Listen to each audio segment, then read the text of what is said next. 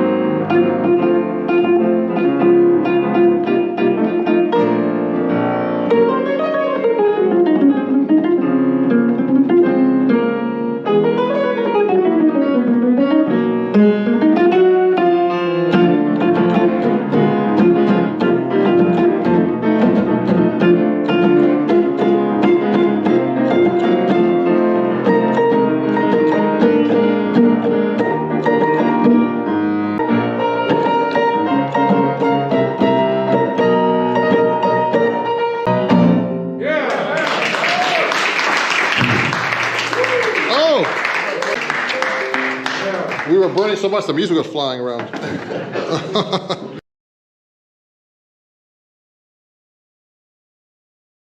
Thank you everybody for watching.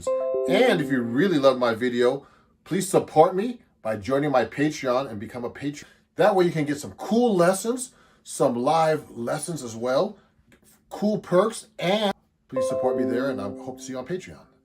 So, please send me a chat message if you can see me. Oh, I see two people up there. How's it going? Ooh, there's a little bit of light here, but see if I can move back a little bit.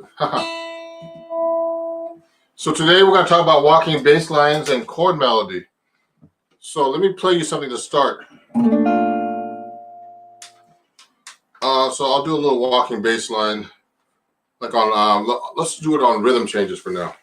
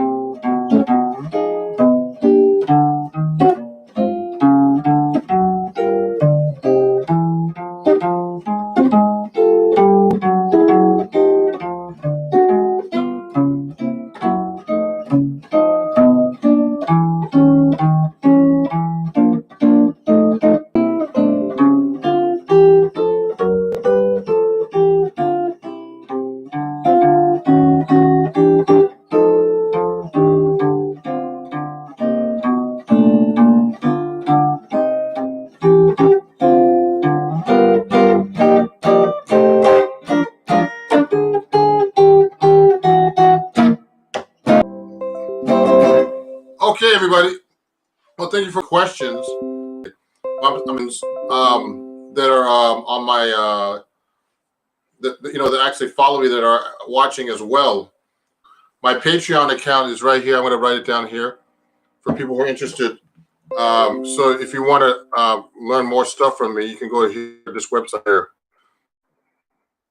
Patreon. I'm going to write it for you. .com/Ron Jackson Music. Oh yeah.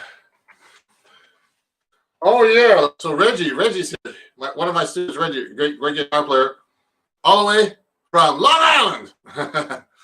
He's asking a question right now. Do I use the 4-string for use? Actually, I use most of the time just the 5th and 6th strings, but I use the 4-string once in a while. So if I'm doing rhythm changes like this,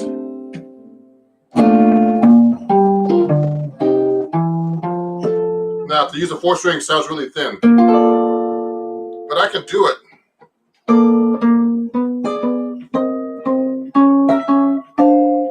Did you hear that? So, I can do that right now. Watch this. And also, so it's rare that I use it though. And it's funny because I play 7-string. I want to play 7-string for you guys a little bit so you can see. But when I start using the 4-string, it gets kind of thin.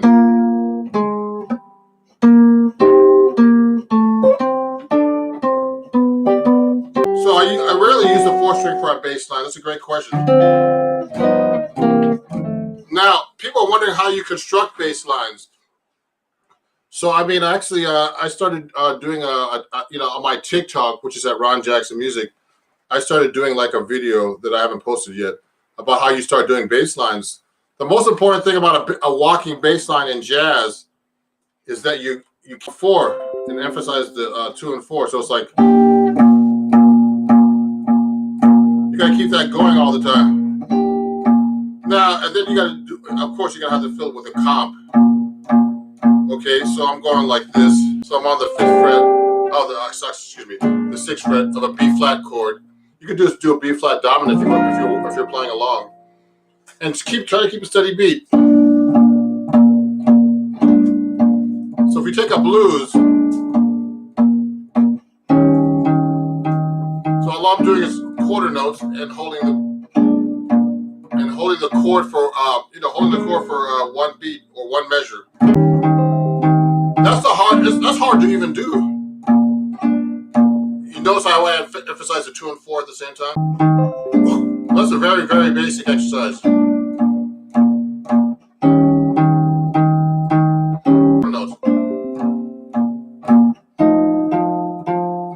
Now I can add. I can do it on the 1st string if I want. It sounds thin though.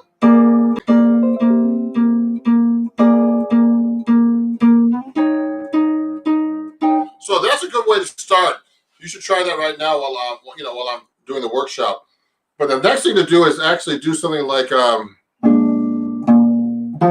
root 5th, 2 beats each. Now I don't hold that chord as long now, like that. Notice I'm going to the 5th from the E flat to the 6th string.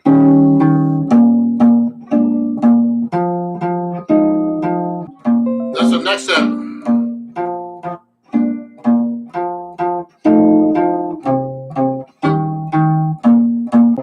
See how I'm doing that? You should be able to do that. That's very, very basic for a bass line. And the hard part is doing the comping on top. Now, if there's any questions, I don't know if you guys know how to do this on YouTube, but send me a chat, just like Reggie did soon. Okay. Oh, Jake, man, when walking, when bass lines, but when it comes moving up and down in steps, I find yourself using certain inversions, etc. This is I'm using a bunch. When I start doing walking bass lines, I do a lot of combinations. I mean, there's different things. So I'm starting with the root 5th, but then if I'm doing like a walking bass line on a blues, for example, in B flat, I'm actually doing a combination of things. Approach note, bass note, approach from the bottom, then approach. I'm doing an approach from the bottom. Then I'm gonna do a 2-5, I guess.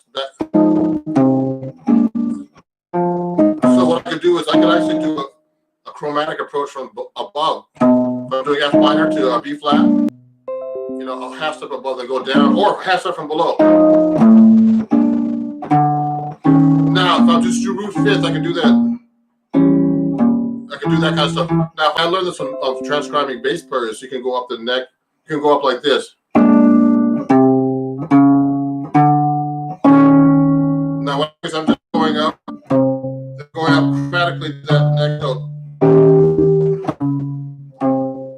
You see how I'm going down? I went from the E.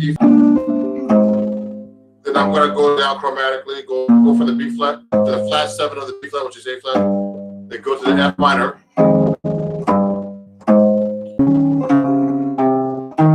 That's a different. Now I'm doing the half step approach. You could do things like this too. You could do like an inversion, like you said, and there actually, Jake. Yeah. You could do that. You could do the chromatic, and then do up a half step. It's whatever you could actually think of to find. Sorry.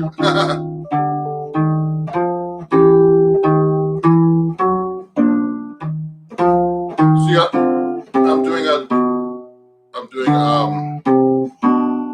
I'm actually doing the inversion with the bass line.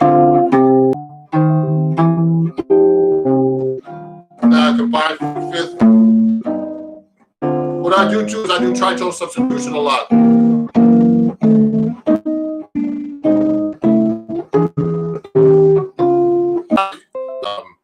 Oh yeah, man. So Jake asked another question. Great, man. If anybody has any questions, be like Jake and send some questions. Sounds great, man. Yeah, the tritone subs help me with chromatic comping. Yeah, that's it.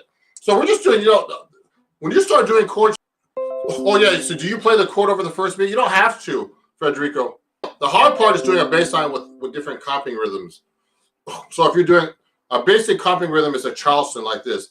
It's like Charleston. Charleston, Charleston. So it's like 1, 2 on the first beat and then and of 2.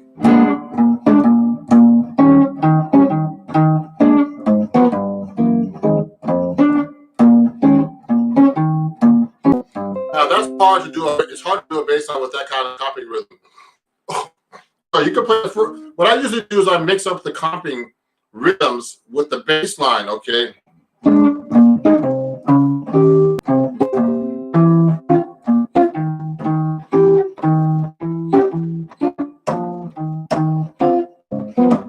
Oh man, that's hard to do.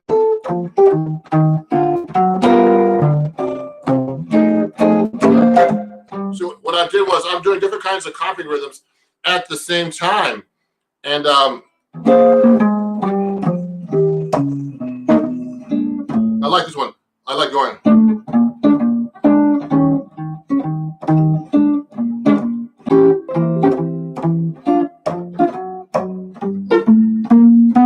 So you don't have to particularly play on the beat every time, but you can actually do different Charleston rhythms like that, syncopated rhythms.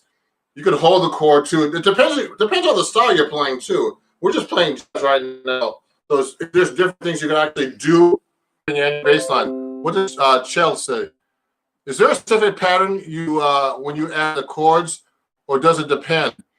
Yeah. So what's happening is when I add the chords, is actually it's just playing just a whole note for now or half note. To get used to it, or whole notes. You can actually combine different things. You can go 1, 2, 3, 4, 1, 2, 3, 2, 3, 1, 2. So you can do half notes. 1, 2, 3, 4, 1, 3, 4. Now, we didn't talk about this, but I'm using hybrid in hand, if you're left-handed or right-handed. Okay, so or you can play with your fingers. You're gonna have to do something. I can do it with just my pick, but harder. Only pick now.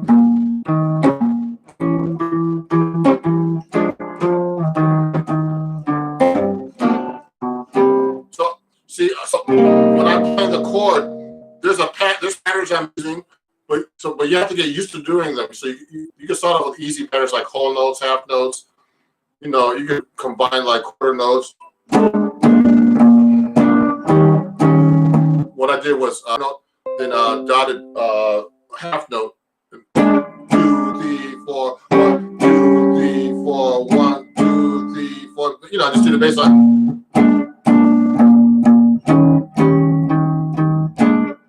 See, I'm only using my pick right now. I think it's better to combine your picking and and your fingers, hybrid picking, or just use all fingers.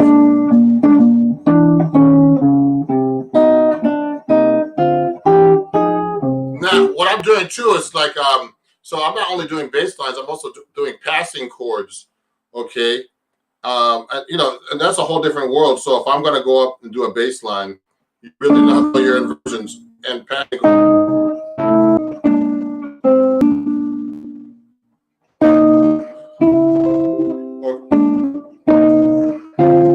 Or going chromatic. I'm doing like a passing chord within the chord itself, then getting to the next chord.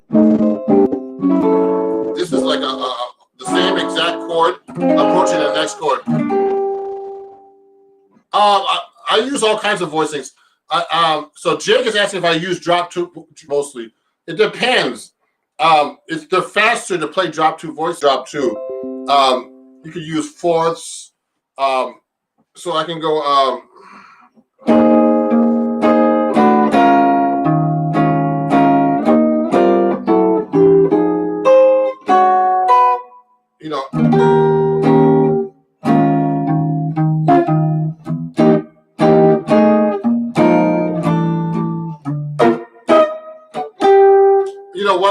to use seconds. The thing is, it's hard to throw those bass lines.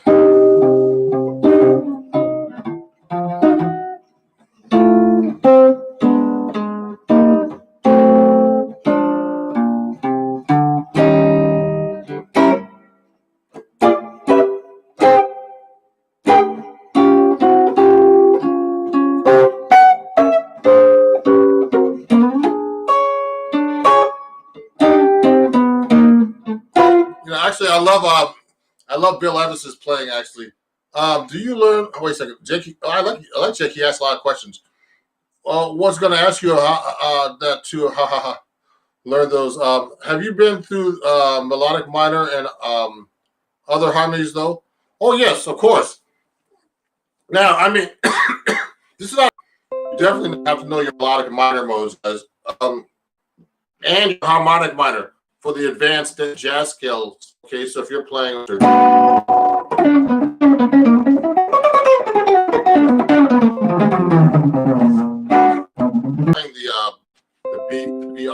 B altered scale, which is actually B melodic minor. Now today we're only discussing bass lines and chords, but I could do a workshop eventually. If if you join my page, that I have stuff about the harmonic minor. I'm going to be putting up in the melodic minor, okay? And they're very, very important because what's happening is you really need to know those kind of, like all your altered scales. So if I'm playing the melodic minor, let's say I'm playing an altered chord, you need to know that if you're playing a Lydian dominant, well, actually a dominant 7th scale with a sharp 11. I'm using a B. I'm actually using a B flat melodic minor.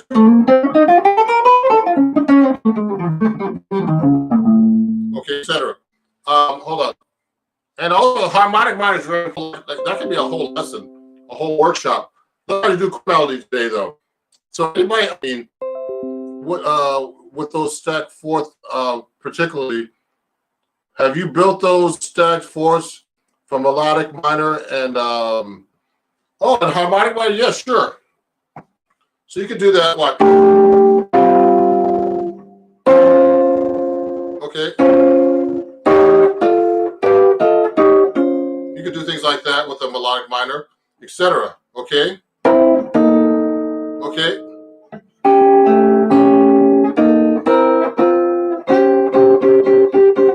Okay. So yes, I've worked on those too. Now the stacked fourths, you should be able to know in all. Okay, those are more modern concepts, and for some people that could be too much actually. Do work on now. So chord melody. So how do you do this? So people does anybody have any questions about chord melody? Because that's really important. Now with chord melody, let's take a song. I was actually doing a video Cherokee.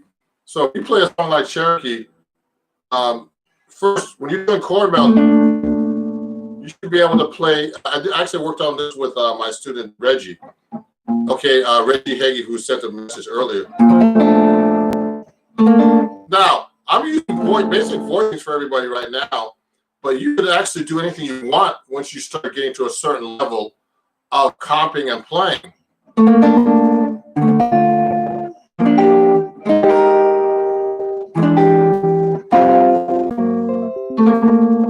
So I mean, I'm doing second, all that kind of fancy stuff, but you should be able to play basic inversions. I'm playing very basic inversions about this on this. Okay, just so you guys get used. Can I actually see what I'm doing?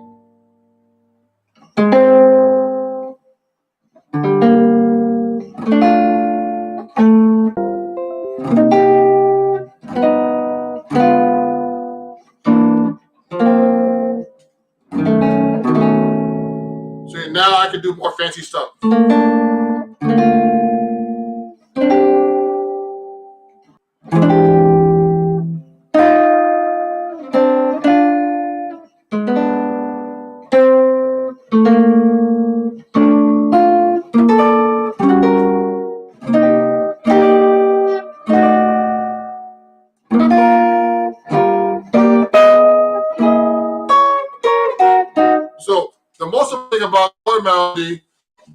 me see. There's more messages. Most important thing about chord melody is knowing your chord scale. Chord scale relationships are very, very important. Okay.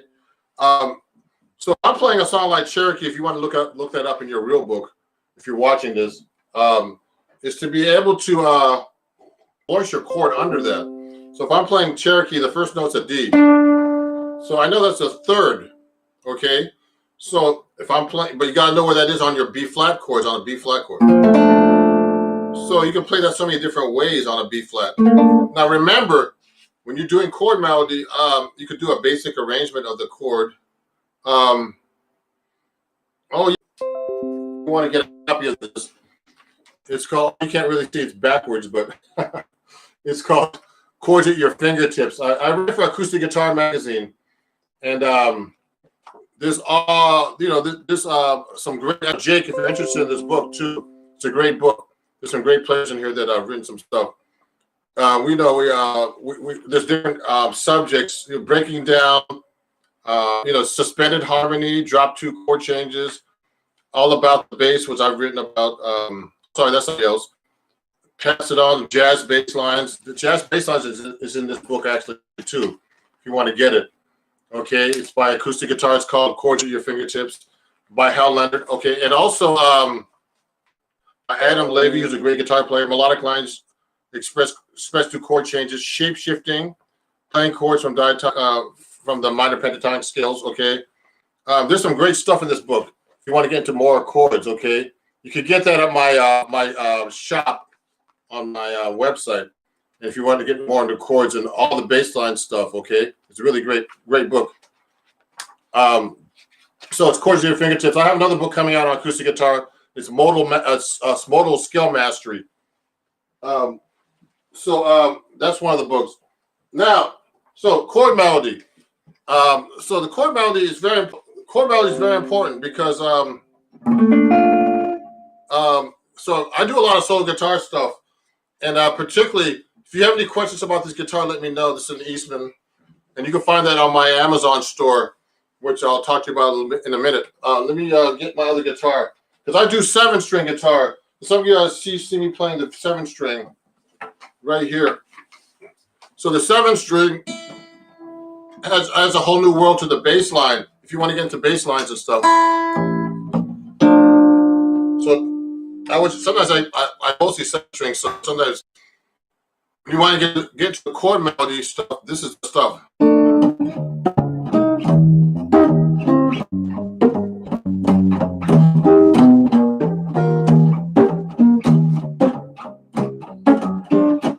I'm doing stuff like that, okay?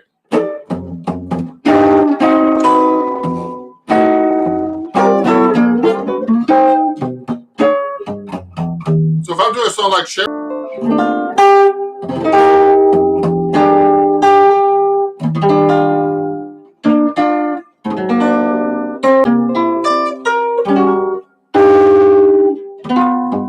so you can't do that on play that high on a 6-string and get those notes.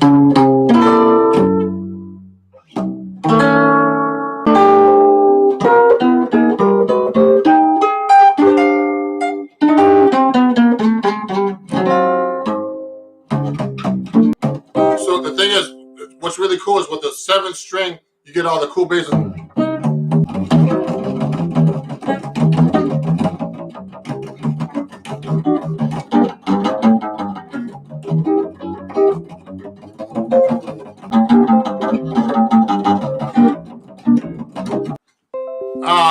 Let me write that in for you. Low A. So I studied with a great guitar player named out here in New York called Bucky Pizzarelli, and he got me to playing the 7-string. So I tuned the 7-string. When I first started playing the 7-string about 7-8 years ago, Bucky, right at the beginning of the epidemic with his wife, they both died of COVID, unfortunately. But anyway, this is a low A. Okay. Now, jazz guys play a low A. Okay. Because Bucky, the guy that Bucky studied with was a guy named George Van Epps. Now, Jake was asking about these fancy chords. This is the guy who wrote all these great books. Van Epps, he was the monster of the chords. And Bucky was all into these harmonic mechanisms for the guitar. So George Van Epps is the guy, if you want to get into your chords, guys. And he's the guy who played 7-string guitar too. So I'm trying to pass it on. If you're interested in learning 7-string guitar, go to my Patreons, okay? Because I want people to learn 7-string because it's not done much in jazz. Only a handful of us, about 10 of us in the world do that. Okay, and also, you know, so we tune it to a low A. The rock guys like Steve Vai and those great guitar players, low B. And in Brazilian music, they use a low C. So, you know, we get the lowest of the.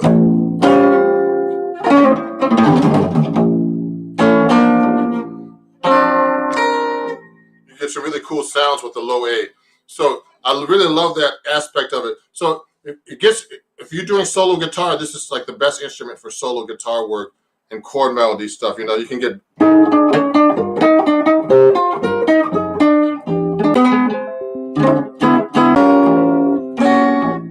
So if you want to get to 7-string, let me know. And I teach 7-string guitar too. And wow. What is that? B flat? So geez, B flat, Okay. It's really a great sound.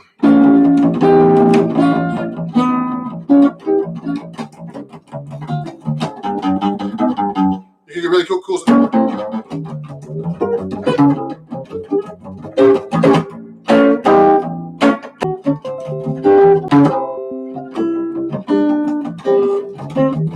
With this thing. Yeah. So that means jazz needs to be a low A. Yes. So believe me or not, the low A is what Bucky and ST, all the great 7-string guitar players use, including myself. And that's you know, it's a great sound, man. And check out George Van Epps if you never checked him out. That guy was a monster. You talk about like lines and chords and all that stuff, everything. He was a monster. Check out Bucky too. He was the master. I died in '94. So anybody have any questions about chord melody? You know, it's funny today. The reason why I started my workshop a little earlier is because I actually have a gig today in New York. So, you know, gigs are rare recently. You know, so I've been doing a lot of stuff online with my Instagram. And please send me some more questions. Okay, so that's 7-string if you want to get into that. Let's get back into chord melody. So if you're learning chord melody and you have any questions, please let me know because it's a bass line. So you should be able to do different kinds of, you should really know all your chord voicings. And then you can get to more, you know, fancy voicings and scales, okay? Like seconds, fourths, you know, different kinds of tonal patterns and stuff like that. But the arrangement is to hear the melody. Now you could do all kinds of stuff with the arrangement. So if I'm doing a song like I did a minute ago.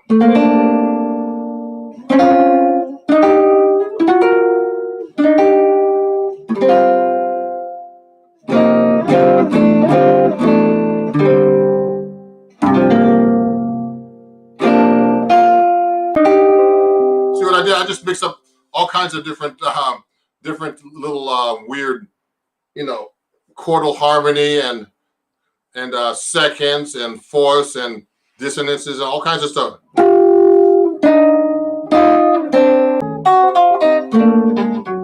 can do inner lines like that. You know, that's a great thing to do when you're doing chords.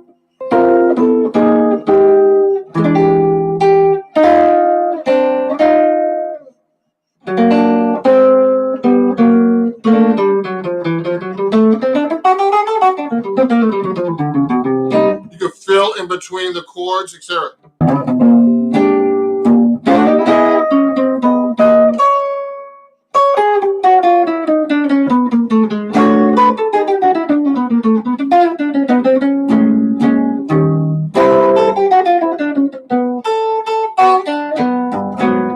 You could do little things like reharmonizations like that.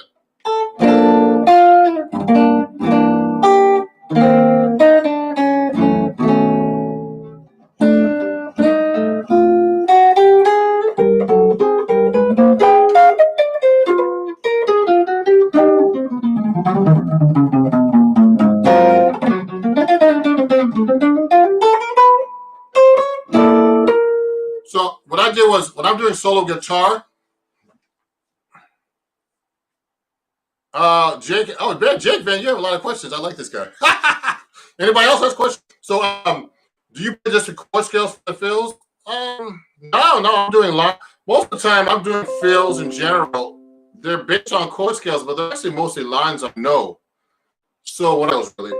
But scales are what I teach everybody how to play scales in the beginning because you have to know your scales. So if I'm doing like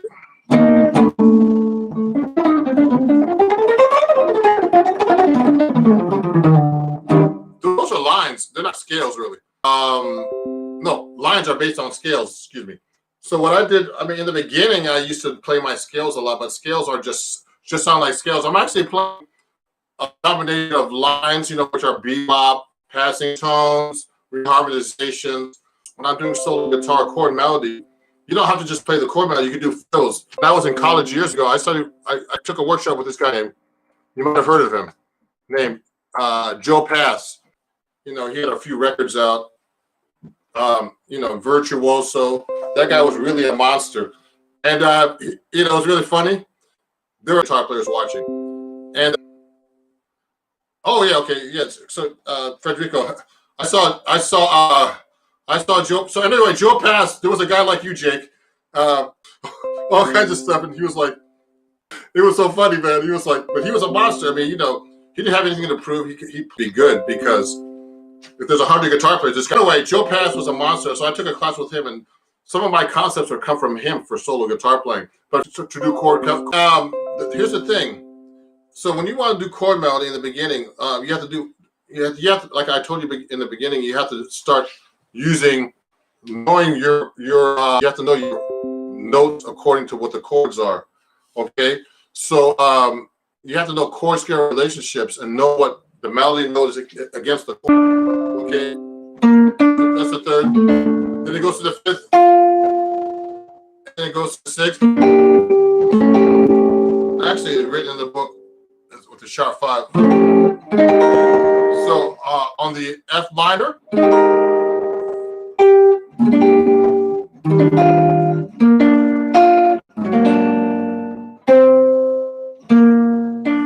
I gotta plug my Wi-Fi in. Hold on one second, guys. My stable. Okay, it's better now. I'm gonna plug in my direct line into the internet. Okay, so you gotta know the chord scale relationship, and then you gotta know your inversions of the chords. So if I'm playing another song, like a good example is this song called "Love Walked In." So "Love Walked In" goes in the key of F. It starts with the third on the F chord, then just goes up from the fifth to 7. That's "Love Walked In." I'm playing "Love Walked In" so you guys know. Walked. That song basically just does triads in the melody. So you have to know your inversions. So the melody goes like that.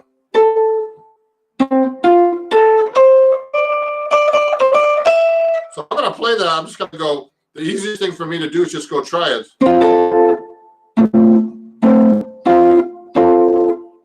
See what I did? Then I'll use 6. I like using 6. Then do a 7. See what I did? Now I can do that. Those inversions here too. Watch. Now this is an inversion. So that's one way to start doing chord melody.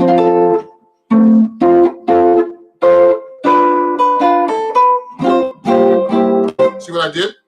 Okay, and so that's one way of doing chord melody. Now, if you're doing a song like a ballad, like "Polka Dots and Moonbeams," which is like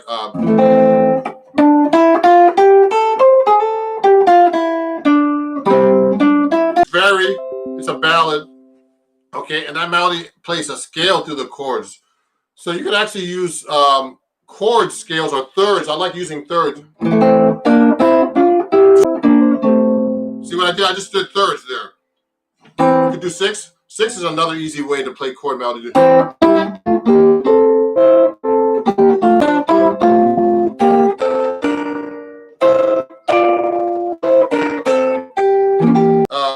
being able to play within the scale diatonically, you have to really know your chords and your chord scale relationships, okay? Chords and scale relationships. Okay? So I'm going to be able, I could go on for a few more minutes and I have to get ready to go. So if you're enjoying my workshop, you know, please follow my TikTok, which I do a lot of stuff is study with me. So you can go to TikTok, Instagram, which you found me, and Facebook, YouTube, all Ron Jackson Music. I'm writing this down for you. Okay. So you can go, because I do a lot of lessons there. And also, you know, go to my website, ronjacksonmusic.com. You can get this book about, I do a whole lesson. It just came out in the latest issue of Acoustic Guitar Mag permanently. I do 4 lessons here with different kinds of things here. One of the things I do is great thing for chord melody. Also, walking bass lines. There's a whole thing about walking bass lines. All this stuff from me. So, you know, I'm about to finish up. So if you want to get this book, please get it. Chords at your fingertips. Okay. And, you know, keep in touch on Instagram, everybody. I'm going to do another giveaway in a couple of weeks for next month's live lesson for my at www.patreon.com/RonJacksonMusic. And you can join that for as little as $3. You're welcome, Jake. Send me your website, Jake. Email me on Jackson Music. Hold on. I'm slow. Send me your emails so we can keep in contact. Yeah. Okay. You know, there's a lot to cover in only 45 minutes or an hour. So I appreciate you guys coming on. I'll have tons of stuff. I also post stuff on Instagram. Some of my lessons from TikTok, which are a minute long, but they're very effective lessons about basic skills, you know, because a lot of people on TikTok are still learning too. Okay, so thank you, everybody. Keep, you know, in person, I hope, or online like we're doing right now. Thank you. Have a great day. Bye-bye. Thank you, guys. You're welcome. Thank you. Thank you. Welcome to America. Bye-bye.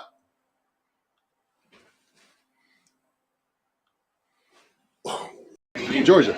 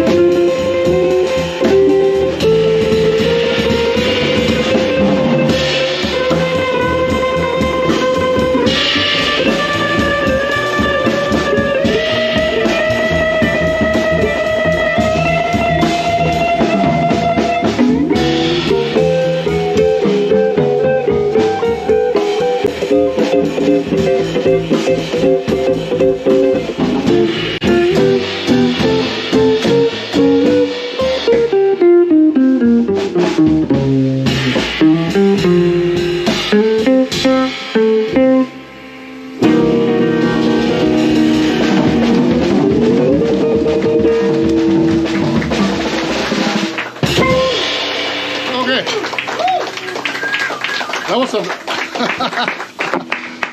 Woo!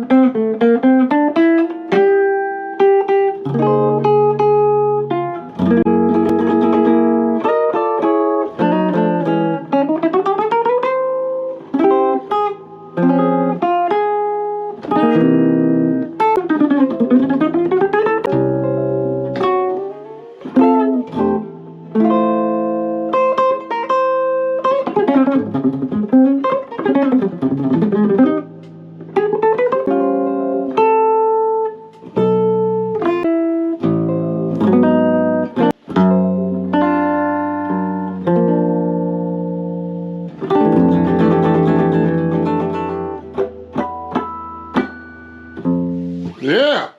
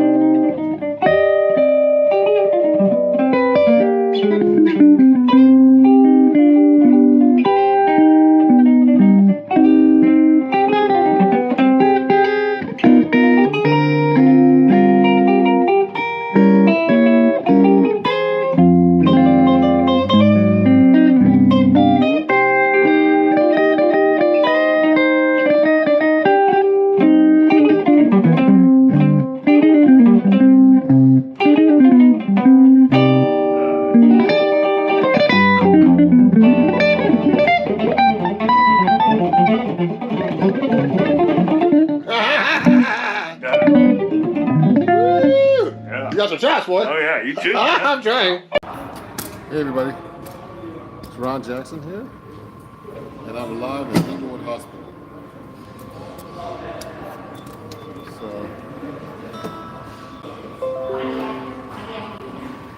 yeah, definitely. Let me get started. Turn this way a little bit.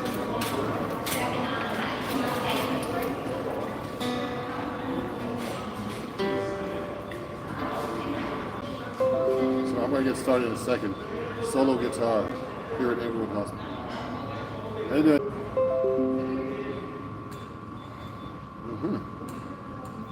So let me get started here.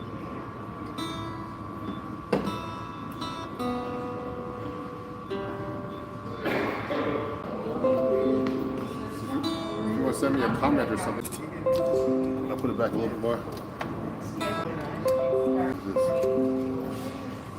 There's a piano in the way. How you doing? Well, how are you? Good.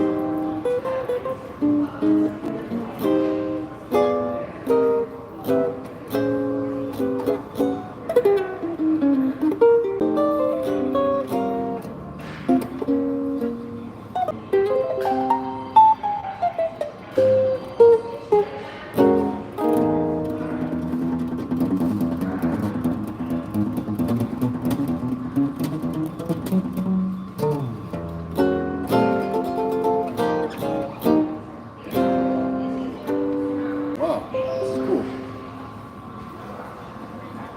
And there's any super chats or hey.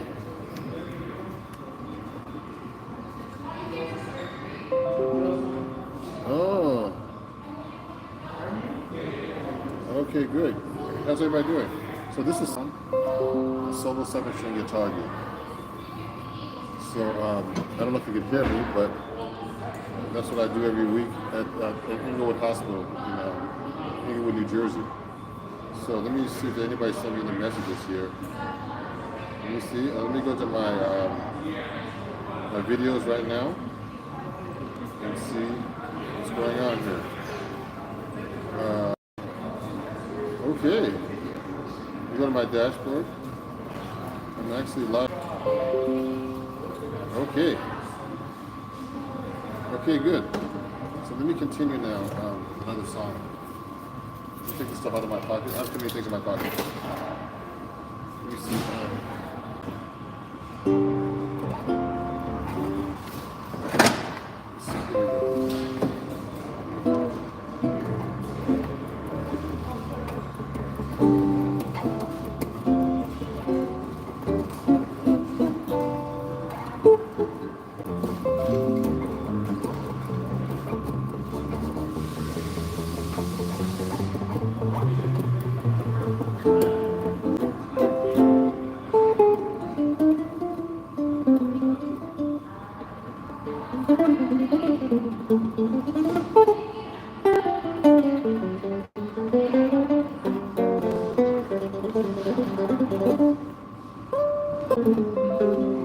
Here we go.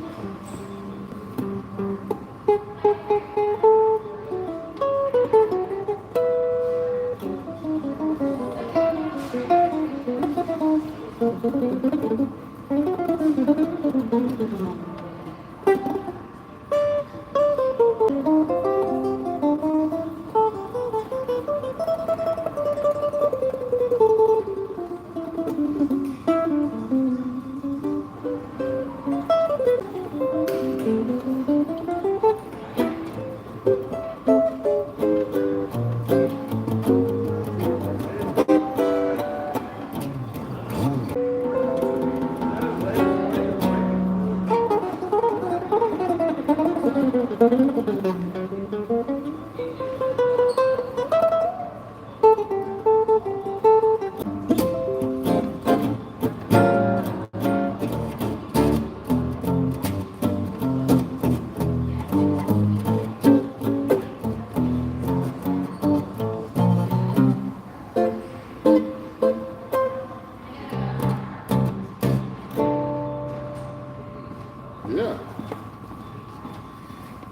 Send me a chat if you can hear me, guys.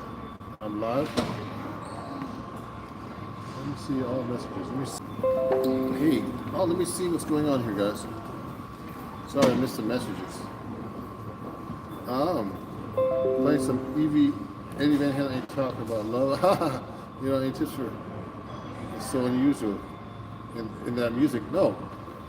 So you know, 7-string was used in jazz before rock. Just so you guys know, okay? So yes, 7-string has been around for quite a while. And chat here. Oh, okay, hold on. Let me see if I can do something here. Oh, okay. Chat messages are visible. Let me see if I can make a chat, reply to some of these comments.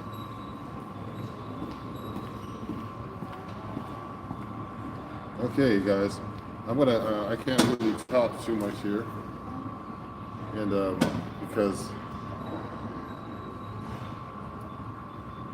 yeah, okay, yeah, so unusual. So let me continue, guys, because I'm at a gig, solo guitar, 7-string guitar, and if I can chat with you guys, I'll try to chat on my phone right here. Send me the questions, and if you want to give me a super chat or anything like that, that would be great. Let me see. Let me go to my right now. Here we go. So we go to my channel because we're live. Yes. Let me see this right now. Yeah, I can do that. If you're enjoying this, you enjoy this.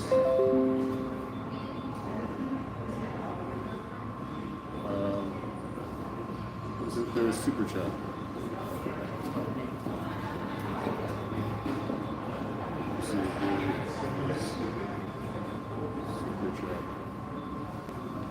Okay, I'm just writing this down.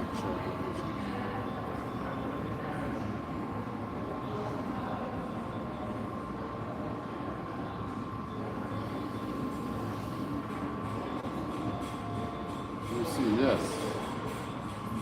Now, let me continue, guys. Let me continue, guys. Okay. I haven't done a pasta in a while. So I'm going to use my 8.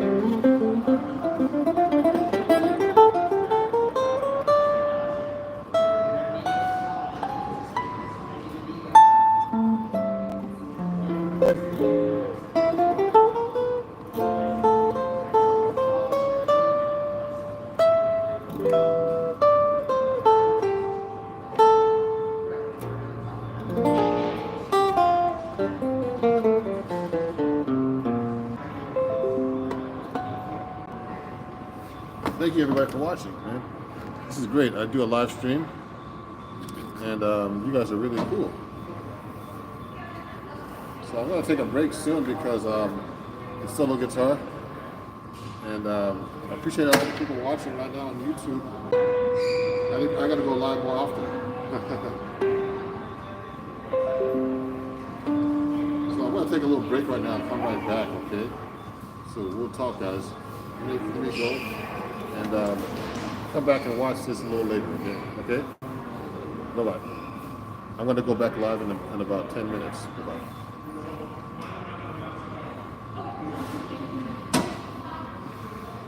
Let me see if I can fix this up a little bit better. I'm doing my live stream here. I'm trying to make sure the camera looks good, and I go back a little bit. And, you know, waiting for people to join me. I know this is very last minute, no impromptu kind of, you know, fast-paced live here. I'm going to be talking about the 7-string guitar and how it's used in jazz. And, you know, people are asking me, we put up here, because I have all this crazy stuff here. People are always asking me about the 7-string guitar and why I use it. So just so you know, if you have any questions or anything, please send me a chat. Also, let me see what the chat relay is here.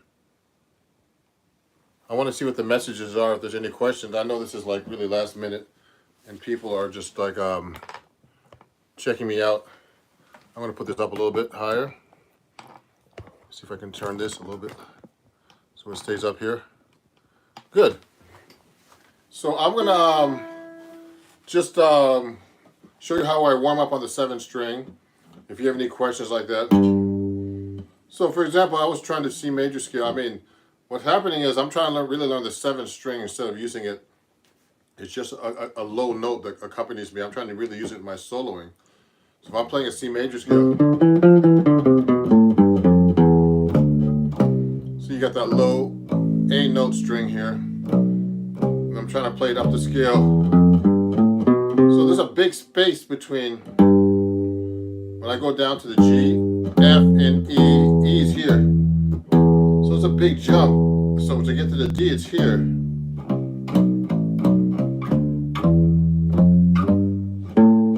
So if I'm going up, I have to do this.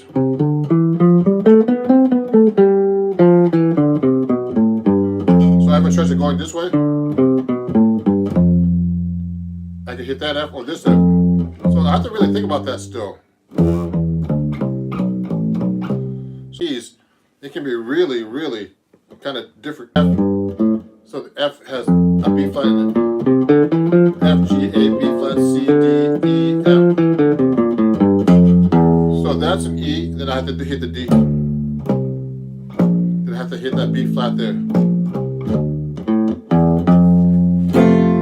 See that? So I have to do that.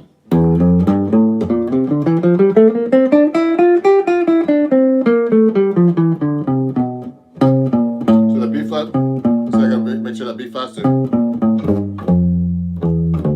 7th string player.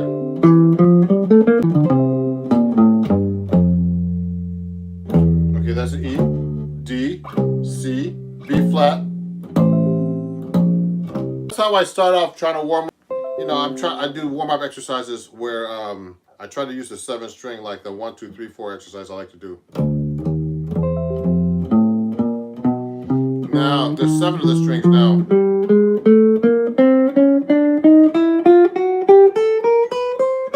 Backwards.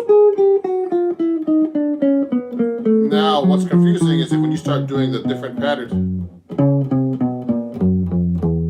So when I'm doing a pattern going up across, I can actually change that up and go 1, 2, 3, 4, 2, 3, 4, 1, etc.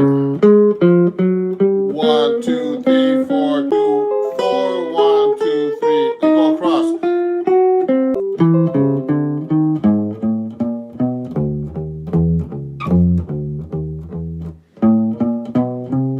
I'm going to do slow. It's easier for me to play it on 6th string.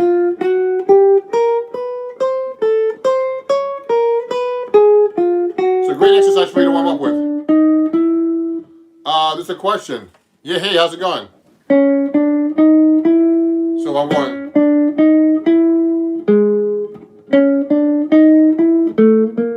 So this pattern is really good. Now the thing that's hard is just being able to switch position.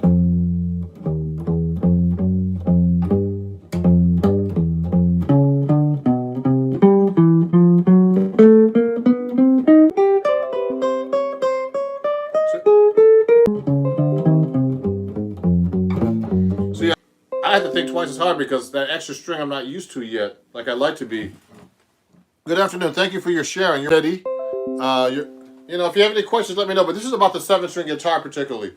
So I'm not used to 7 strings, and for most people, you know, they're not used to it either. So these are great warm-up exercises actually for any guitar. So I'm doing the 4, 3, 2, 1, and then I'm switching the fingers in every time. Then 1.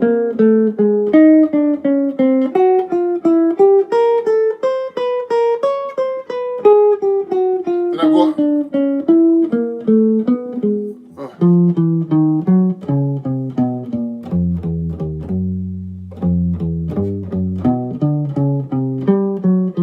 See?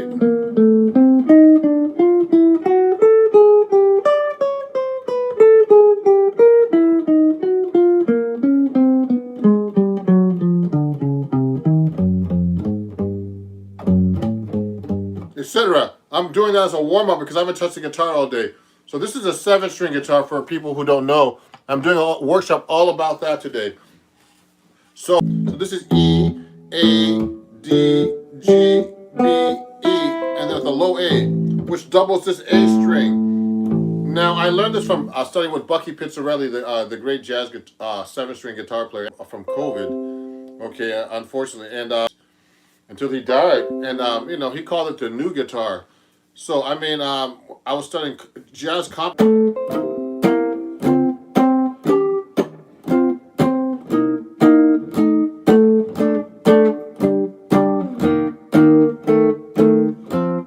was studying with him. He was trying to convince me to play 7-string guitar. So what I did was about 9 years ago, I switched, not switched, but I started playing 7-string guitar, and you know, it's a big learning curve still. So when I started playing it, he told me that I was tuning it to a low B. This is an A string, and Bucky told me double your A string. So that's what I'm doing. I'm doubling the A string. So what's really cool about that, well, is that you get low C. Rock guys, rock musicians, you know, progressive rock, they play with a low B, and jazz people play with a low A. And I get those really cool.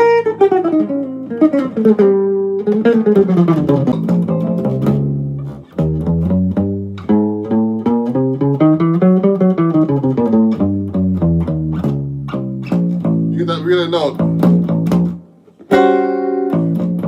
Pause. Okay? So you get that really low A note, and it's really cool for certain things, like really.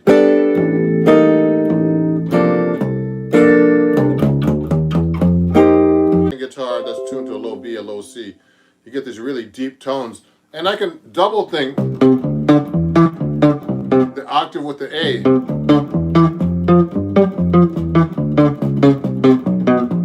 And that's really cool too. So, I mean, I really like using this. Hold on, I'm going to turn the heat up a little bit. It's a little cold in New York. So, when I'm playing, what's really good for is doing the modern guitar, he called it. Extended chords you're using possible on the 7-string. So some of the chords I'm using are like this. So I like using chords like, I mean, you know, any chord that uses it's kind of like a C over a B flat. That's a beautiful chord on there. A lot of chords I like. So this is a A7, sharp 9, flat 13, or sharp 5, sharp 9, sharp 5, or flat 13.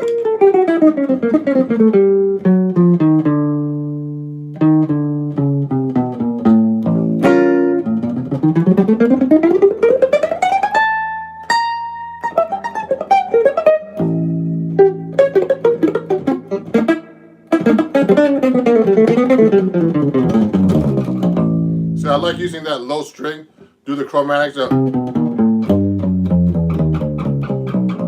Okay, I really like to use that extension of the A note. So any kind of chord with the A and the bass.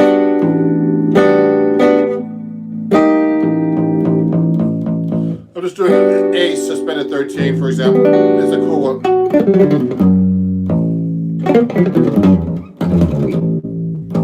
So, you know, it's what the hard part for me is actually incorporating that.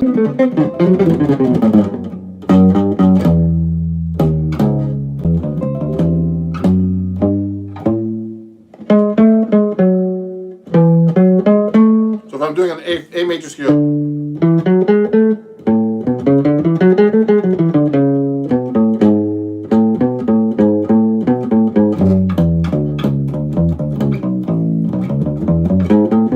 throwing it in there.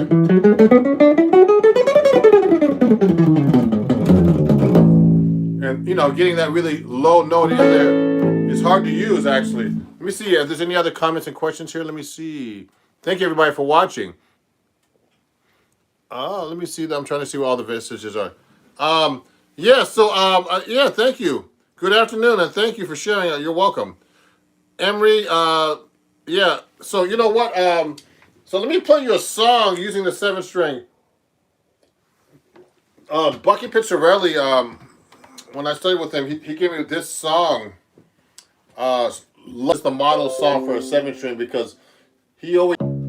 What's happening is, Lush Life's in the key of D flat, and with this low string, that D flat's right there, okay, and it doubles the A. So I'm playing a song like Lush Life, I get those really low tones that I can never get before. I nominate my 3 favorite guitar players. I mean, that's hard to say. Pat Martino, George Benson, Wes Montgomery, Jang, the old style. I'm going to be reading this. I should know this by heart, but I haven't learned it yet. Even though my guitar teacher, Bucky, years ago, my last guitar teacher, Bucky Pizzarelli, told me to learn this. So let me try this, okay?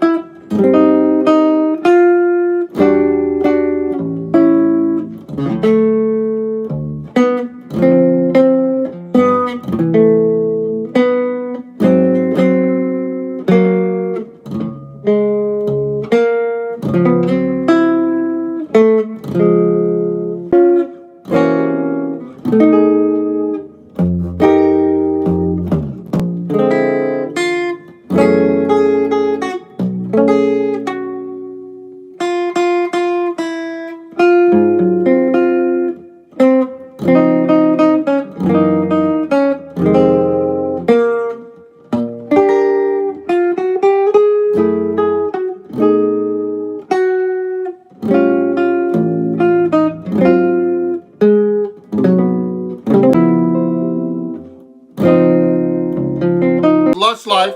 I was basically sight reading that. Yeah, this is a 17-inch. So guitar, right? Guitar is not for me. For example, my friend is hold on, let me see that chat right there. Let me see. I gotta see that one. My friend is borrowing my guitar. Something that doesn't involve guitar. Let me see what you mean by that. I'm just trying to answer. So, guess who? I don't know that one. But I'll try to answer some questions if I know them. What can I learn if guitar is not with me? Something that doesn't involve guitar but in my hand, but useful for guitar playing. You can do little finger exercises, but there's nothing like, you can't really do anything unless you have a guitar in your hand, really. So that's a good question. So let me see. I'm just trying to see what other people are saying here. It's a big body guitar. Do you plan to come back to Montreal to perform? I'll buy you a smoked meat sandwich. Okay, I'll go up there, Dave. Thank you. Yeah, great, Dominique. Thank you. So I'm doing chord melody right now. So I was trying to do Lush Life. So what's happening is I'm just doing a little workshop. So Bucky had me doing these real low chords like this. And with these real big stretches, this is hard to do on the 7-string. That part in the introduction. Then, so I can do a little inner voices here going up.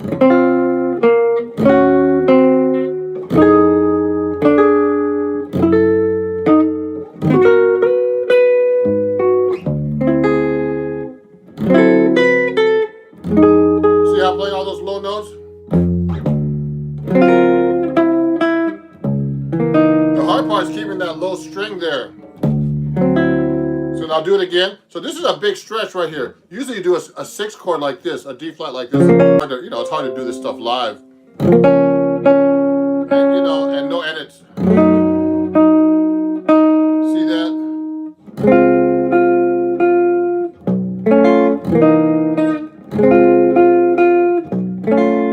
So I'm doing a little more harmonization. I can go. See, I'm trying to put that melody in there.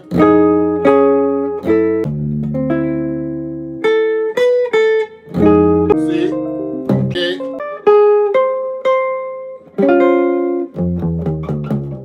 So I'll put that little bass line in there. Then the little thing.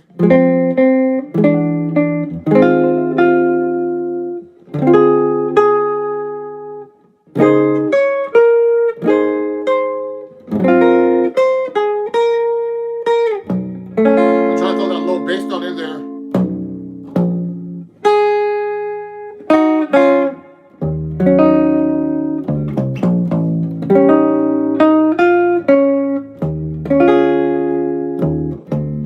Now this part is really hard to play, all in D flat and no open strings. I'm doing all bar chords. So this is Lush Life, and then I'm going, so I'm trying to play that melody with this low bass note here. Now Bucky was trying to show me how to do this. Bucky Pitcher. See that? There's a lot of accidentals here, a lot of sharps and flats.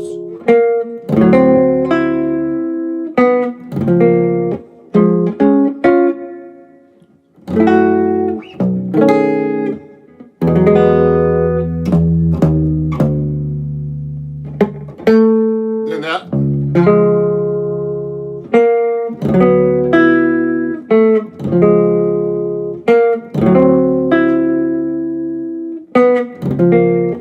Thirds.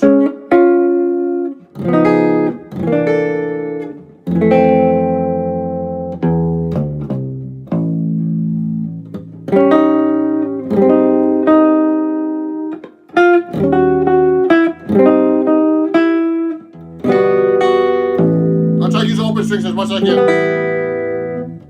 A low A.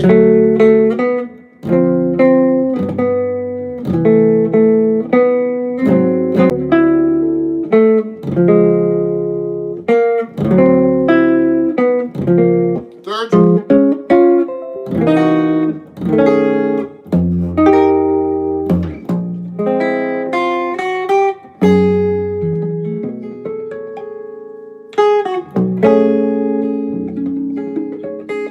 Octaves, harmonics.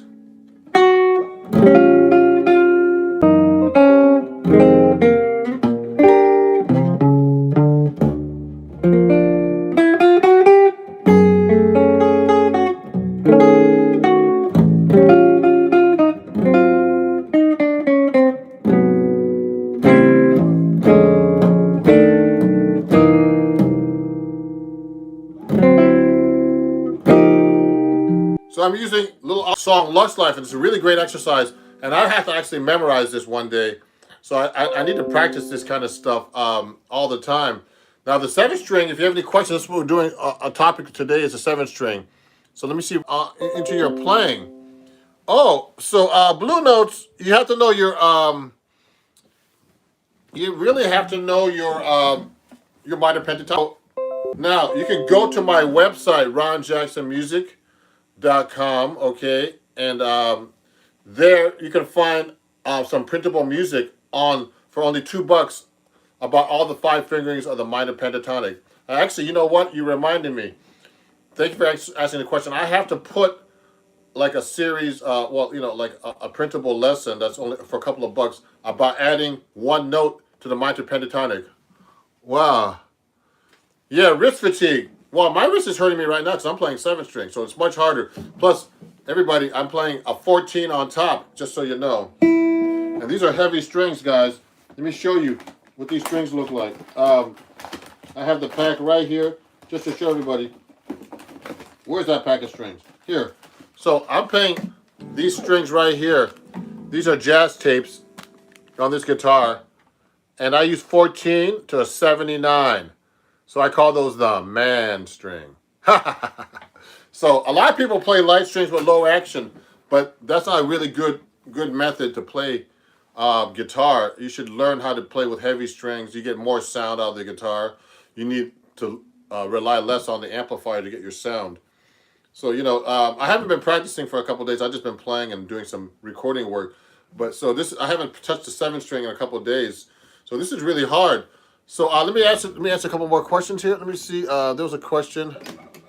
Let me go to the top. Yeah, so what about Charlie Hunter, Jazz Funk Style? I love Charlie Hunter. Do you have you ever tried Elixir Strings? Actually, I endorse Elixir Strings too. So that's Elixir Strings. I use them on my Sala body, actually. You know, these are like 10, these are 7-string sets from my Sala. And I actually won the Elixir Performer Magazine contest a couple of years ago. You know, I sent one of my songs in called One for Melvin. So you guys, if you want to check out my music, please do. Let me see if I can send a chat here for you guys. Let me see. Oh, I'm just trying to see what else. Oh, okay. I was just trying to see what other options here, because you know what, I'm just trying to figure out how to use the chat on my phone, because I decided not to use my computer. It was making so much noise. So yeah, so I use Elixir Strings, and if you guys are enjoying this, you know, please send me a comment or anything, and any of these tips are help. You know, on the link, I'm actually, you know, there's a link if you want to donate to this, to my show here, and it's right here. And you can PayPal me if you have any. If you're enjoying what you're doing, you don't have to donate at all.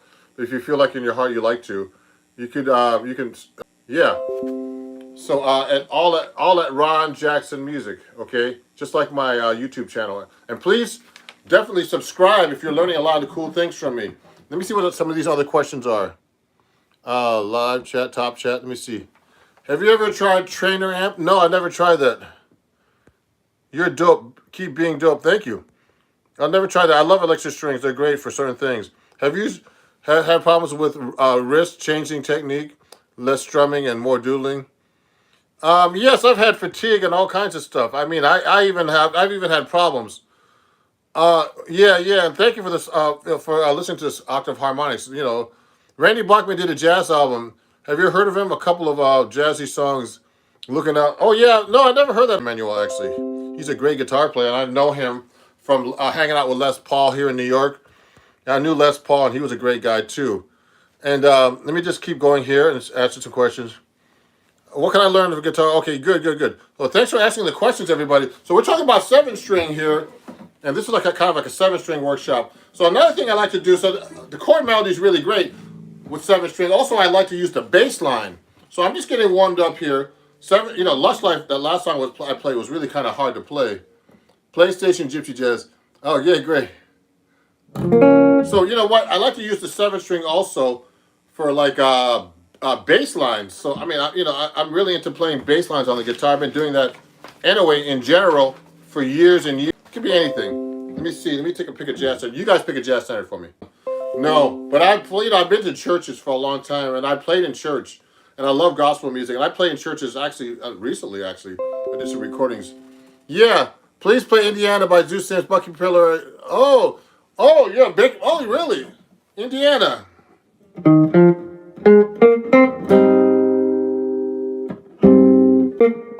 Oh yeah. Oh, Indiana's based on actually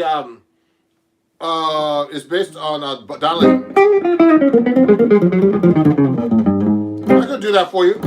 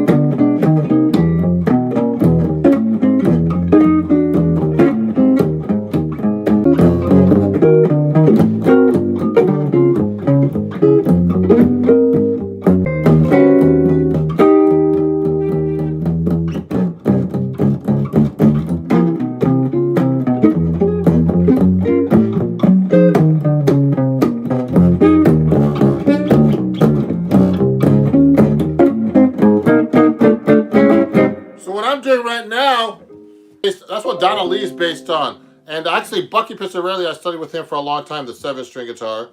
On and off for maybe, oh man, it was a while. Maybe 15 years or something. But, you know, like every once in a while, you know, getting into 7-string guitar. So what happened was, you know, the 7-string is great for playing like accompaniment with bass line. So like now, if I'm taking a solo, like let's say when I'm playing live or when I'm doing a lot of like this live streaming now, I'll play just, instead of playing with a backing track, I try to be like a one-man band. So it's great with a 7-string. You can go.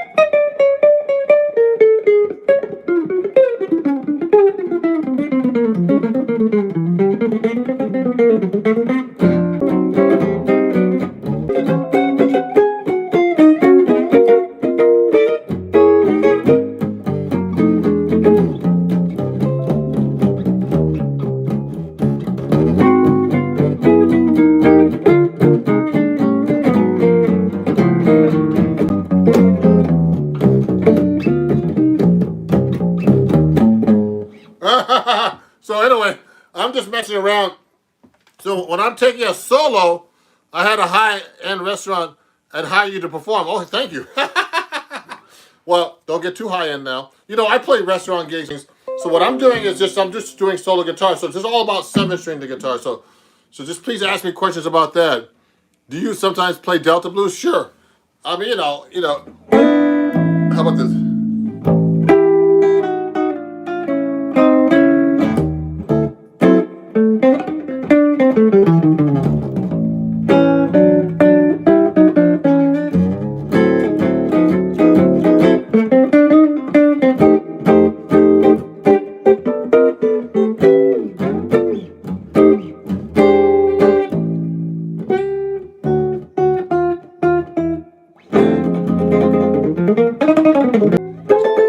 I'm just messing around, guys. Yeah, thank you everybody for watching. You know, I know it's an afternoon, but I'm trying to actually do more live sessions here because you know, sometimes I don't have time actually to like edit all these videos. So sometimes it's just great to go live and answer some questions and talk about some subjects. Thank you. Oh, thank you. Ron's my favorite. What's your favorite thing to utilize with a 7-string? So I like to do all kinds of things with the 7-string. You know, like particularly using the 7-string, and you could do some cool soloing stuff too. So let me think about that. I'm kind of half asleep today.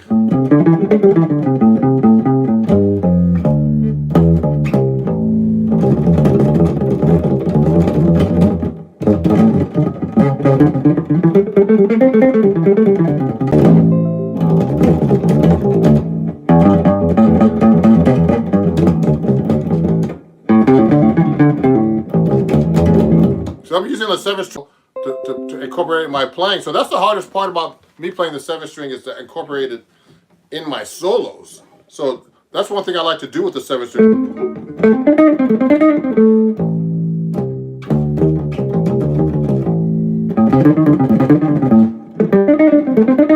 So I can do all these octaves. So I'm using the 7-string like a solo thing. Let me see. Someone had some questions here. Oh, hey, man. Hey, Australia. How you doing, man? Great. Thank you, guys. Oh, man. What's your favorite thing? Oh, Ron is my favorite. Thank you.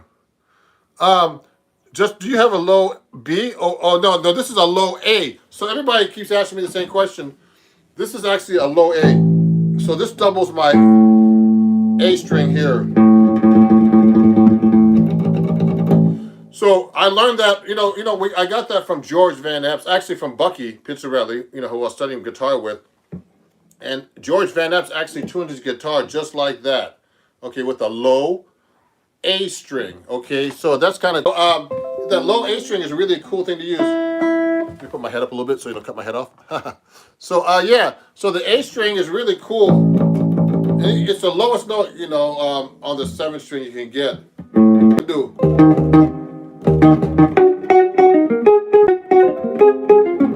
You can do cool bass lines.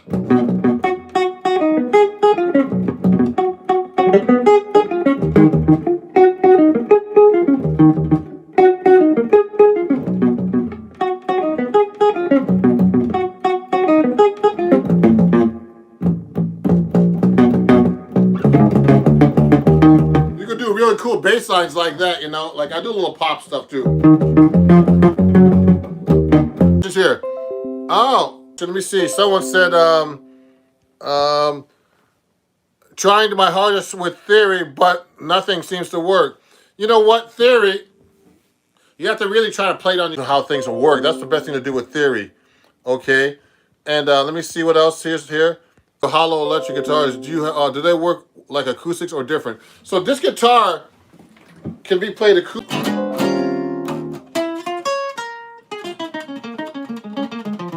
It's a pretty big guitar. Look how wide this is.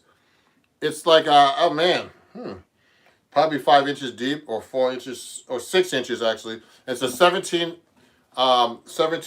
inch wide guitar. So it has a pretty acoustic guitar. I have it all hollow. When I play live gigs with this though, I have to put foam because it feeds back. But you can play it acoustically pretty good, you know what I mean?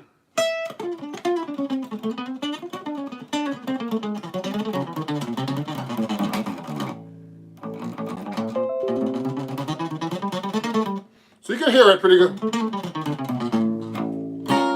But can it jump? Who's that? Just kidding. Yeah, so you know what? 7-string guitar. This guitar is an acoustic guitar too. It's not a real acoustic, but it's an arch top and has a big, warm, big sound with big man strings. I use these strings on here. 14 on top, the man string. And you know what's really funny? I had a guitar teacher, a really great guitar teacher named Melvin Sparks. He was like the acid jazz, funk, soul guitar player, did a lot of sessions. He was my mentor. 13s to 14 on top.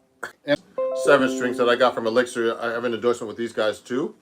And wait a second. Do I have some other strings here? I have some other strings, but I can't find it right now.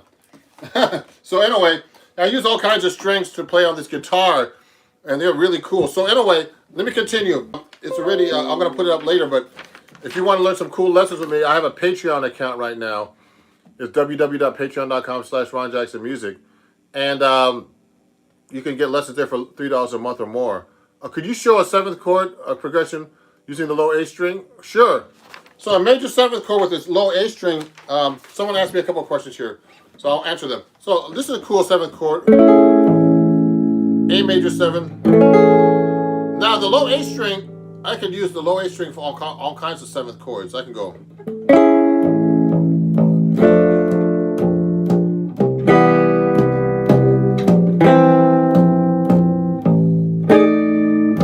Sorry. No, that's minor. Sorry about that. Now you could also use the 7th chord in all kinds of voicings like this. Let me see. So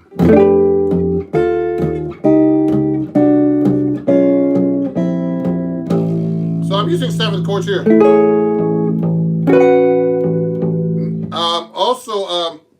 So this is a low A, but I could use it on all kinds of stuff. I do it all the time.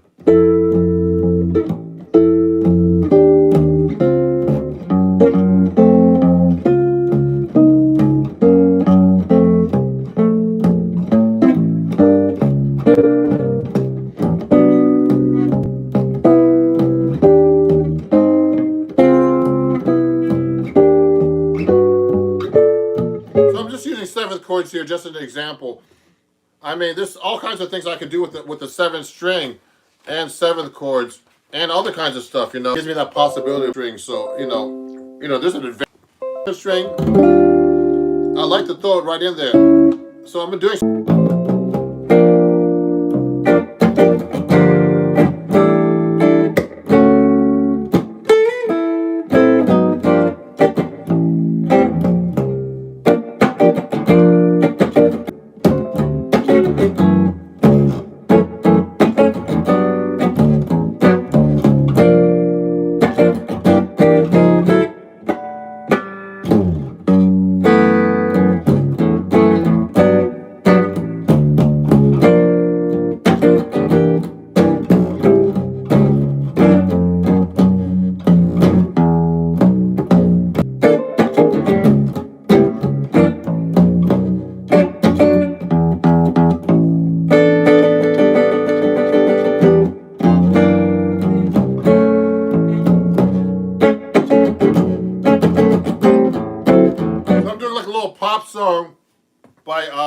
Anita Baker called Caught Up in the Rapture, and I just use a lot of bass lines. It sounds really cool when you're doing pop. A lot of recording sessions, like with my daughter now, where I just play, like, instead of playing the bass, even though I have a bass, this is the same string as the third string bass on the electric bass or acoustic bass, exactly the same pitch.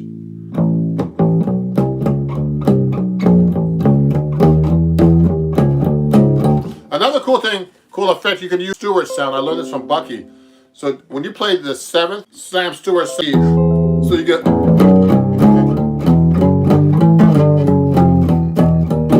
So if you're playing, like, let's say you're playing like any kind of jazz standard. Let's say so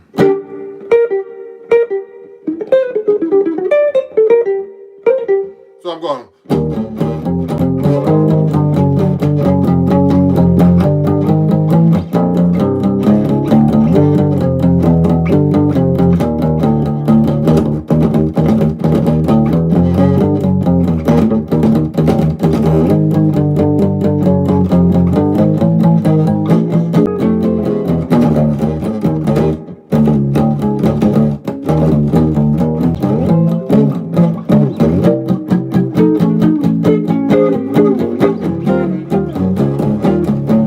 I'm using that 7th string Slam Stewart kind of bass line. It's really cool. I could do 3 of them. Sounds like I'm singing with it, but I'm not really singing. I'm just going.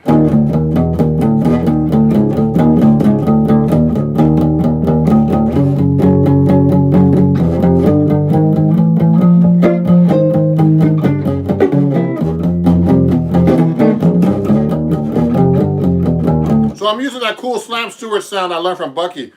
So, you can do some really cool effects with a 7-string guitar. Let me see some of the comments that are coming up here, because I'm using my phone to try something different. Usually use my computer, I can see everything. Are there any jazz artists that have written? No, I mean, the best, Bucky, when I studied with him, he had all kinds of arrangements. I have an arrangement for 7-string guitar. Now, writing specifically for 7-string guitar, that's possible, and I do it myself.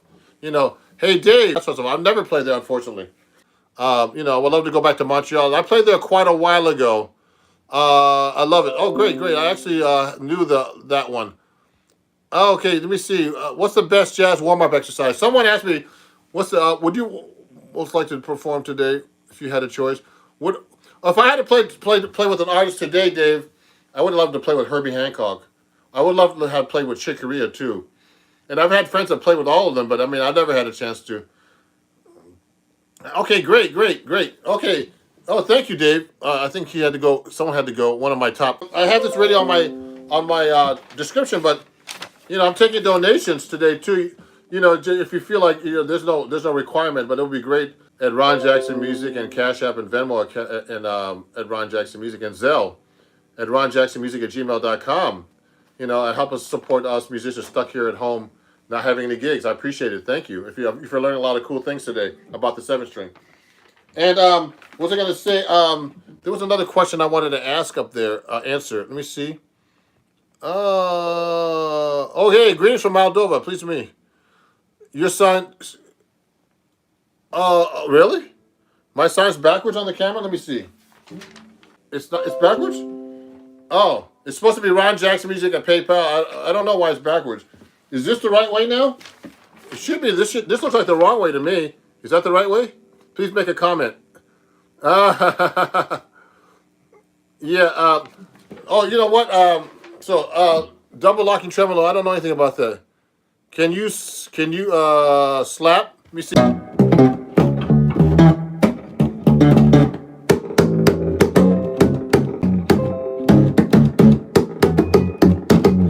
Yeah.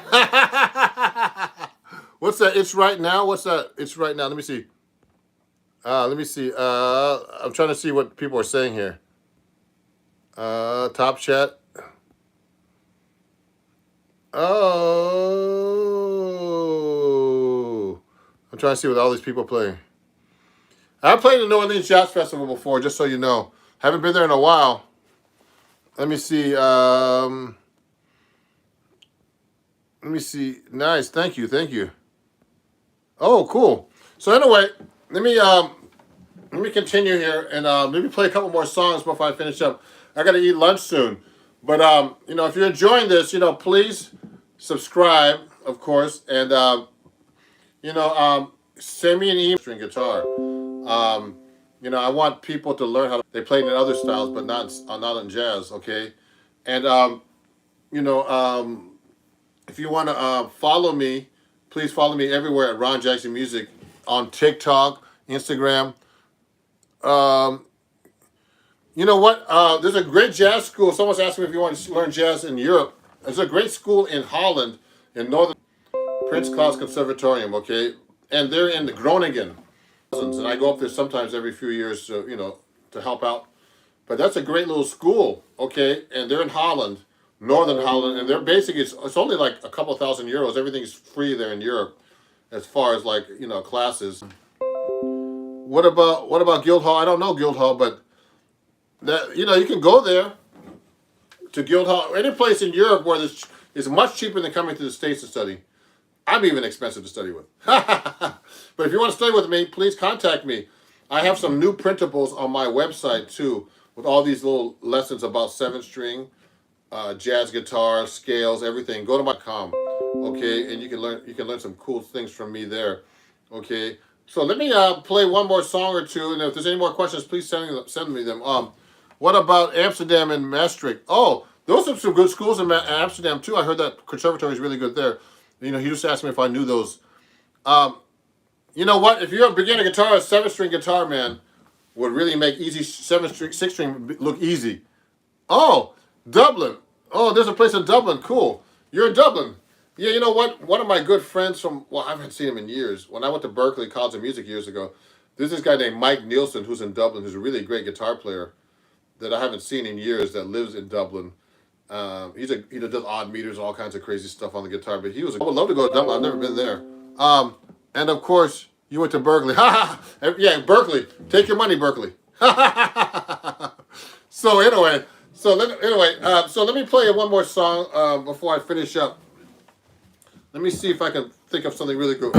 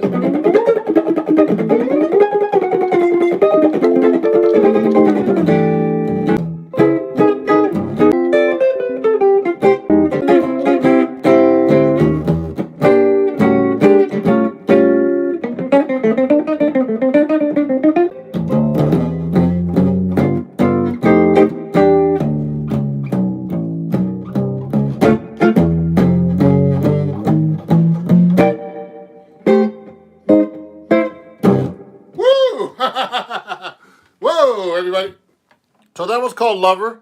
Let me see. Frank Gambale is the best. I love Frank Gambale, actually. Seymour Duncan Pickups. Never heard of them. Seymour Duncan, man, I endorsed those guys, actually. That's why I'm wearing the hat. They gave me this hat. I'm good friends with Seymour, actually. Really nice guy. And these are actually a Seymour Duncan Benedetto pickup on this thing. And I actually got them from Seymour Duncan. So they gave me a bunch of stuff, pedals and all kinds of stuff, you know, from being an endorser. But, you know, that's fire. Thank you. Frank Gambale, I love him. I brought a 7-string to his metal class. Oh, yeah, cool. He actually writes, they feature him a lot in my magazine that I work for. I write for it looks like it's backwards on my screen, but I don't know about you guys. So, yeah, Julian Lodge is featured in this. I have a new article on acoustic guitar if you want to read it. It's in page 50 here, and it's all about the harmonic and melodic minor, which I need to practice today. You know, there's an article about in that magazine with me about talking about entry-level 7-string guitar is like an Eastman is a good one, okay, and if you want to get to an Eastman guitar, and they're not expensive. These are only a couple of $1,000s. What are the theory requirements in hollow? I don't really know. It's been a while, but you have to know basic theory to get into that college. You know, so everybody, please follow me. You know, thanks for watching. No, let me see. Let me show you something.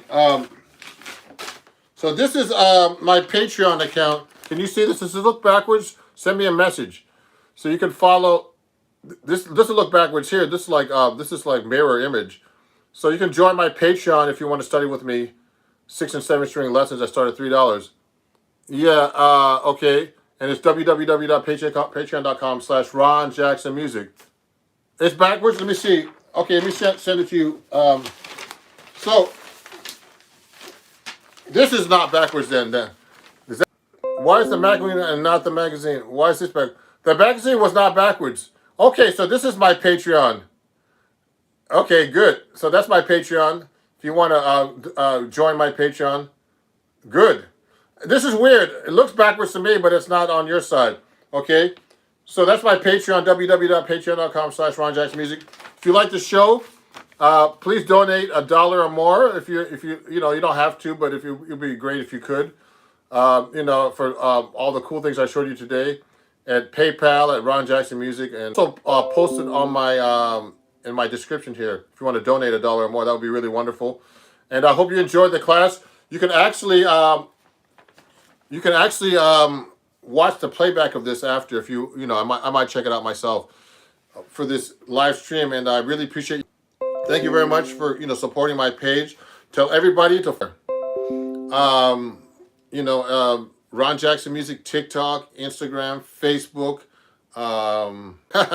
Twitter, and if you have any questions about the 7-string music at gmail.com. And I hope to see you guys soon, guys.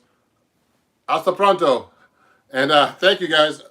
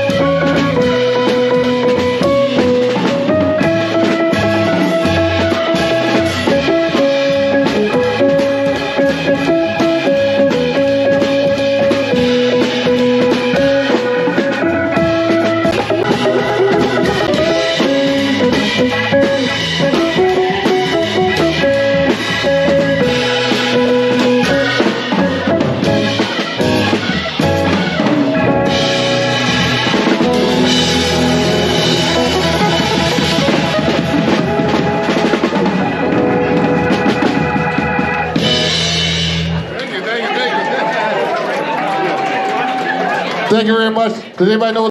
Yeah, so thank you very much.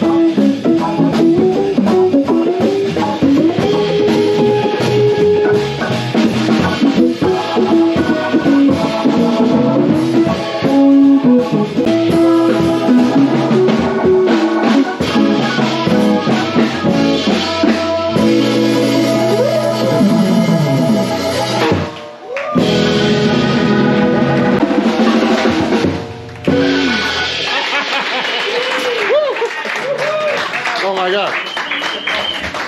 Thank you very much. Thank you very much. Can anybody guess the name of that song? I know some people know already, but people who don't have my album, but anybody know that name of the song?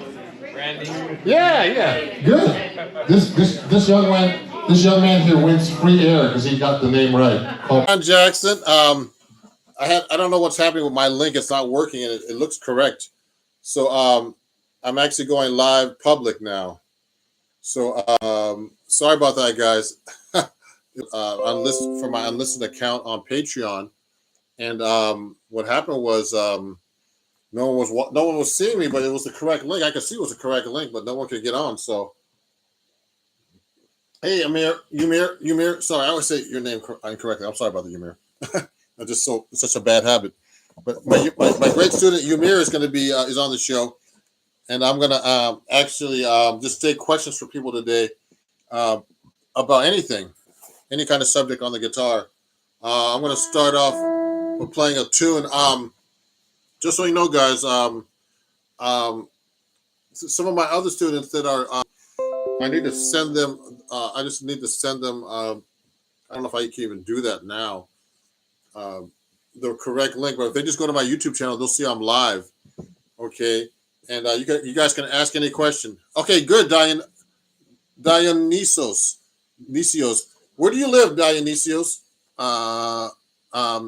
In Greece or in America? I have no idea. But let me start by playing a song that I was trying to play earlier. Solo guitar. It's called Del Sasser. And then you can ask me questions about anything you want today. Let me do it on my 7th stream.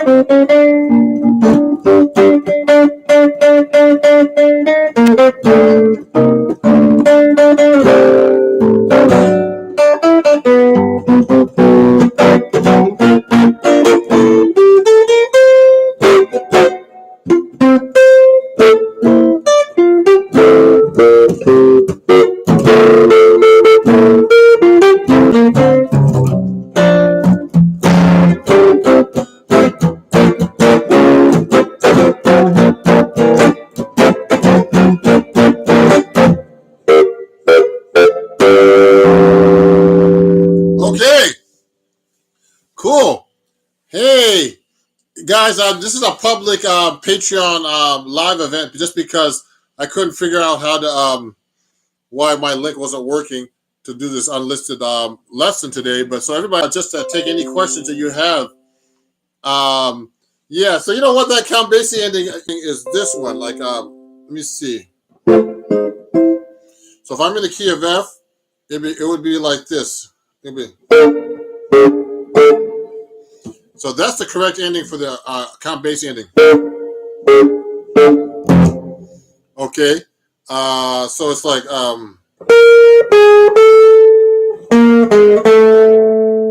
and you gotta play this note. You gotta play this note.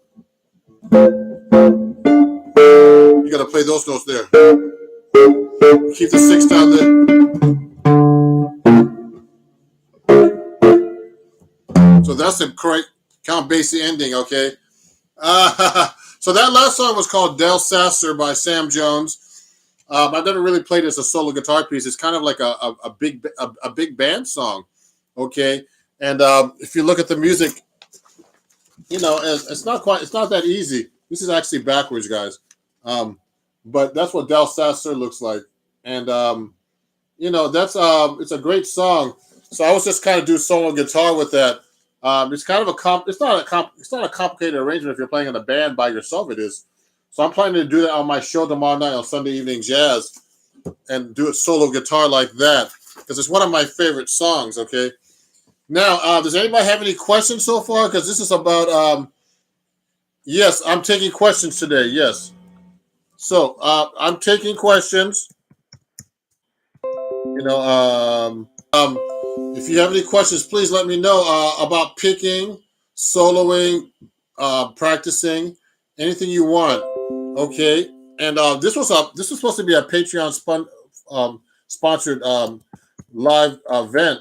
You know, only for unlisted. So oh, so Emir, I think that's how you say it. Emery. Sorry, Demixi. Okay.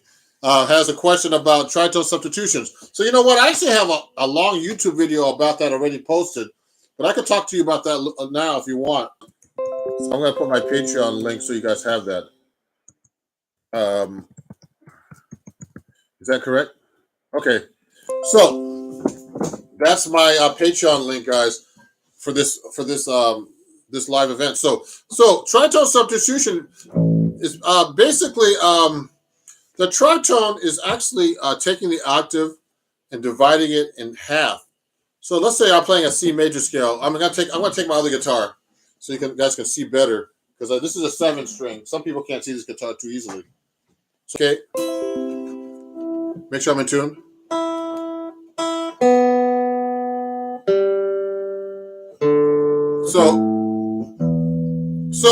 So the tritone is actually, if I'm playing a C major scale, okay,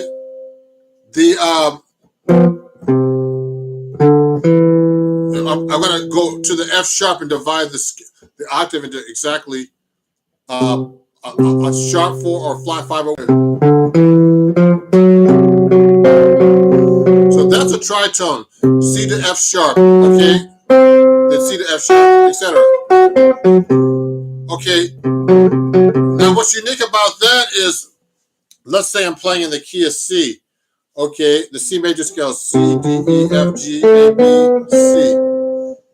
Now the 5/7 chord of the key of C is okay. Now if you play the G7 chord, okay, you get the 1, 3, 5, flat 7. Okay.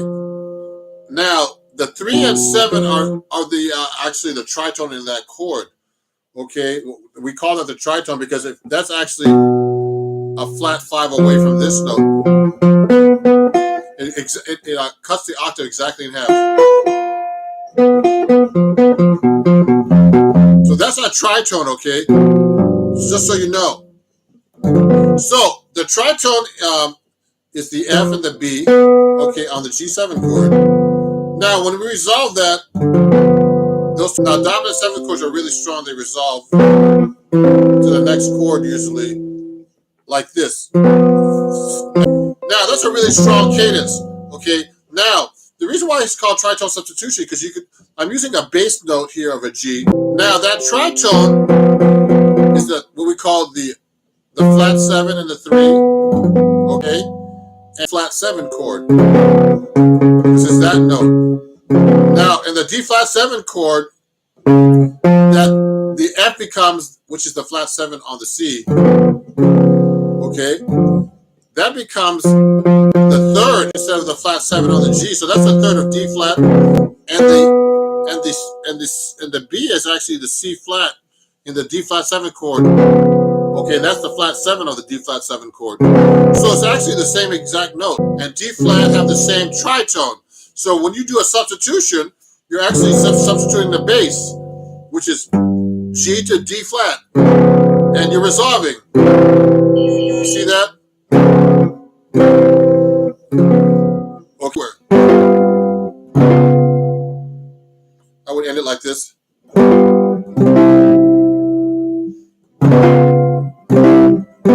So I did a G7 like this and ended on the F chord. I mean, on the do that with in any key. So like 7, G flat, same chord, same tritone. Okay. So the guitar sounds very distorted. Oh, maybe it's too loud. Sorry about that, Tony. Let me turn it down a little bit. How about now? I'm gonna play softer. Sorry.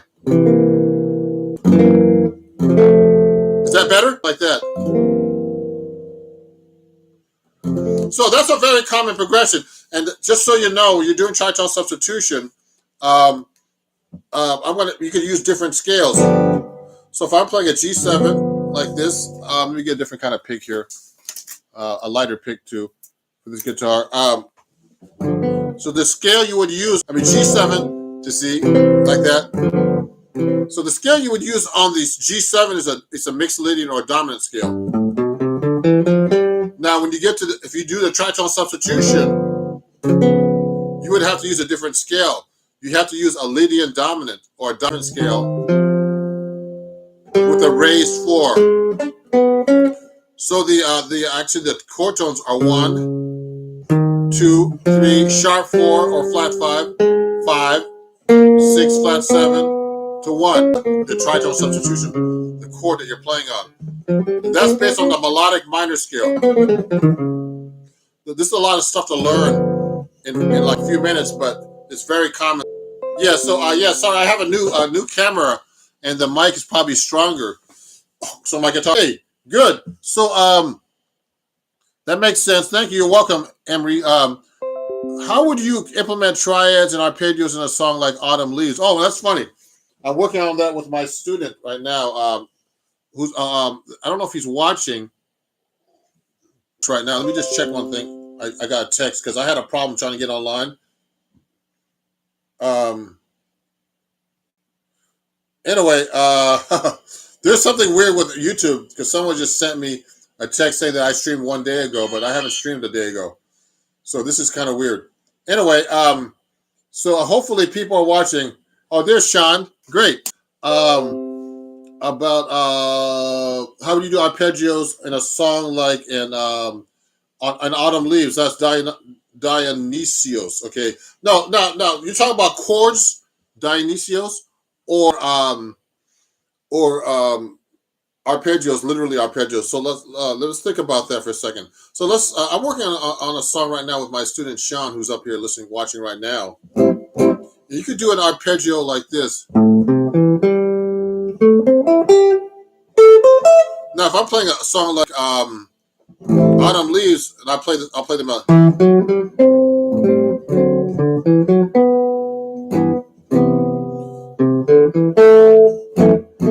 See? So when I'm doing these arpeggios, yes. So you're talking about solos, okay, or chords. Now arpeggios, I'm going to do. If I do an arpeggio working on the song, I would go like this. You can go like this. You can first do the triad, which is. Now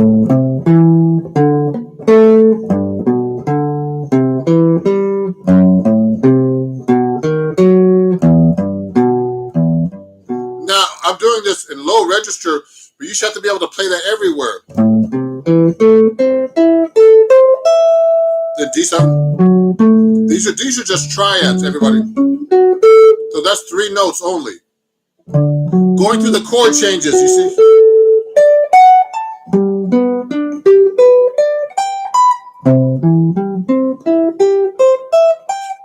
Every possible. So I'm only doing triads right now. Every possible way.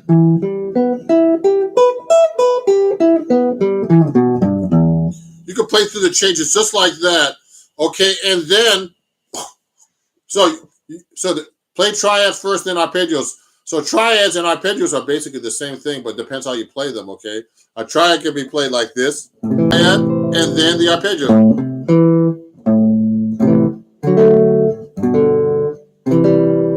Now that's a really simplified version, because in Autumn Leaves, actually, the chords are 7th chords. So you have longer chords.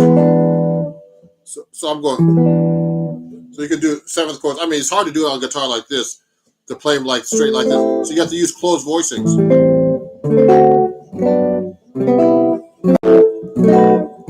No, these are really simple voicings I'm playing right now. But if I'm soloing, you can use triads or you can use 7th chords. You can go through the whole song like this.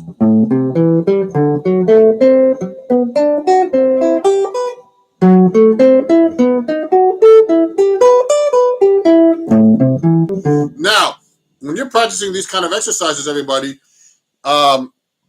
you need to be able to play these fingerings different ways. So here's like an A minor 7 arpeggio. I'm playing Autumn Leaves in the key of E minor. So the first chord is A minor 7 to D7 to G major 7 to C major 7, etc. Be able to do the arpeggio like this. Okay, that's one way. I can play it like this too. In the same octave. See how many ways I play that? Because that's how you really learn how to play the guitar neck, all over the guitar neck. Oh, sorry. See how many ways I played that? You can even play it on the same string. That's how you really learn your guitar neck. And then I would transpose it up an octave. Well, I'll do it here.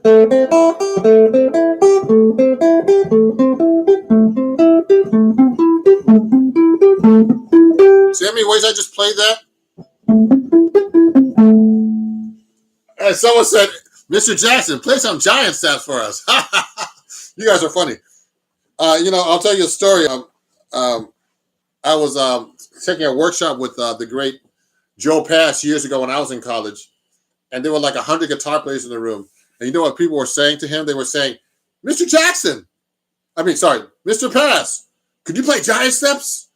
And like Mr. Joe Pass said, you know what? I'm not here to prove anything. Oh, yeah. So Dionysios. Oh, yeah. So you're in a different key than me. So he's doing Autumn Leaves in the key of G minor. So that's the key of G minor. So you just do the same key. You have to do this in every key. So this is be able to transpose the song, on the fly. I mean, it's like just this key. So I was doing E minor, but now I had to go to G minor. Does it in. So So if you do the arpeggios, D and E seals, you have to do it in this key too. And then as I'm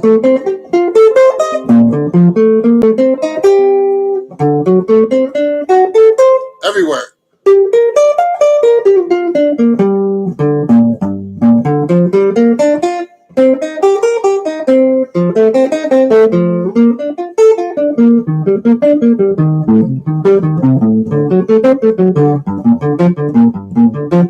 So I just basically just played the arpeggios through that song, okay? And hey, David from Montreal, how you doing? So because somehow my private link couldn't work for my special guest. So sorry, asked me to play some giant steps for us.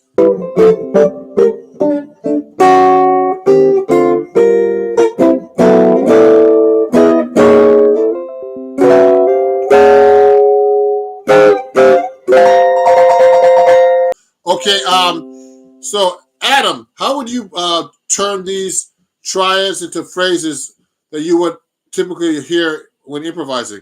So, okay, that's a good question. So let's say I'm playing through Autumn Leaves, everybody, or Giant Steps. I'm just kidding. So I would actually do this. I would actually, you gotta have to learn how to play different devices in jazz.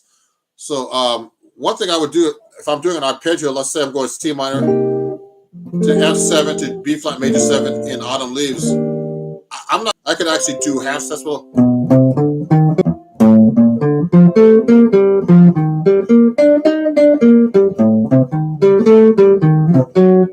now what happens is I'm playing real simple right now, but I would actually start doing passing tone. So I'm actually playing a half step below.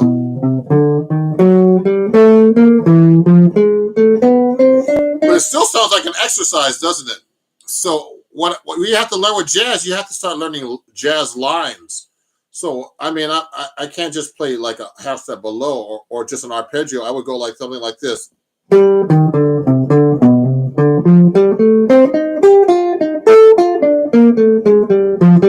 So what I'm doing is actually I'm doing a bunch of different things. Like I'll play the note up in thirds or something, or maybe do a passing tone, which is really important in jazz. So I'm passing. I'll be playing between the whole steps.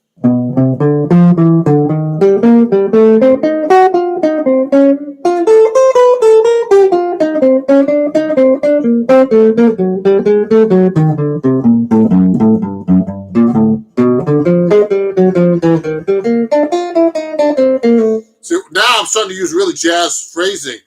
What I'm doing is I'm actually combining the arpeggios with passing tones, any gigs, and using trial and error. So trial and error is basically you're experimenting, different techniques, scales. I mean, there's so many things you can actually do with jazz, but I use passing tones instead. So if I'm playing on C minor, I can use a Dorian scale, and I have lines that I have worked out too, and I play them.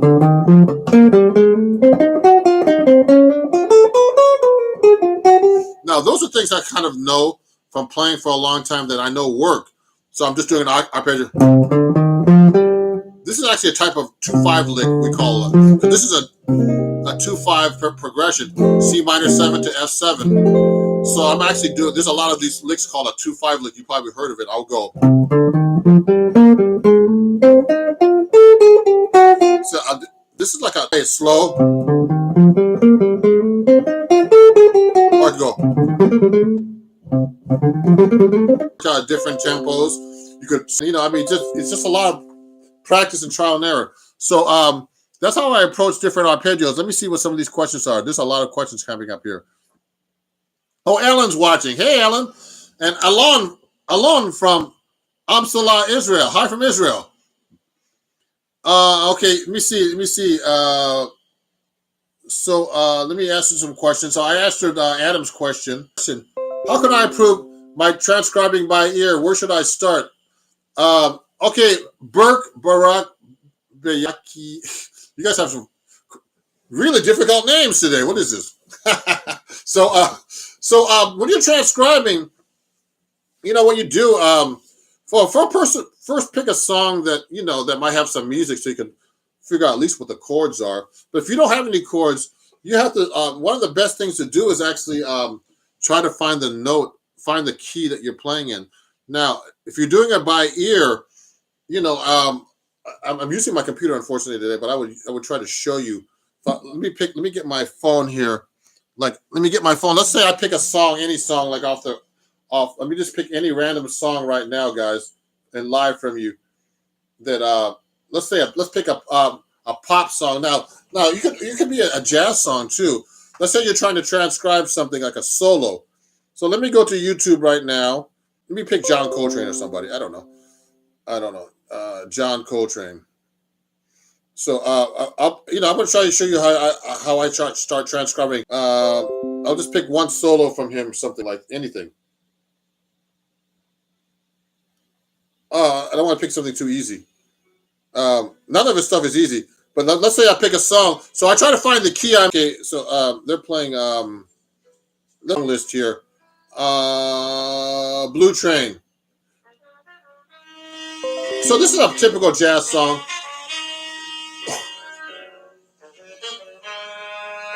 So let's say.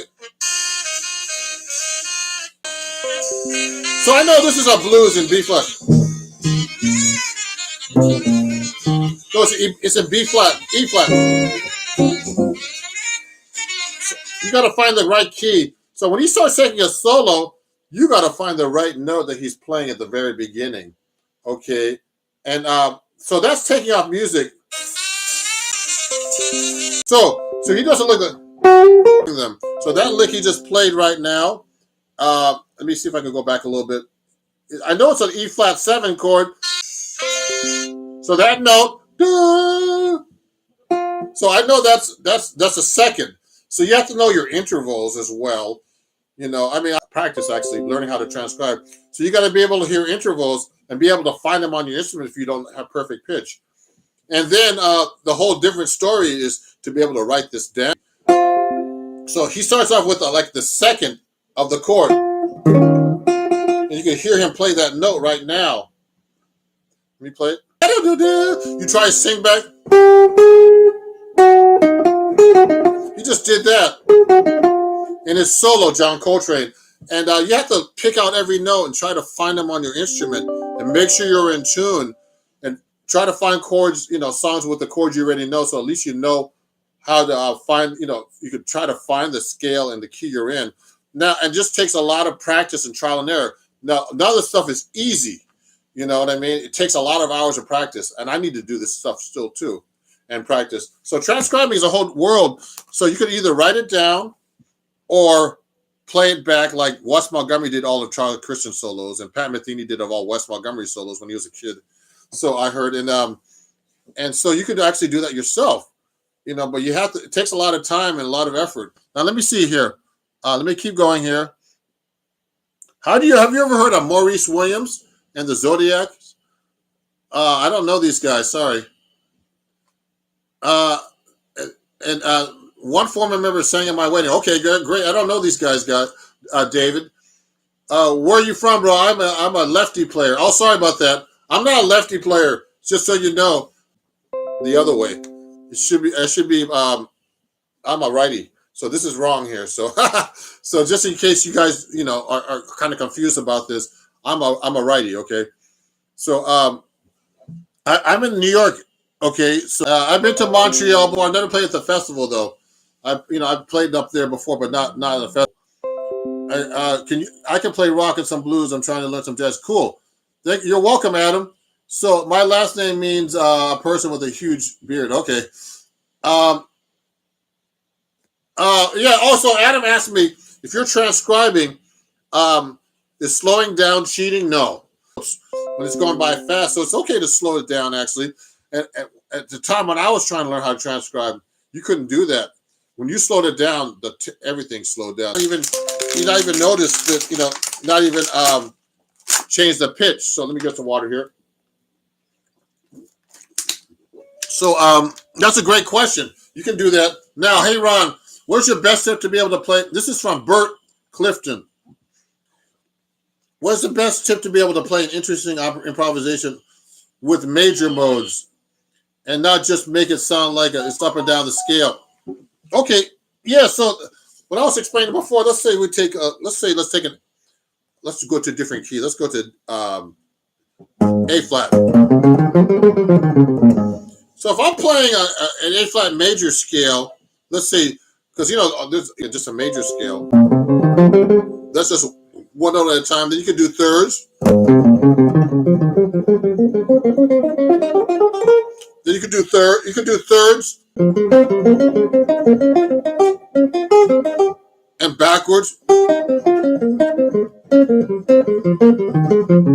etc. You know what I mean? And then you can do sevens. That's 4 notes in thirds. Now you can do this in any mode.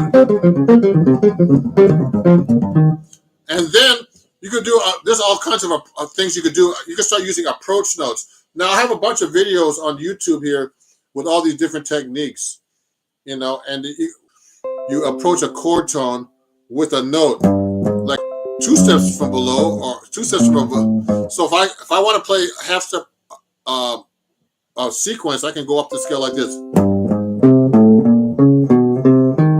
I'm starting with the first note only, and I'm doing thirds instead. I'm just going up, just 1 note. I could do 2 notes.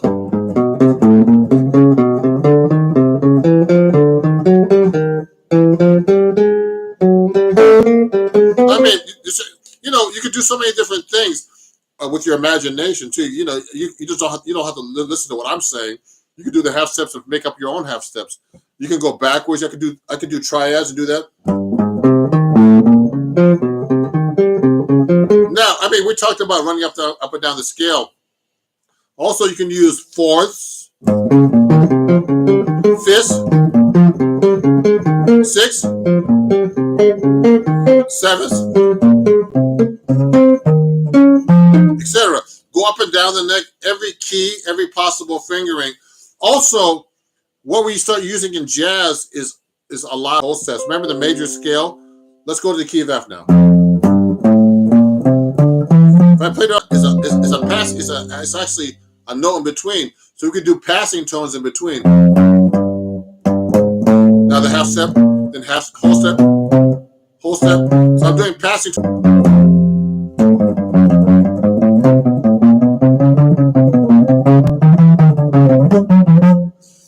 And I'm using passing tones and half steps and approach notes, okay? So there's so many techniques you can use to actually not just run your scales up and down.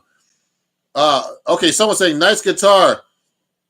Yeah, this is actually Eastman TV T49D/V amber guitar that I got from Eastman directly.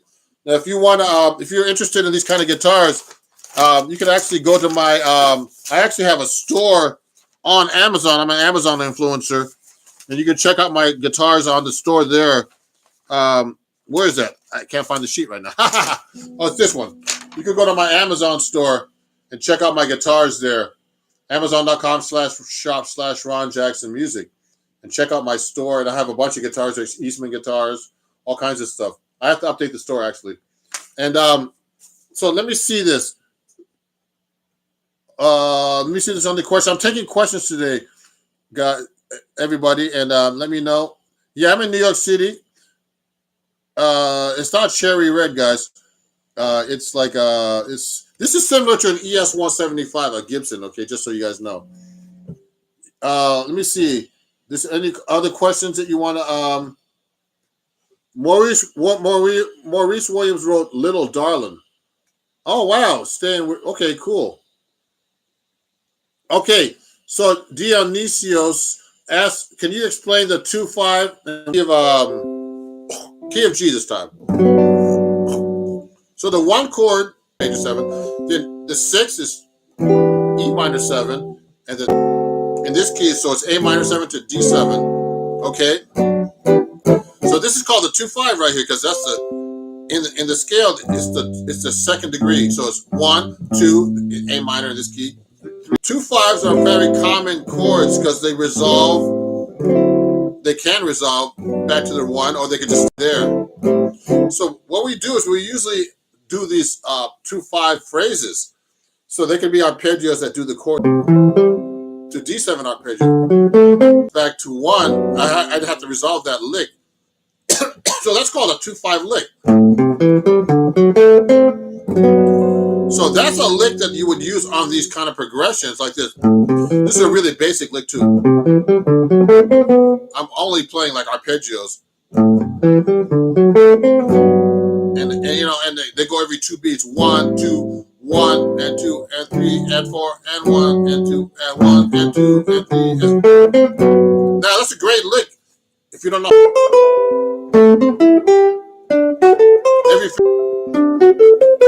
so I'm just experimenting how to play that lick. So that's called a 2-5 lick, and that's a very common phrase to see in jazz, to play in jazz. So when I'm playing, I'll go like everywhere. Oh, this one.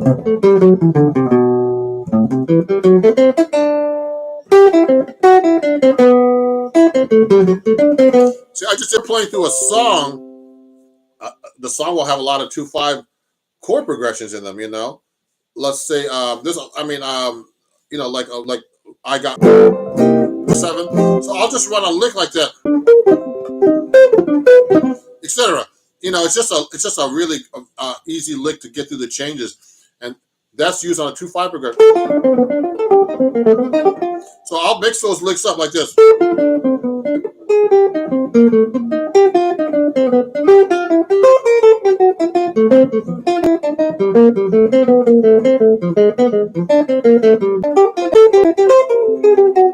So I'm just doing a bunch of 2-5 licks through that quick progression like this. So that's what the 2-5 is. So, okay, any other questions, people? Let me see.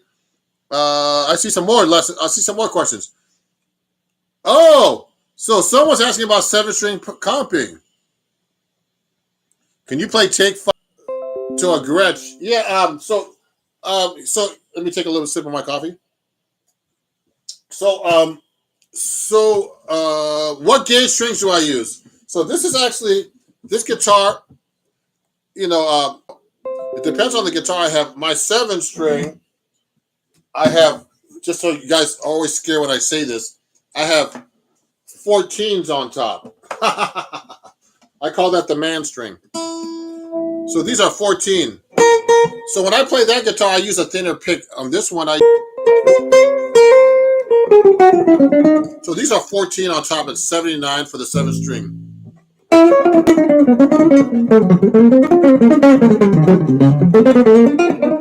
Okay. And I can bend these.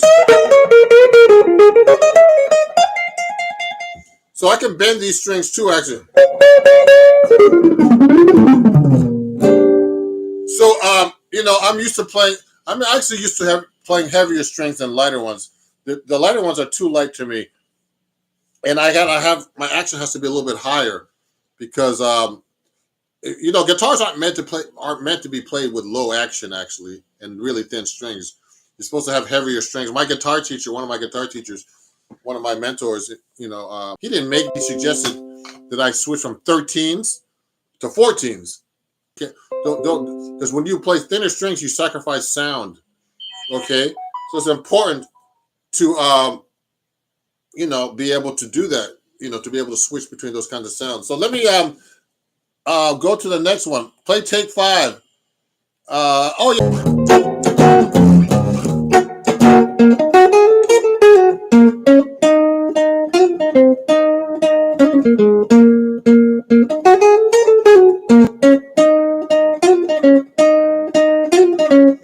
Okay, I haven't played that in a long time. Now the sound of this neck pickup is amazing. Oh, thank you. Hold on. Oh yeah, you know, these are Seymour Duncan pickups. I actually have an endorsement with Seymour Duncan. So this is a Benedetto 7-string pickup that's made by Seymour Duncan, and these come stock on here. But I actually have guitars. So you know, so this is a great sounding pickup. These cost about $200, I think, and these probably 150. I'm not quite sure. I didn't pay for them, but they're great pickups. Okay. Oh, now someone has questions about finger picking. Oh, 7-string comping. Before I forget, Adam asked about Any seven string comp? Are there any shell voicings you would like to use? On my website, ronjacksonmusic.com, etc. That have different that have typical voicings. But when you're doing seven string, I'm using a low A, so because that's the way George Van Epps and I studied with Bucky Pizzarelli. That's how George Van Epps. It costs a couple dollars on my website that are downloadable printables, and all the basic open string chords like this, like a C with a low C, A minor. Now when you're using a seven string, I like to make sure I use the seven string as much as I can in the voicing. I'll go like this. So that's a common voicing for a C bar chord, third fret. A form, it's a cage system like this. C minor, major sevenths, minor seven, minor six, minor seven, flat fives, diminished. See that? So these are very common chords like that with the seventh string, and you can use them as bass notes too. Like, let's say I'm playing a C F chord, and I want to play like a low note, like a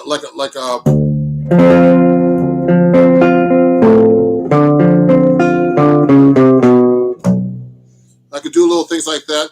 Put the inversions on the seventh string. So I have a bunch of those exercises and comping things on my website if you want to learn more about that. Okay, on the seventh string, if you want to study with me too as well. Now finger picking. Finger picking is really good. Let's say, I just released a video last night, a live video about fingering styles. I use alternate picking, so which is down and up, and I use a George Benson picking technique where I'm kind of slightly turning my wrist up this way. Okay, so you can pick the string straight like this,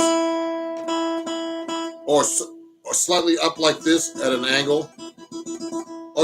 Or this angle, more like Pat Metheny does and some other people I know. So I go like this, okay, and I pick up the up angle. Okay, now I like to use hybrid picking, which is I use my pick and my fingers, so, especially when I'm comping or doing some kind of like bossa nova rhythm.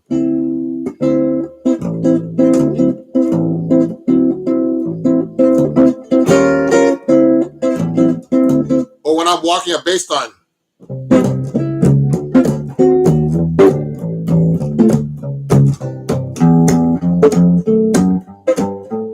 So, and I'm also doing tapping with my fingers.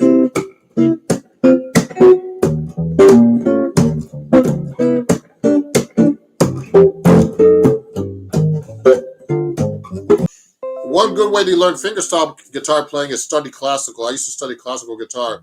Little exercises. I'm using my seventh string right now.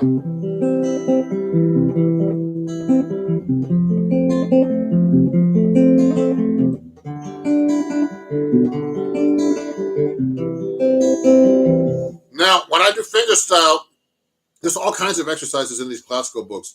Different.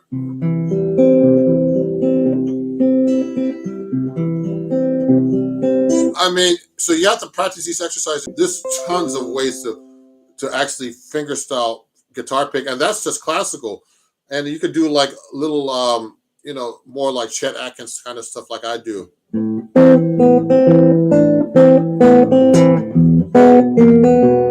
So that's more fingerstyle playing. Like there's a Travis picking style and all that kind of stuff that I need to be more familiar with myself. I need to practice. So there's all kinds of stuff you can do with finger picking. And you can do, if you're doing classical, you use your nails. So that's a whole different world too. And flamenco and all that other stuff. One of my good friends who's a great flamenco guitar player, he super glues his fingernails so they don't break and all kinds of crazy stuff. So it's a whole different world that I don't want to get into because too much effort to keep your nails up. Let me see some other questions here. Have you ever played any metal music? I played a little bit of metal music, and I love that stuff actually. But I've never really a bad dude. Now, I'm trying to get people to play 7-string. So if you want to learn about 7-string, let me know. Also, if you want to get the chords, someone's reminding me about something here. Let me get this book. I have this book right here. I write for them, and it's called Chords at Your Fingertips. It's all Hal Leonard, and you can pick up that book on my website at the chords about bass lines that I did in here. There's some great writers in here too that did the book with me. That are in there too. Like Adam Levy and Sean McGowan. It's a really great book, and it comes with audio and everything, and you can learn how to play all. The man string. Yep, yeah, the man string, guys. Oh, someone's asking me, well, Biryana from Pakistan. Yes. Someone just asked me, DNS said, have you played? I used to play 13s. I actually have a pack here. So the strings I use right now are these, guys. These are jazz tapes. You see they're 13, and they're 14 to 79 for my guitar, for my 7-string. Then when I deal with Elixir, and Elixir, these are the 7-string light. These are 10s. I use them on my solid body 7-string PRS. I have the 11s actually too, and I have these other strings too. Let me see. I have a deal with these guys too. I have an endorsement with Tomastic, and they give me the George Benson ones. Now the George Benson strings are great. These are flat wounds. These are 14 on top. The man string, and these are pretty thick strings, but this is what George uses. That's why he has that great sound. He has those nice thick strings. So these are 14 to 55 flat wounds, nickel flat wound. It says they're great strings, but I use them on. That's just for my 6-string guitar. But I don't have a big 6-string box like I used to. I used to have a big Gibson L5, but I don't have one now. I sold it. But I use primarily a 7th string like this. So those are the strings I use. Let me see. Now let me see. There's some other questions here. Let me keep going down here. You're welcome. Alon. That's what this workshop's about. If you really enjoy, let me show you a couple of my signs here before I finish. This is a Patreon only workshop, and let me show you my little sign. This is sponsored by my Patreon account. If you like this, please definitely join my Patreon account, which is at www.patreon.com/RonJacksonMusic, and you get lessons like that. For $3 a month, you get like one lesson, and for $9, you get like 3 or 4 lessons a month for free, and you get the workshops and stuff like that, and all kinds of other cool things. And here's the thing: some of the stuff I talk about, the picking exercises, chords, all of that's on my website, and it's sold as sheet music for a couple of dollars. If you want to pick up those things, it's all on here on the link. I'm going to put that at the end. Okay. Play some nice old blues. Let me see. Let me try something.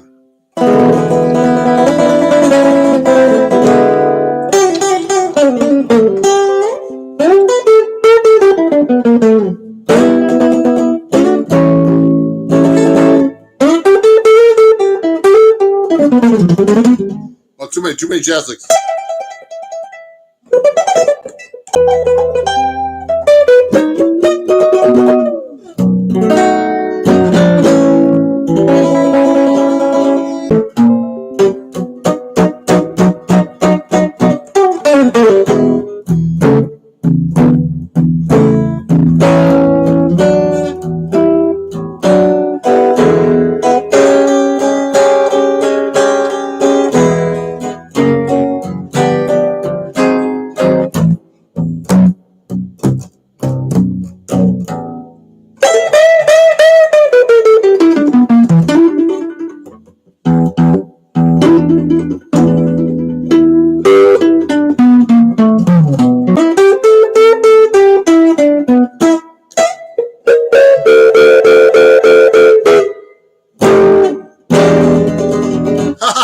So let's a little bit of blues. Now, so some arpeggios with sweeping licks. Oh, sure.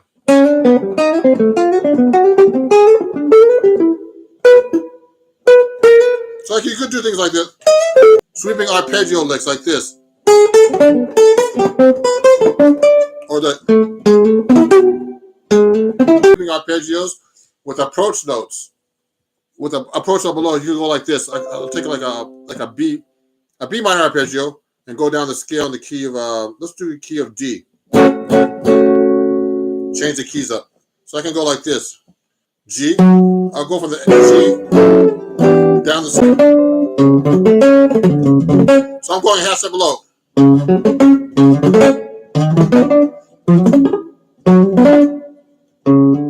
So I gotta do it slow.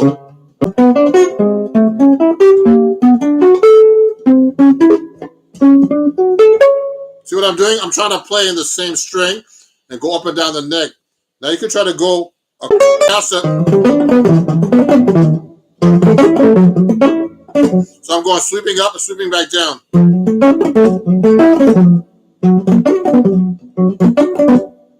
Etc.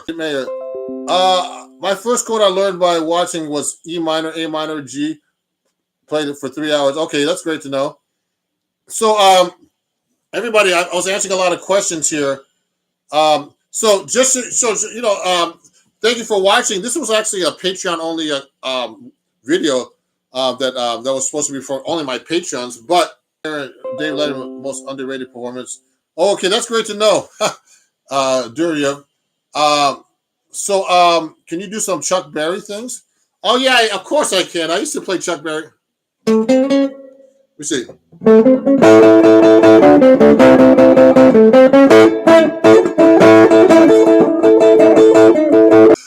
I can play a lot of stuff, but you know, I just play mostly. When I get paid to do other stuff, I'll play it. But most of the stuff I do my jazz stuff.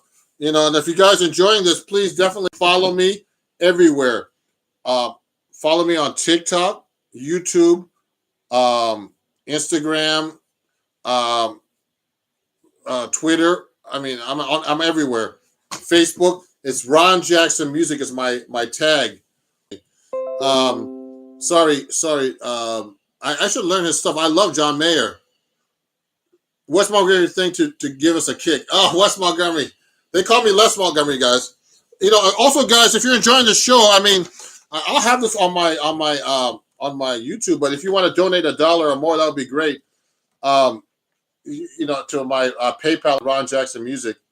If you want to give a small donation for what you saw today, at Ron Jackson Music at Venmo, PayPal, and Cash App, and Zelle is ronjacksonmusic@gmail.com. I'll send a donation. Thank you.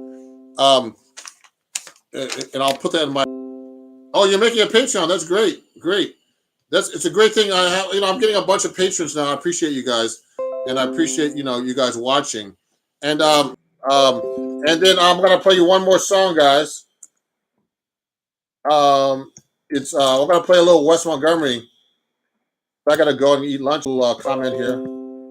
So my PayPal, Venmo, Cash. Someone wanted to play something like that. Let me try it on my 7th string. This should be interesting.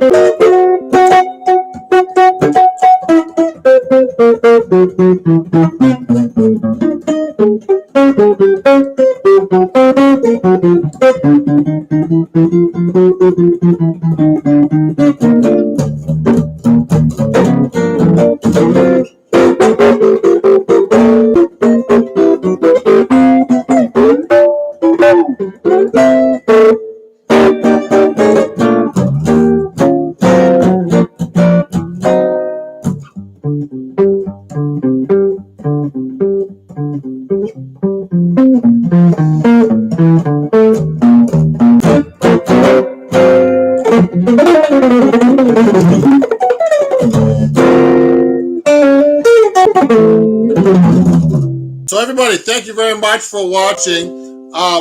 So that was my Patreon only live lesson that I had to make public because we had a problem with the link. So thank you for watching. Thank you, Deborah, for sending something on PayPal. At Ron Jackson Music, and remember to please follow me if you want to donate or anything, or join my Patreon or pick up my books. My latest album is right here. I'm about to record another album soon, and you can pick that up on my website too, Ron Jackson Music at www.ronjacksonmusic.com. And this is a great record. It had great reviews on Downbeat, and I had I was featured in Jazz Time album very soon. Let's keep in touch, and you can watch this live stream after it's going to be replaying, and and someone said play some fast arpeggios. Let me see. I'll play some fast arpeggios real quick on the 7th string. Oh, let me see. Watch this. No, a fast arpeggio. I'll do this. I'll do a sweep picking thing. Hold on, real quick. I got to eat too. Let me see. So a real fast one I could do is like this one.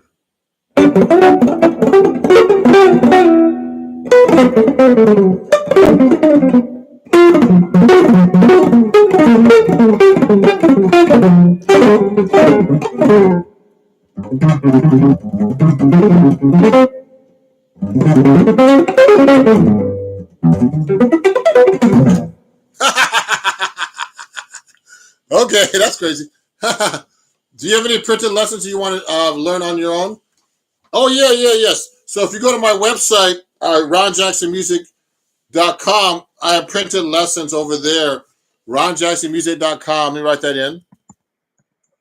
ronjacksonmusic.com, and go under if you want to learn anything about that.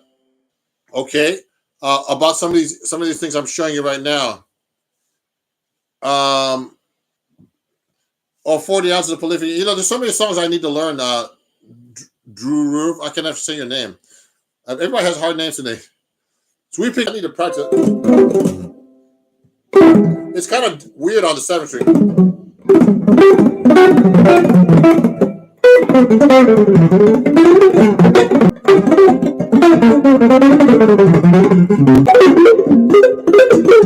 So I'm actually just doing a lot of sweeping stuff.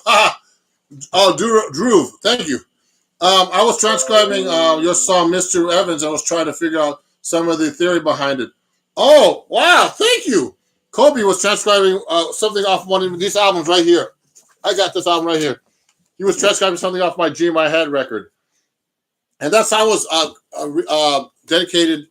The song he's talking about is called To Mr. Evans. And that song, I've got a, if you want to email me at ronjacksonmusic@gmail.com, I could talk to you about the harmony. It's been a while since I've looked at that song. It's been a while. I wrote that song quite a while ago. So that's a great little song. And it was actually some of the harmonies that Bill Evans used in his piano playing, because he was one of my first heroes when I started getting to jazz. When I was at, we could talk more about that later. But that's a great question. Thank you, Drew. I'll check that out. There's so many things to check out. I'm going to screenshot some of these comments and questions. And, I don't know if I got to everybody. Is there any last questions before I leave? Because I'm going to take some screenshots right now. Yeah, send an email, ronjacksonmusic@gmail.com.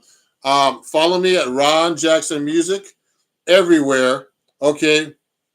Yes. This time I've been on here for over an hour now, and again, thank you. Thanks for watching. Please support me. Support artists who are stuck inside right now until the pandemic's over, and and follow me everywhere. Share my stuff with all your friends. Okay. Tell your friends to go to my website, check out my music, join my Patreon, and send a donation at Ron Jackson Music at PayPal, Venmo, and Cash App. And I hope I'm helping you somehow. I got to practice the stuff I'm showing you too, because I need to practice. I still have a lot of work to do, and I'm going to be working on a new album, everybody.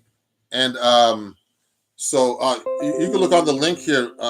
Biker Chick just put up like my it's available on Instagram and Facebook and on my website. It kind of cross posts all that stuff. So there's a lot of stuff. The most important thing, it's great to watch me do these videos, but the best thing to do is have a real teacher, like I've had. Always have a real teacher to show you what you're doing right and what you're doing wrong and what you can improve. And also, always record yourself, because the recording yourself, videotaping, or you're recording in the studio or at home, the tape never lies. So when you listen to yourself back, you can hear everything that's wrong, right, and where you can improve. Okay. So thank you very much for watching me. Let's keep in touch, and I really appreciate you guys. And I'll be doing more lives. I'll be doing live, 2 or 3 or 4 times a week on YouTube, particularly, because I need to do that more. Are you learning right now? Taking lessons, Ron? Oh yeah. So just so you guys know, yes, I'm taking lessons with a drummer. So about rhythms, 5 foot in different ways, singing each beat, and dividing them into subdividing them into 1 and a 2 and a 3 and, or 1 and 2 and 3, or 1 and a 2 and a 3 and a 4 and while I'm playing. So I'm really trying to get my rhythm together, which I feel like I need to work on the most. So there's a lot of stuff to work on, man. It's never ending. So keep in touch. Tomorrow night I have my show called Sunday Evening Jazz on Instagram. That's live, and I have a couple of great special guests. No, I'm not. Tomorrow night, sorry, it's solo 7-string guitar on Sunday Evening Jazz. So check me out on Instagram at Ron Jackson Music. And if you have any questions, please email me at ronjacksonmusic@gmail.com. And you could reach me on Instagram everywhere at the same places. Okay, and we'll see you guys soon. Okay, thank you, and have a great day. And no problem, guys. It was really fun. Okay, have a great day. Bye-bye.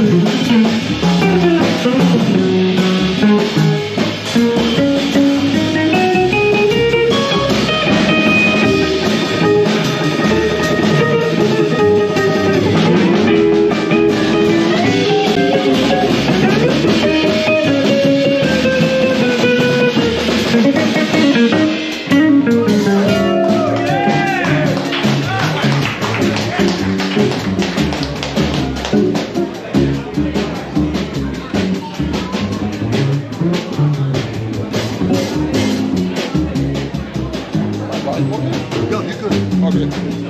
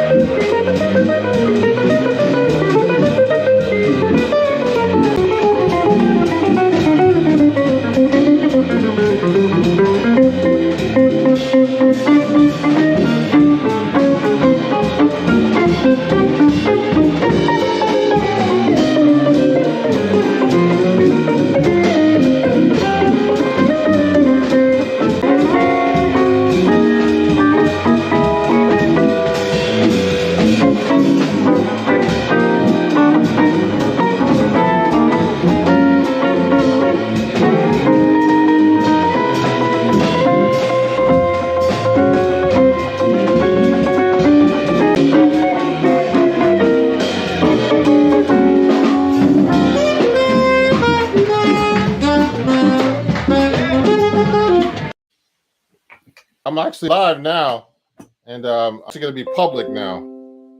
I had to change it because of some settings I had. So I'm going to actually fix my stand here. It's Ron Jackson. Send me video properly, okay? If there's a problem seeing me, let me know. I'm going to actually have to put this camera down a little bit.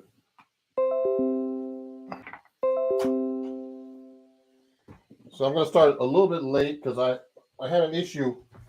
Anyway, technology. Let me see if I can fix this thing to make it look better. I might have to lower this a little bit. I'm going to have to get my guitar out here. I have to lower this a little bit so you can see me. Oh, see? A little high. That's a problem with YouTube. I can't figure this out. I have to lower this. Let me do this now. Send me a video chat in the stream here. Good. Patrick, how are you, man? And Devonite. Oh, cool. I finally caught you. Good. I'm going to put a different thing on the floor here. So, guys, I had to actually, make this a public video because I've never done it before for my early access stuff.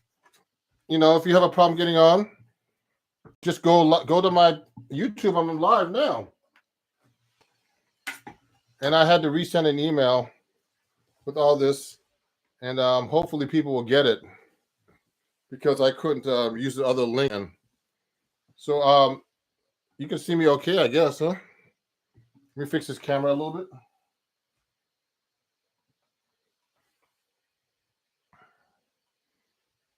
So that's cool. I'm just fixing it up and starting, guys.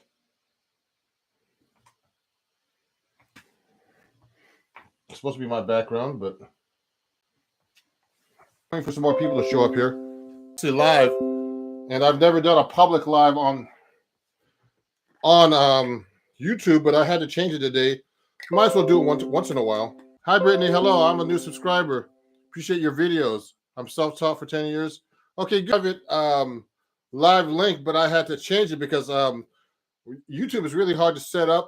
I'll pull my guitar out. You can see that, okay? Yes. I'll move back a little bit. I'll put this back a little bit. And we're going to be talking about chord melody today. So I'm just setting up right now. And if you have any questions, please send me a message. I'll start with my 7-string guitar today. We're going to talk about chord melody and how to do that. So please send me questions here through the live chat, okay? Let me just change this a little bit. I'm going to pull my 7-string out right now. Let me just check a couple things here. If you have any questions, just send them to me already. Thank you. Thanks, Pat. I'll reply to you by actually, talking to you guys, okay? So that you can hear me, you know what I mean? And hopefully everybody got my new link because I had to change it up. I couldn't get my camera to work when I went live a minute ago from my private link, so I had to resend all the everybody everything. So I'm going to tune my guitar real quick, and then we'll get started. And if there's any questions, let me know. We're going to talk about chord melody. I got 7 strings here, so well, I got a nice crowd for like a public live. I had to go live today public because my connection on YouTube. Seems like it's so hard to do things on YouTube sometimes.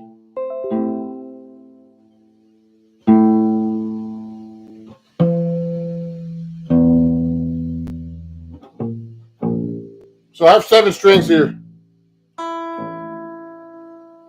Oh, oh, True 5-1. So, sure, Emir is my student. He's going to be coming over later. Great guy. Half, I'm the half Filipino brother, and we're going to talk about different things here. But he said a 2-5. So if I do 2-5, let's say regular 2-5, you just go. Okay, I'm just putting a D minor 7 to a D dominant 7 to a C major 7. So that's just a tritone substitution is actually when you get to the G7. Okay, the G7 is a G note right here, and it's a flat 5 away.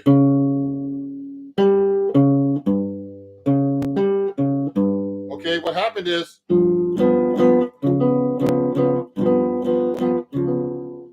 the tritones right here, the flat 7 and the third, and this is common with the D. The third and 7 on it switches around. So this is the third now on the D flat, and this is the flat 7 on the D flat. So they interchange. So that's how you make a tritone substitution. So instead of going C minor, D minor to G7, I can go D minor, D flat. So we can really get into this some more. But the thing is, that's cool about this. This helps you learn how to play stuff that's in altered. It makes you think about something different. And let me see who else is there. Liam. Hey, good morning, Liam. Oh, what toner brand do you use? Okay, Joe. So Joe, someone's asking me about changing my link for today, but I'm live now. So look, this is my Peterson tuner.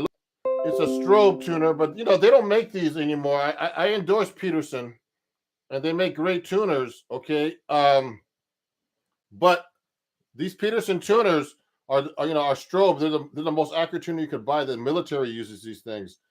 Through the Peterson, they make these huge tuners that are like, I just use the clip-ons, but this is kind of fragile.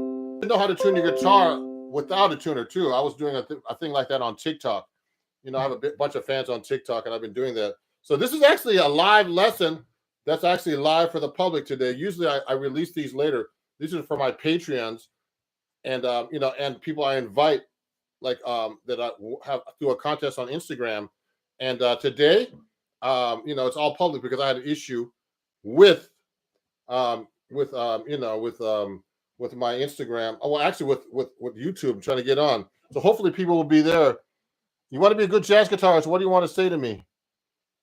I like this guy. Well, practice, get a good teacher.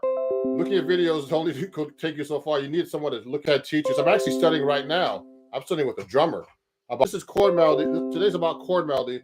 So let me play you a couple of chord melody arrangements that I've worked out on the guitar that are, that aren't hard, that are fairly simple. I'm going to play it on 7-string. Now, this is one of my favorite tunes. This is called Time After Time.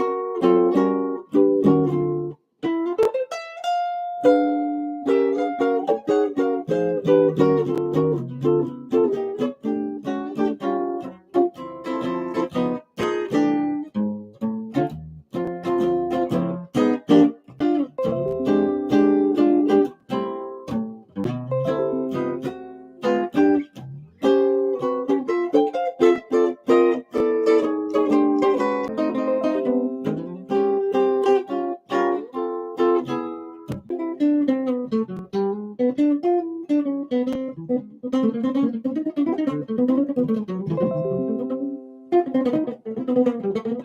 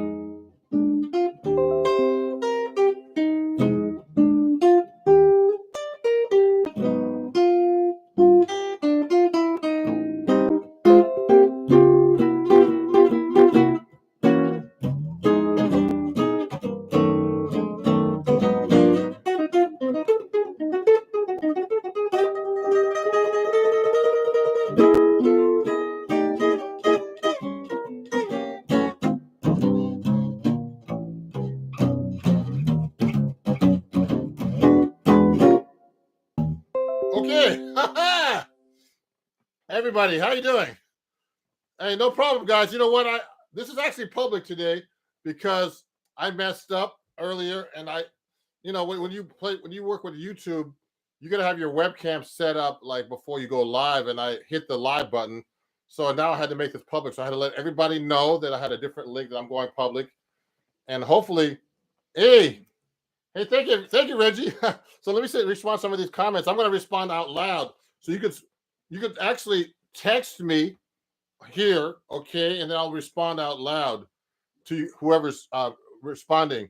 So Reggie, Reggie says I'm a great guitar teacher. Thank you, Reggie. Reggie's been my student for like 2 years. He's learned a lot. He's a great student. You know, he's retired. He practices guitar all day, which I wish I could do. Hey, don't worry about being late. You're not late. I was late. And Patrick says, shh. Okay, just amazing. Thank you, Patrick.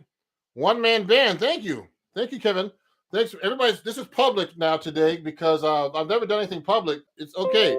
So thanks for sharing such a great teaching content on YouTube. Greetings from the UK. Yeah, thank you. Announcement thing here, wherever that thing is. Here it is. Hold on one second. Let me grab it.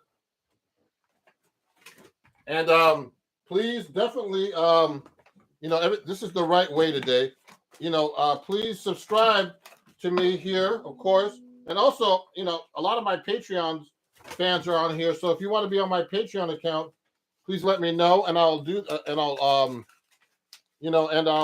you can join that and get some music lessons pretty cheap for me. It's right here, Ron Jackson Music. I'm gonna put this on the camera. Oh, this is backwards here. Okay, I need to use this. Hold on, let me find this real quick. I'll get it. Patreon. This is what my students are on now. You can join for like starting at $3 at www.patreon.com/Ron Jackson Music. Okay, so that's my Patreon. This is cool. I've never gone live on YouTube before, so this is great. So so there's a question here. Thanks for sharing such great. Okay, sounds great.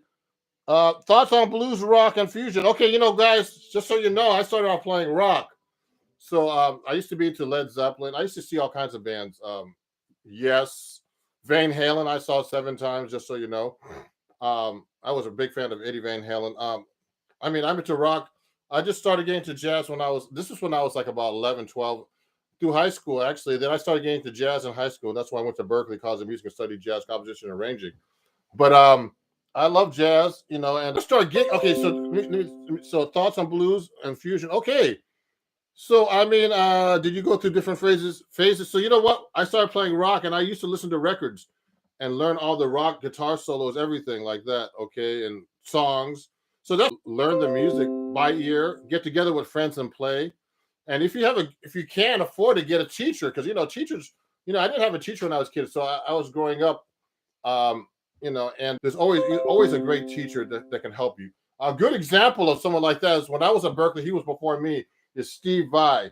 Steve Vai is a highly trained guitar player, play with everybody. He's rich from playing just his own guitar player, could play all kinds of rock styles and jazz, everything. This guy could read. He studied with Joe Satriani as a kid. He's from Long Island. I live here in New York City area.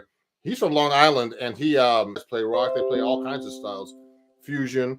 They play with everybody. Igwe Malmsteen. They play with everybody. They're just like amazing musicians, but they're really well trained. So, as teachers, Joe Satriani all the help he's done for being his teacher. So it's important to have a teacher, everybody. So, okay, let's talk about chord melody. And, so if you want to study with me, let me know. I have some students on here that are actually watching. And, they're great students. They're great guys. And, you can only go so far with looking at me playing here. YouTube videos. Let's get started here. So let's talk about chord melody.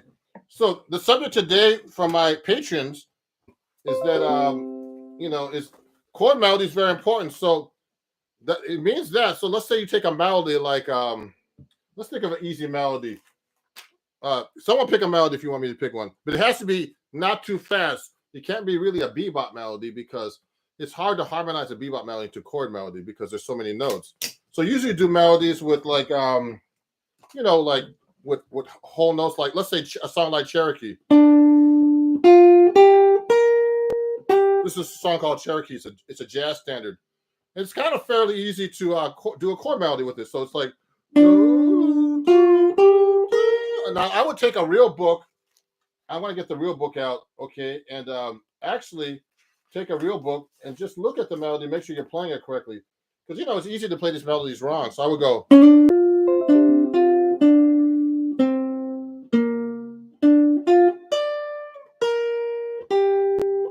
So it starts with a B flat major 7 chord. So I mean, an easy way to play that is just put the melody on top of the B flat major chord, major 7 chord. Actually, so if the melody is D, old major 7. Now, if I'm playing on the 6th string, I'm going to actually switch guitars so you can see better, everybody. Let me get off my 7th string. Hold on. Let me get my 7th string here. Take it up. Not easy. Let me get my 6th string. If you have any questions about that, Nardis. Oh, that's a nice song. You can look at that for chord melody. Okay, thank you, Patrick. Hold up. So here's my 6th string.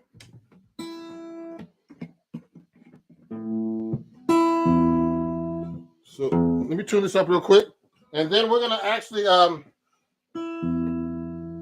we're gonna work on Cherokee right now, just as a melody. We can look at Nardis too. Actually, Pat, that's a great idea. I love that song. I've done that chord. The guitar's a little sharp today. Cold. It's been cold here. So look. So here's Cherokee. So I can play the chord like that with the melody D there. What I did was I did a major 7. Then there's a 6th note on there. Actually, it says play F7 sharp 5. I can go like this. It says in the music. I did that. So there's F7 with the sharp 5.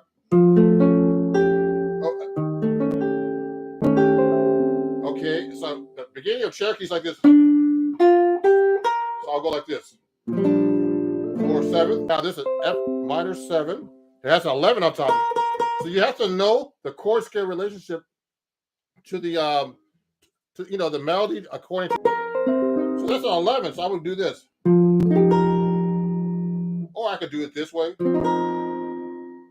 Or this, so many ways. This. So that's go. So this is the melody so far. Now you can see this after it's a replay, everybody. I can go. Now I would play that B flat 7. Now the B flat 7 has a 13 on top. So I would do it that way, okay? Or you could do it this way. So many ways. I like that one. Okay. I've never done this song this fancy before. I would just make it. You do an arrangement like this. You find each note and try to find the chord for it. So let's start from the beginning. So I just chord melody that whole thing. Now I'm using block chords basically. Okay. There's so many ways you could actually do this. I could do thirds.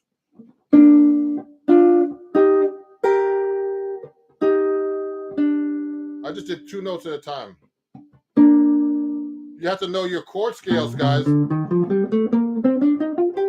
now it changes when you get to a different chord too. So this is just in the key of B flat, and then when they get to the F7 sharp 5, that's a whole different. It's not really dominant when I'm doing it this way. I'm just doing F5 sharp 5 actually with a the 9. This is actually a 9 against the chord.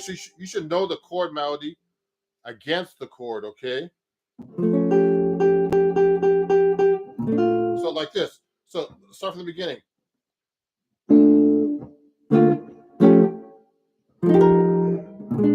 Okay, now this melody has a lot of tensions on top. So when I get to the next part, it has an F on the top. So that's an F on top, which is a major 9 against an E flat major 7 chord. This is an F.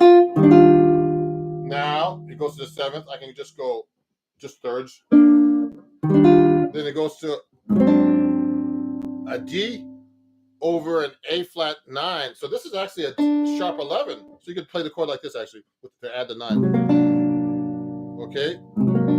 So let's start from the beginning one more time. So here's chord melody, Cherokee. You have to memorize it. Okay. And then it goes to A to actually a C. So I'll just go down, do a thirds there. And then it goes to a B flat on the chord with a I actually played this one. And then I went to it says a 6 chord, so I can just make it all 6. You have to know your inversions, guys. So these are all B flat 6 inversions. So you have to know your 6th and 7th inversions of your chords. So that takes a lot of practice. I have like a lot of charts like that. Actually, I'm going to put on my Patreon account. If you study with me, I'll give you these things. And then it goes D minor, then C7. So 9 on top. So you have to know the note against the chord, and then the flat 7. Okay. And then it goes to C minor 7 with the G on top. And then D minor 7 flat 5 with an F on top. And then a G7 with a flat 9. So I'm going to do this. Watch it. Put my thumb here to play the G7. I put the flat 9 in. And then it goes to C minor 7, I think. Yep. With the C. Okay, with the sharp 5 in the melody. So this is 1A section now. You just learned 1A section of a song. You know, drop 2 voicings, closed voicings on the guitar, we call them. We call them closed voicings. I write for Acoustic Guitar Magazine, and we call these closed voicings for the guitar because they're easier to play than spread out like a piano. Like if I try to play B flat 6, it would be like this. You know, spreading out like this. I can reach pretty good. This guitar is easier to play than my 7 string. This isn't easy. Okay, watch this. Major 7, really simple one that you guys know. Then a version, then sharp 5, then F minor 7 with a 9 and 11, and then B flat 13, then E flat major 7. I did an A flat 9 with a sharp 11 because that's the melody note. Then third, which is the a C and A flat, and then I'm doing B flat 6 like this. Sorry. And then I'm doing inversion. Then D minor 7, C7, the 9 on top, and then I'm doing the flat 7 on top, and then I'm doing C minor 7 like this. I can do it like this. Then D minor 7 flat 5. See, that's not that hard. No, I mean I can make this even hipper. You know, let me see some of the questions here before I keep going.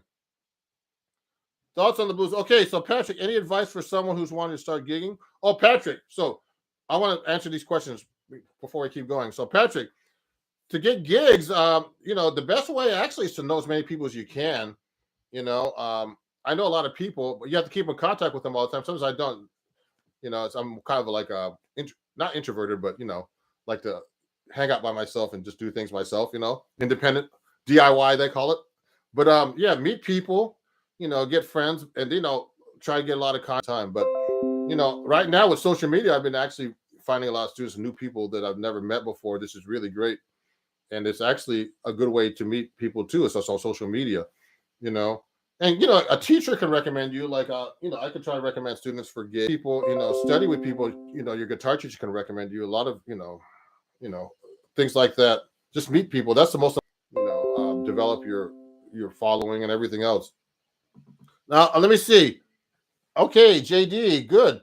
Patrick, Nardis, we'll go over that in a minute. No problem. I've been trying to learn the tune for a bit. This is kind of advanced, but trying to get it. Okay, so okay, Odette. Can you play any Chick Corea licks? Chick Corea licks. Oh, like this.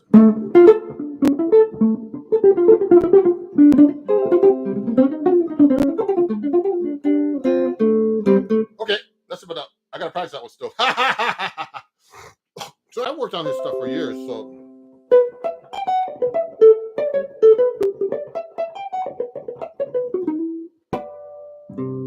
yeah, so I love Chick Corea, man.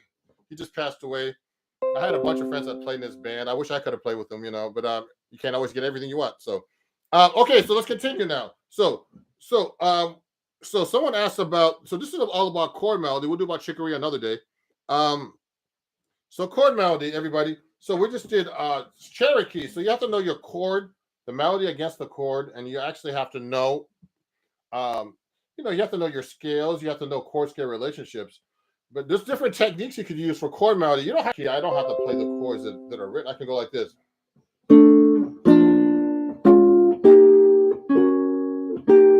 I just play the same chord.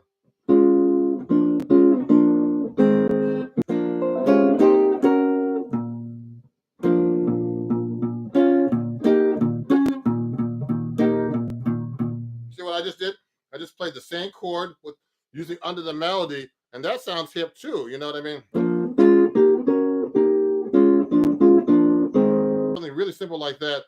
Also, I could do seconds. I mean, I like to do all kinds of stuff. You should be able to voice your chords in different ways, like fourths, thirds. I mean, the easiest way on the guitar is thirds. I can go.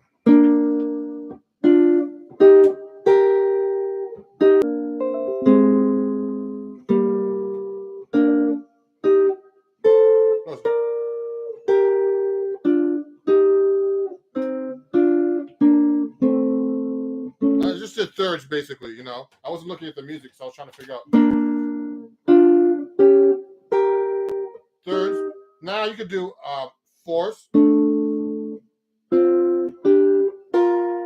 Fourths.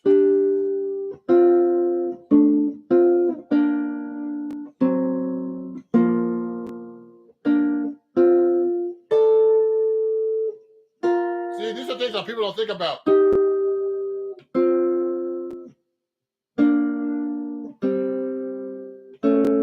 I just did fourths, okay? I just, you know, so these are basic things you could do. That chord is what? What is the definition of a chord? The definition of a chord is two or melody notes played at the same time, or two or more notes played at the same time. So a chord can be just two notes. It doesn't have to be like some fancy chord like let me see, like, or you know, no crazy chord like that, or like this. You know, with a sharp five and major seven. You don't have to do a fancy chord to make a. I just did fourths. You could do fifths too. I mean, it's kind of weird. You can go. Let me see. I don't want it to be has that kind of Asian sound. Another easy one is six. It really fits well on the guitar and they sound very good. Like Monk used to do them. Like Monk used to do that a lot. Six are really good on the guitar.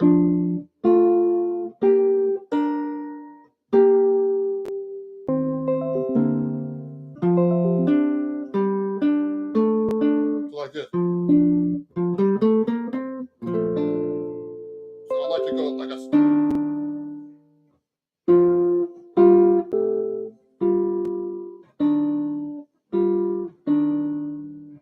I mean, it doesn't always work with the sevenths. Okay, octaves. And you know, there's just so many ways to do it. But it sounds much different if you start doing things like this, like seconds.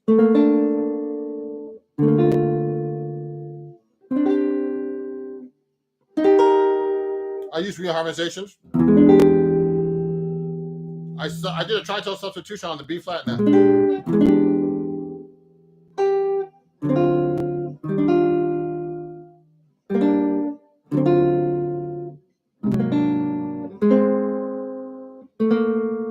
Second.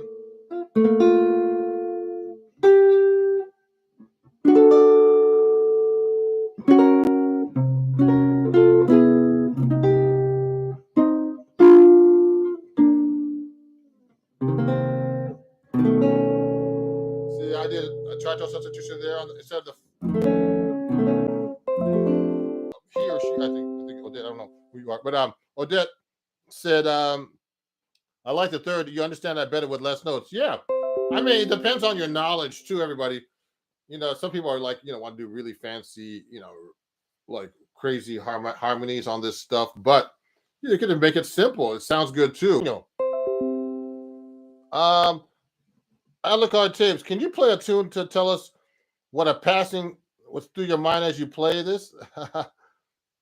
Yeah. Hey, thank you, Amir. I'll see you, Amir, later. He's coming to take a lesson soon.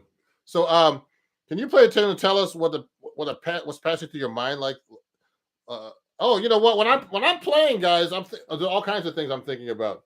I'm thinking about getting some lunch. No, I'm just kidding. There's all kinds of things I'm thinking about, but the most important thing. Oh, let me see. Oh, someone's asking me. Most everybody else who's watching. If there's some books. So here's a book I want to recommend to wherever you buy your books. And I actually have a book that's out called Chords at Your Fingertips. If you can see that, that's actually backwards. Okay. I'm going to write it down on the thing, but it's Chords at Your Fingertips. And there's a bunch of lessons I have here. Some of my lessons are spicing up your playing. Jazz reharmonization is in this book. Okay. That I wrote. There's some great players in here like Sean McGowan and Adam Levy that are great guitar magazine. This is a book through my where I work for. I'm a writer for Acoustic Guitar Magazine, and I've written a lot of articles about chord melody and all kinds of other stuff. I actually have a new article out right now in Acoustic Guitar Magazine. It's all about the harmonic minor and melodic minor scale. That's a hip scale. The chord voicing is not only in major, but in a melodic minor and harmonic minor. And I've been working on that too. I still work. I still practice. So I still need to learn new things. I still study. So this book has a lot of things about Chet Atkins style of playing, reharmonization I do in this book. So definitely pick this up if you're interested in doing that. Also how to do chord melodies in this book too, actually.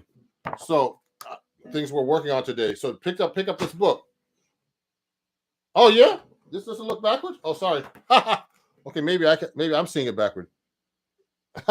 Okay, so that's the book. Okay, everybody. Okay.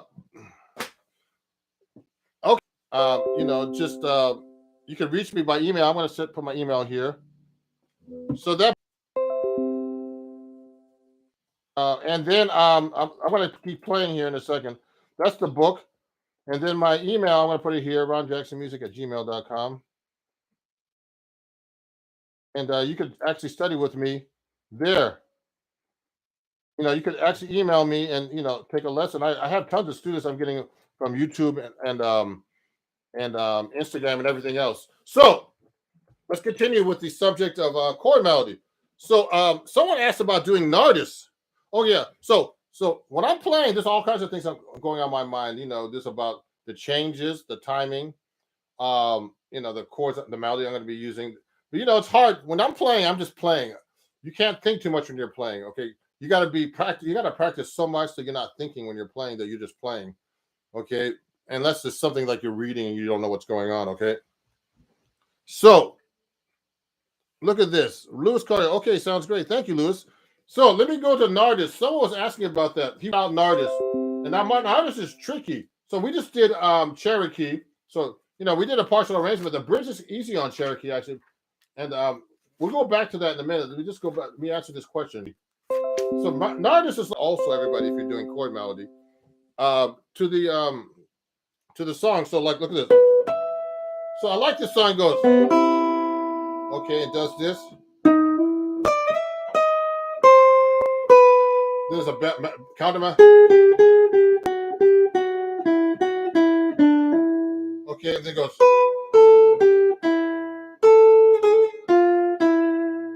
Now this implies a Phrygian scale.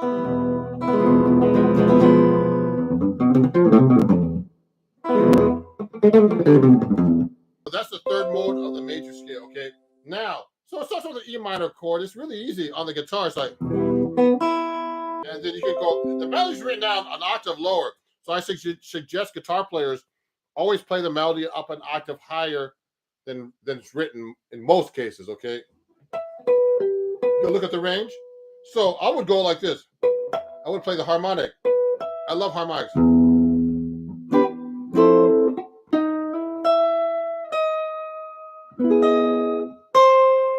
Then it has that melody here. Now there's a line in between, so I would put that line in my chord. So,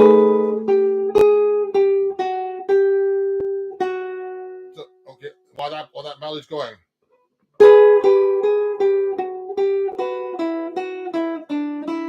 See how I held that note on top?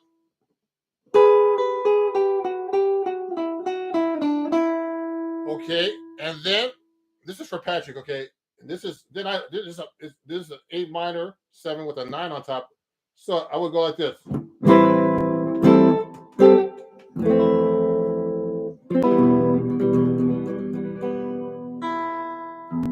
Okay, and so I'm gonna keep going here, and then so that repeats. Okay, so that's the cool thing about jazz. You can actually repeat over and over this. It's AABA. So this form is AAB. So the same melody again. So let's go over that one more time.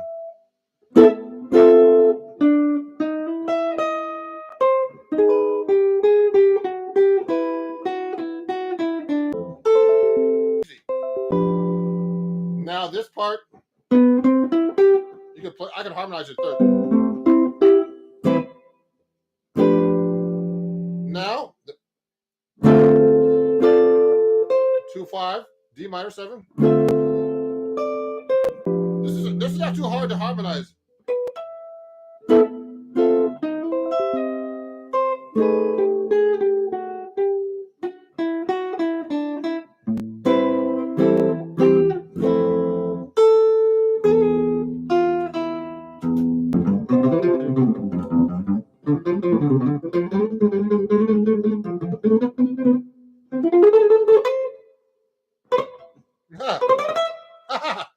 Okay. I'm just messing around there. So look at this. Nathaniel Nelson, how many hours do you practice every day? Well, yesterday I couldn't practice at all because I was too busy.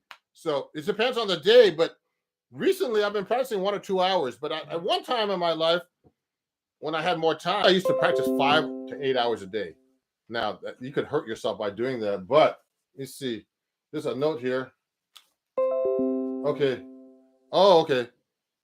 So you want to go around? So you know what?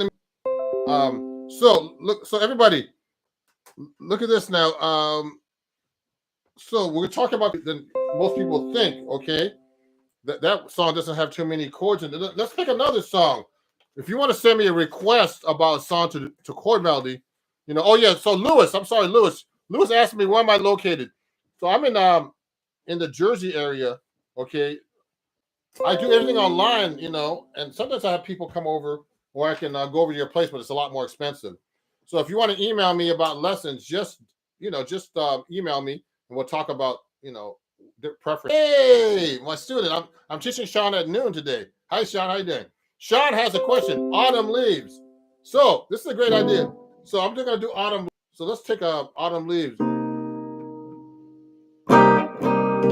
Let's do autumn leaves here. So remember, you gotta play the melody.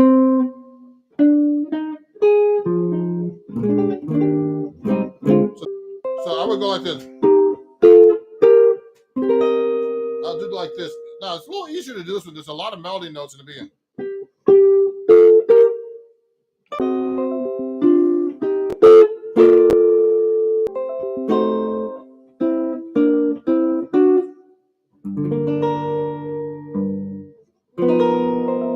See how I did that? Also, you can do like this. See, I don't like the chord is too thin up there like this, so I like to do this.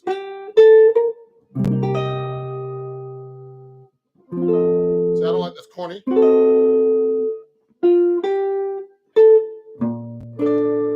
I'm doing these stretchy chords. So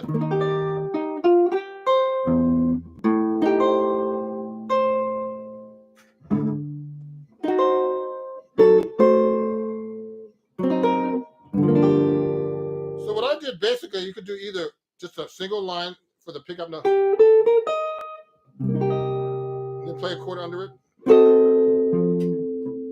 Use your finger like this to do that kind of stuff.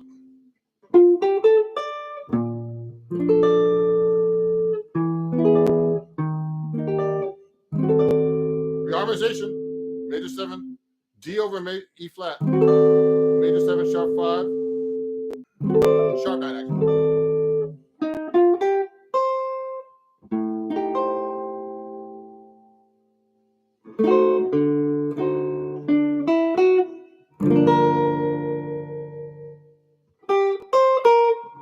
Now the bridge.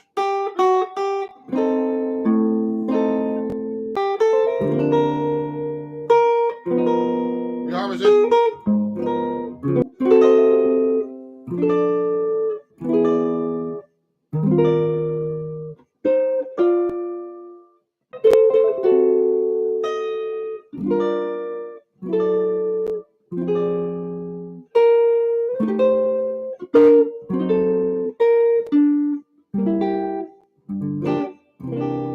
So I'm using really basic. Wow, someone says, "Wow, that song is making me quiver in my boots." I like that. So you know what? So that's Autumn Leaves. So that's a really common song, but with more melody notes like that, you have to be able to be more creative. So I can do all kinds of things like that. So I'm using thirds there to use single lines to do the pickup note. A pickup note is the note before the melody comes in. So it's like 1, 2, 3, 4, 1. That's the pickup note. So I'm going. So that song is a nice song to do chord melody with. Okay, that's a really basic one, but you can make it.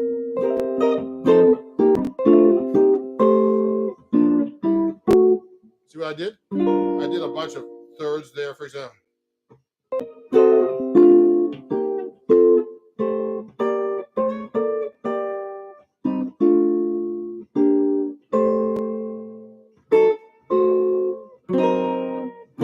Now, you don't have to play the roots all the time in the chords.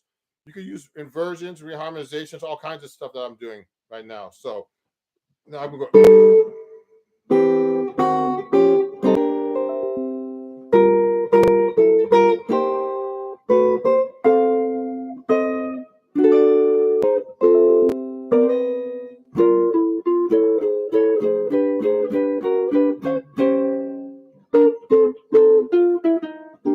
Cool.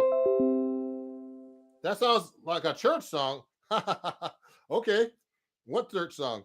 Do I have perfect pitch? No. Someone's asking me if I have perfect. I like some. There's always these guys that always ask these funny questions when I'm doing these shows. Do I have perfect pitch? Play Chick Corea? Do all this? So yeah. No. You know what? No. Does not make you a good musician.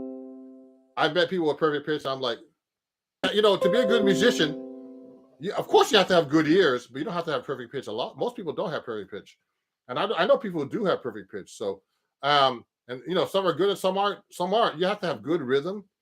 You have to have good ears. You have to have good timing. Timing is the most important thing. You have to have good technique. You have to be able to listen to people around you. Perfect pitch is just identifying notes. So people are really good at identifying colors, and that's what perfect pitch is: identifying notes. So if you're good at identifying colors, doesn't mean you're good at, like, I don't know, architecture or something, or whatever that has to do with colors. You know what I mean? So perfect pitch is just a skill. Being able to listen to music and just. So those are very important skills. You have to have basic skills to be a good musician. To be a good jazz musician, if we're talking about jazz here in general, you have to know how to play over changes. That's the most basic skills. Like, it's hard to be a good jazz musician because you have to be able to play this stuff, the right feel, right timing. Everything is just and to play simple stuff to that point, because it takes a lot of time, and you have to have really good timing to do that and being able to hear things. And so perfect pitch has nothing to do with anything, I think. So anyway, it doesn't really matter for my playing. So anyway, I'll give you a good example. I'll try to teach my granddaughter perfect pitch because she's below 5. So you learn below 5. If you're before 5 and you start telling everybody, like a color, that's orange. You go A, that's that. No, you go A. That's A, okay, whatever. C, and you tell them that. That's how you learn how to get perfect pitch. And then when you get older, you just go, oh, that's an A, like a color. That's white or whatever. So these are skills that you should learn as a musician. But now, let me keep going. I wish I could get better at rhythm. So you know what, Patrick? So I'm studying with a drummer for rhythm. There's some good exercises that I'm timing while I'm tapping my foot. 2, 3, 4. He's a great drummer named Jay Finishel. Okay. And I'm taking online lessons with him. He's an old friend of mine. We played He lived in New York a long time ago. He lives in Georgia now. But I'm just taking lessons on rhythm, you know. Yeah. Yeah, and he's on TikTok, so follow him. It's called the Drummer's Almanac.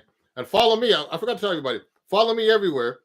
I know you guys are following me here on YouTube, and I appreciate all the followers, man. I have 7,000 subscribers now on YouTube. But also, I have tons of fans on TikTok because I do a lot of videos about all this stuff, and I have tons of fans on Instagram and Facebook. So all Ron Jackson Music, okay? You could go all those pages and follow me. And also Twitter as well, too. I don't use that as much. But on Facebook, Instagram, TikTok, YouTube, it's all Ron Jackson. I'll see some people later on lessons. But let me see. This some other questions here. A lot of work. Yeah, I just found you on Instagram. Let me see. So let's get back into chord melody. Thank you for all the people watching. There's a lot of people watching. I appreciate it. So if you want to pick another song, I can do. Let's get back to Cherokee, okay? Just for one that I did earlier. So it's like this. You gotta memorize this stuff as fast as possible. Cherokee.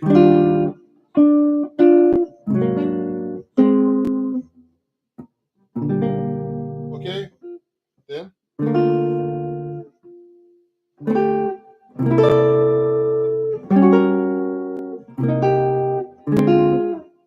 I'll do a different way.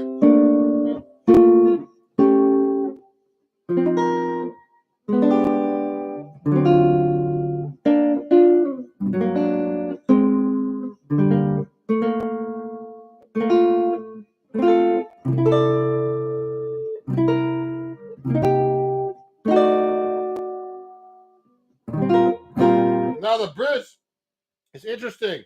Okay, the bridge goes like this. You guys don't know. I read notation, so guitarists use tabs. And now I know, of course, I know how to use tabs, but I only do that just to help people learn how I'm playing the guitar, okay? But learn how to do what my relationship of the melody is to the chord. So that's called chord scale relationships. Okay, and chord melody, they're very important. So I'm playing on the bridge of Cherokee, it's C sharp minor 9. You should look this up on your real. It's a D sharp. Now it goes to the 9, and then it goes to the 11 to the 5th. I mean to the 7 to the 5th. So it goes like this. And then it goes to the 9 of the B flat, B minor 7.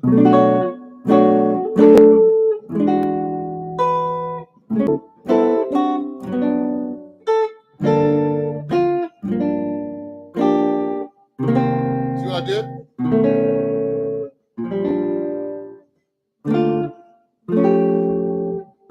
Change the fingering. Second.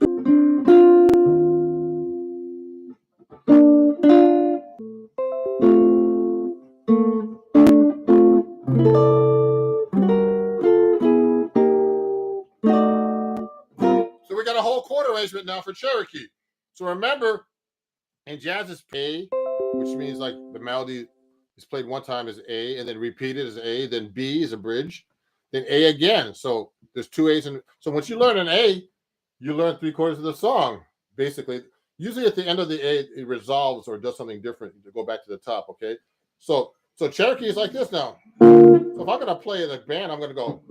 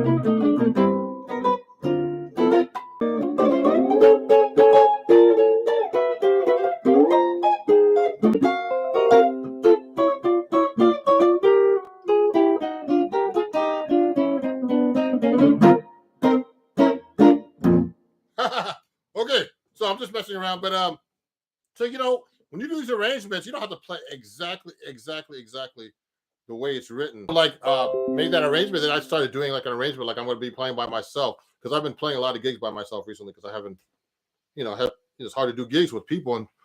And so there's some questions here. Hey Dave, man, great to see you, man. Dave's one of my patrons. I have a few of my patrons watching. Sorry I had to change the link, everybody.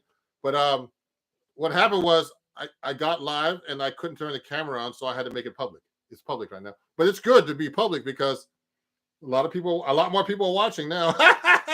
But so if you're watching, everybody, you want to join my page stuff on Patreon, like more than usual. Like I used, if I can, I have tons of material that I have to get through, and I have a lot of sites that I'm on now. So I'm just trying the best I can. Thank you, everybody, Patreon, for being so patient with me. Some people have said that I haven't posted enough on there. I'm trying to post more. Don't worry. I have a lot of stuff, so it's coming. It's coming. So thank you, Dave, for being a Patreon. So, and also for Reggie and a bunch of other people on here.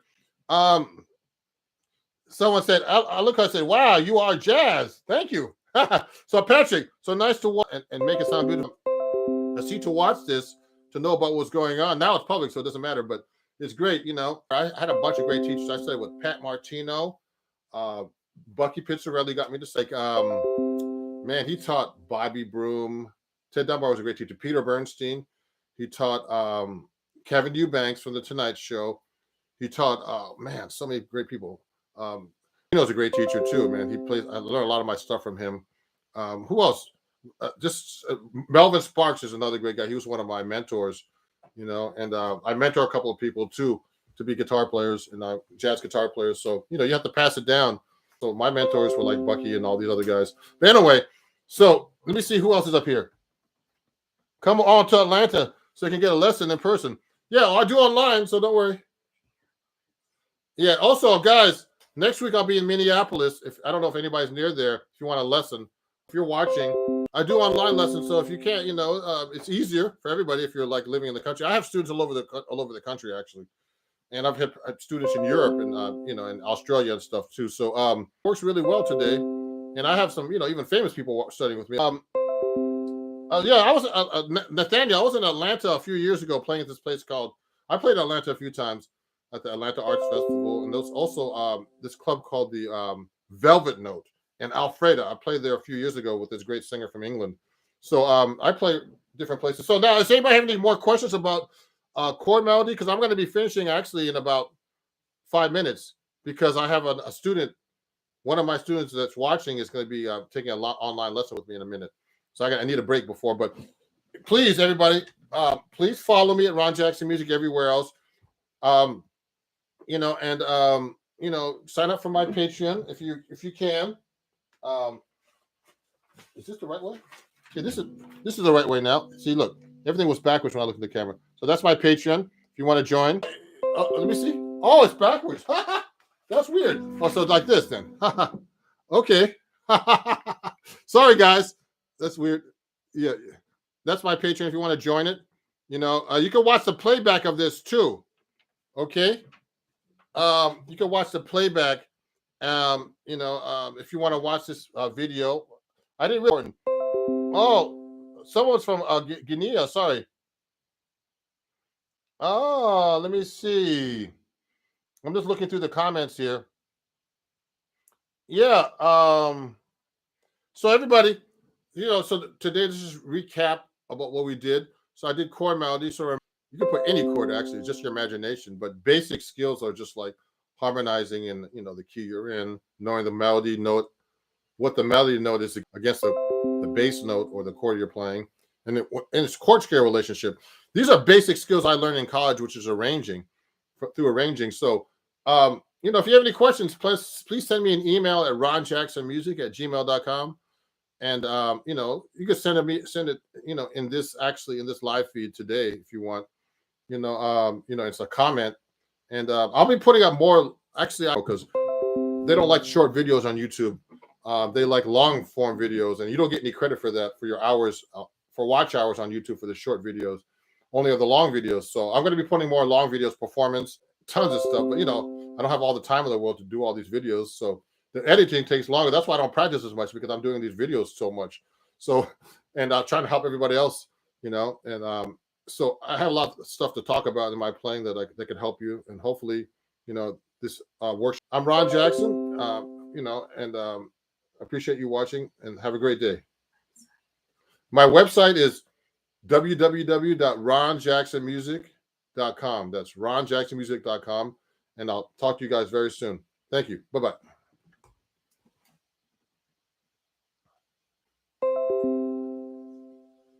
I'm just looking at the comments. You're welcome, Reggie. Thank you. Thank you, everybody.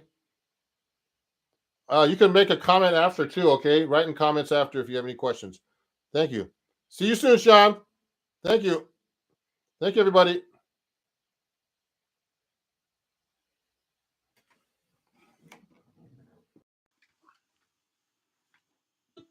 And how's everybody doing? This is a Patreon only and lesson for my students. I'm going to have a few guests up today. So exclusive account where I give lessons like sheet music, all kinds of stuff like this that students can actually watch, and they can actually download these lessons. They come with tabs, exercises for jazz improvisation, and the cool thing now is I usually just like I'll do a live. So today I'm going to be inviting some people that already, my patrons and my students. You should hit that link and you can go live with me. So please do that if you can. So I'm just going to be basically teaching about jazz improvisation today. So what I do is I do very basic lessons that are very important for your fundamental skills in jazz improvisation. And all these lessons in my Patreon account are all about that. Like this lesson right here is about playing over a blues. Okay? Now, a jazz blues. So in the key of C, the chords in the jazz blues are basically like a C7 chord. Okay, C dominant 7 for 1 bar, 2, 3. These are the chords I play for you. Now this is a jazz blues, so the chords are a little different.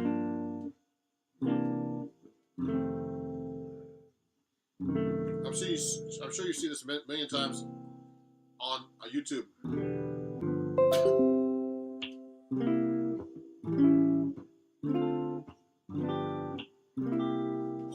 So today, this workshop is usually just my patrons, and once a month, or my students, or special guests I invite that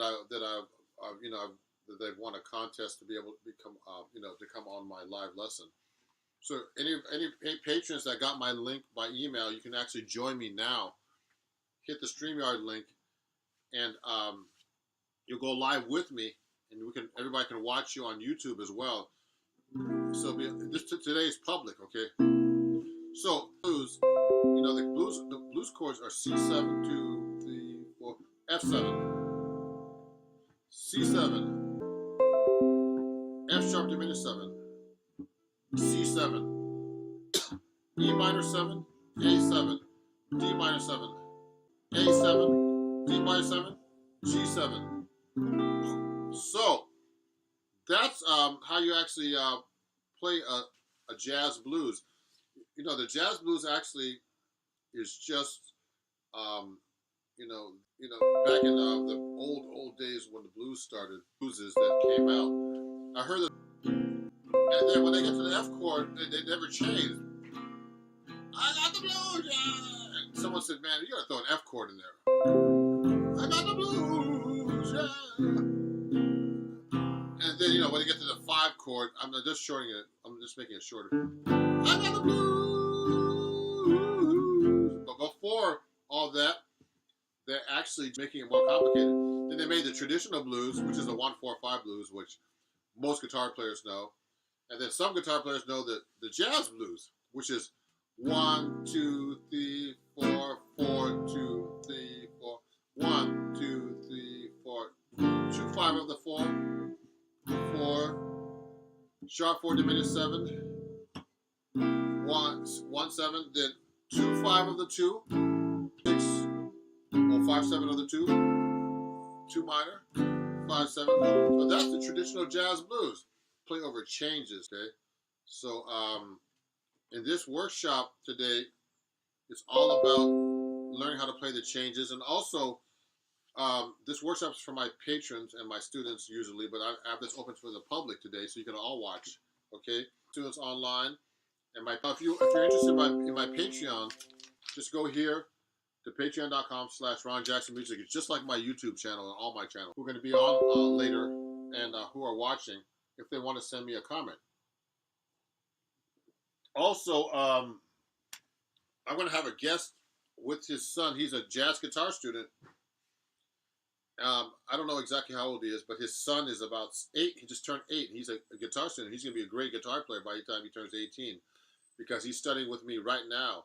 He started when he was 7. So you're going to see him. His name is Morrissey. And also, this is what I use with my students too. This book is called Chords at Your Fingertips, okay? It's a very popular book. I've sold many copies here on YouTube. And a lot of my students who are my actual students on Patreon, I'll talk about this book a little bit today. So learning how to do walking bass lines, chord melody, all kinds of stuff, okay?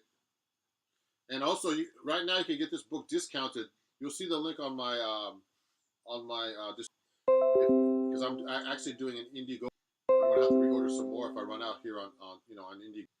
And hey, Glenn, okay, Glenn, if you want to join me, Glenn? Well, I don't know. Actually, I don't know if you are one of my patrons. You're welcome, Glenn. But thank Glenn, if you want to support me, definitely be a patron. This is mainly for my patrons, but see the link. Someone's gonna post a link probably soon about that too. So let's talk about playing chord changes. Yeah. So for example, if I'm playing changes over a blues, you have to be able to play the scale through it. Just playing 8th notes to scale on each chord like this: 1 and 2 and 3 and 4 and, or 1 and 2 and 3 and 4 and end all 4 and going up the scale. So this is on a C7 chord. It's a C dominant scale, or mixolydian we call it. Some scales have 2 names, okay, or more. Sometimes some scales have more than 2 names. So on a C7, I play a C dominant scale. So it's very important, everybody. When you play the guitar, you just don't play up and down the scale like this in the same octave. You got to be able to play this all the way across the neck, up and down the neck. Watch it.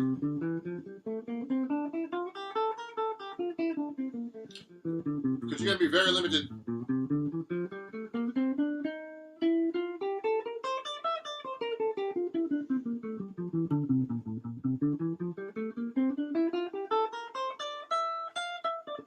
See what I'm doing?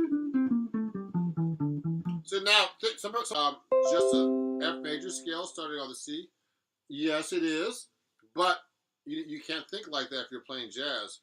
You're going to have to actually use, make sure you have to know which note to change to make it a flat set. So you have to be able to play it up and down all over the neck, It's a very good idea to really learn the neck. So if I'm playing a C7 here,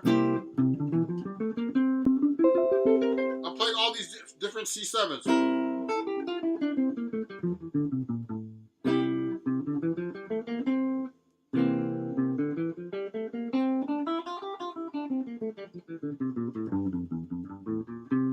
So when I'm actually playing over each chord, I'm actually thinking of the scale for each chord. That's what jazz musicians call playing over the changes. So it's very important to learn how to play over the changes and know what scale you're playing. Okay. So I'm only taking comments and questions from my patrons today. I'm doing this open to the public. So look at this. So when I get to, I'll play the F dominant scale. See, I'm playing it everywhere.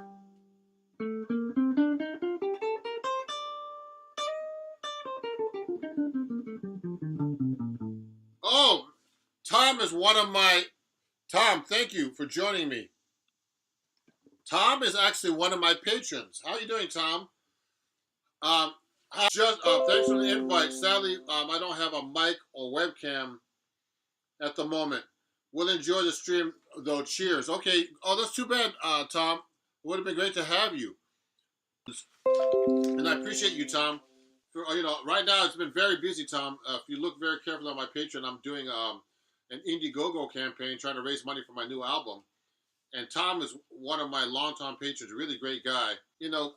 Go to my link in my description here, and you can actually support my Patreon account, where you can actually get this book that a lot of my patrons have, and my students, called Chords at Your Fingertips, at a very reduced price. And you can take guitar lessons with me very cheap on my new, on my campaign to help support my new album. Okay, so you just go to the link here. Just go to Indiegogo / Ron's new album. So let's keep talking about this. And let me see this right here. Oh, yeah. Okay, cool. Oh, nice. So now let me go.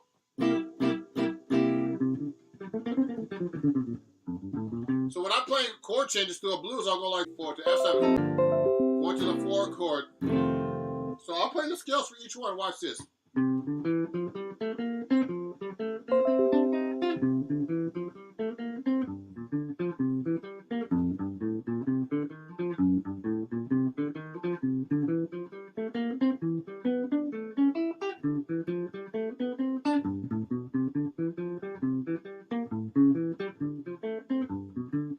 Now what I did was I played through all the chords of an F blues, okay? And what I did was, I'm going to move over here a little bit so you can see my neck better. What I did was I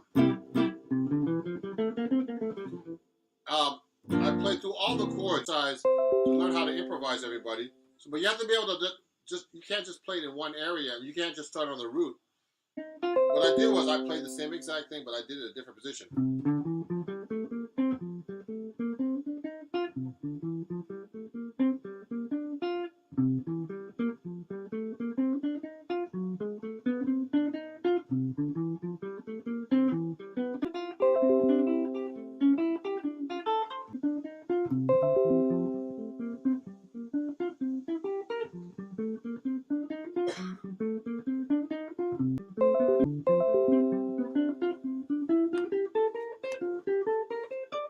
See, what I did was I tried to figure out every possible position to be able to play the same scale, okay?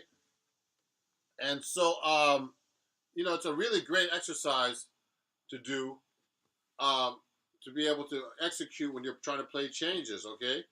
So that's what you would do through a blues. So, but you can't just play like just the same scale starting on the root. You could go like this.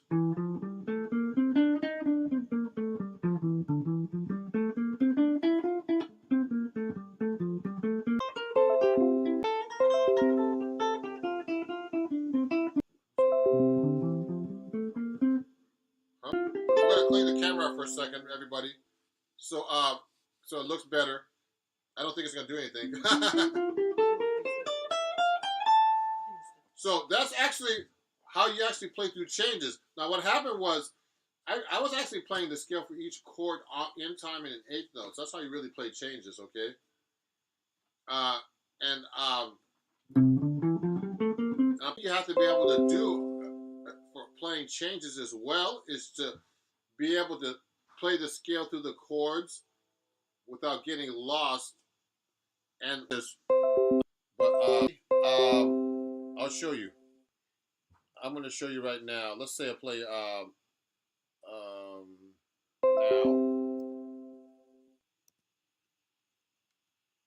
So if I play a blues in F, like a Charlie Parker one,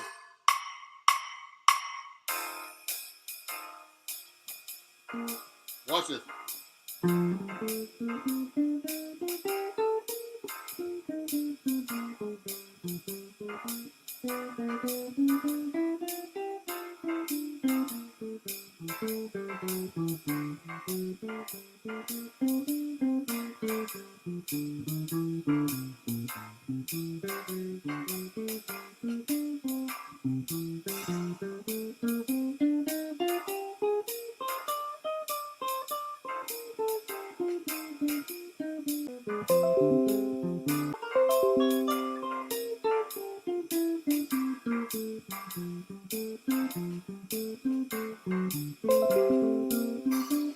just basically just played through the chord changes of a blues, but I just basically played the scales all the way through it. Sometimes I put passing tones because sometimes it's hard for me just to play just a scale.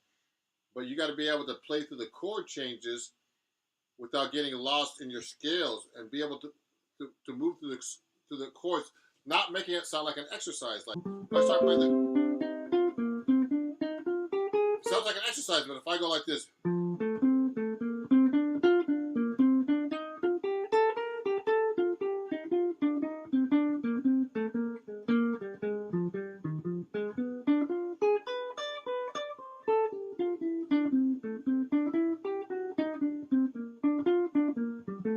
if I start doing that through the chord changes, it starts to sound like music, even though I'm just playing scales. It's not exactly jazz yet. So your goal is to be able to play through the chord changes of a blues or anything just like that, using, just not just playing really basic stuff, but being able to use your knowledge and just not starting on the root all the time. A lot of guitar players, when I start teaching them jazz, they can only start from like the low note because they don't know the notes on, the higher strings or higher up in the neck. So they'll tend to play. They'll tend to go like this. They'll do an arpeggio like this. I mean, the thing is, when you play in that register, everybody, what happens is you're playing in the bass register, basically. That's what the bass player is playing. It's too low. And the guitar is a low-pitched instrument. It sounds an octave lower than the piano. So you got to play higher. Like, you got to go. You never see, like real, like you never see, like the master guitar players, like George Benson.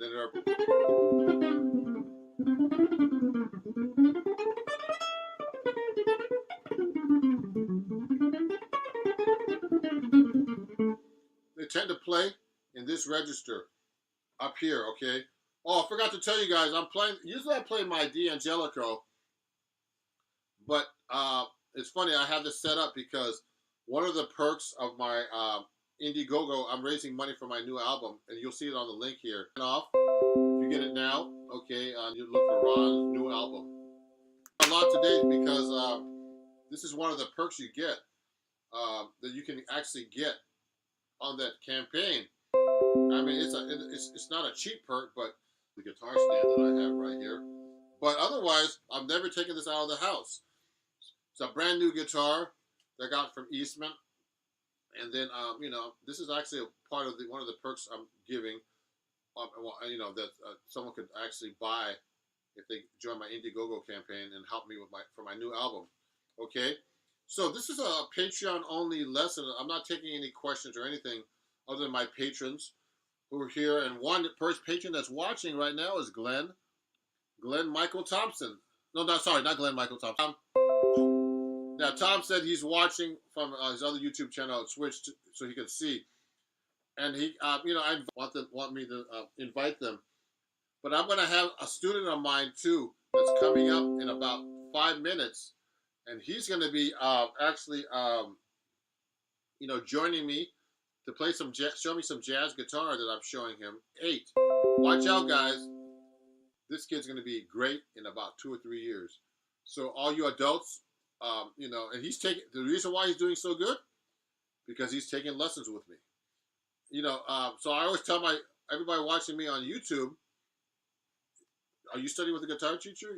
If you're not, this is the time to get your lessons with me on my, on my Indiegogo, because my lessons are really much cheaper. Actually, they're going to be buying some lessons from me. My guests, on the link on my bio, it's everywhere, and check it out. Okay, so let me go right now and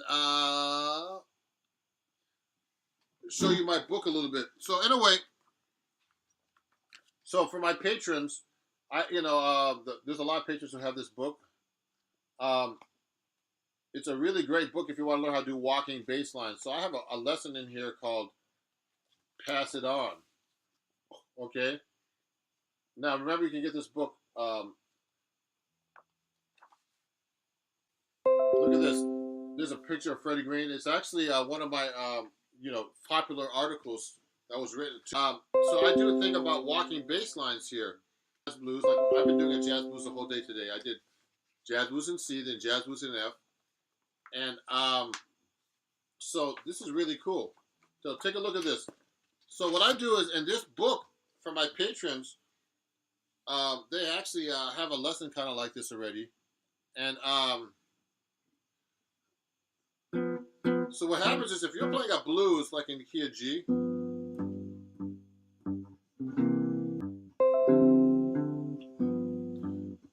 basically it's this progression. It's just a 3-note voicing like this: a G, the root of the chord, and you put the third and the seventh on top, which is F and B flat. Now I'm playing. You can play the third here, the B. Sorry, and a B natural. Sorry.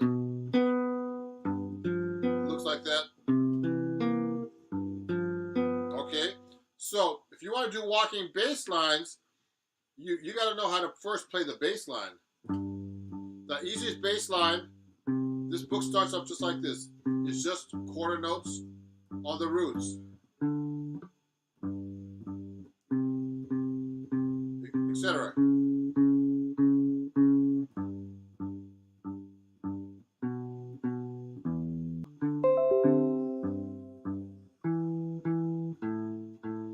So those are the bass lines for our blues in the key of G. Now you put these 2 notes on.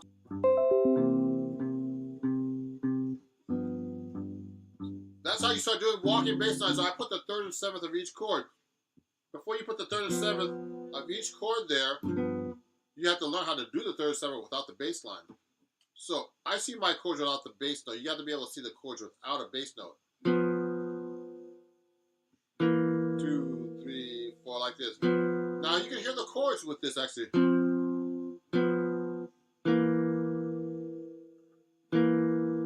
See that?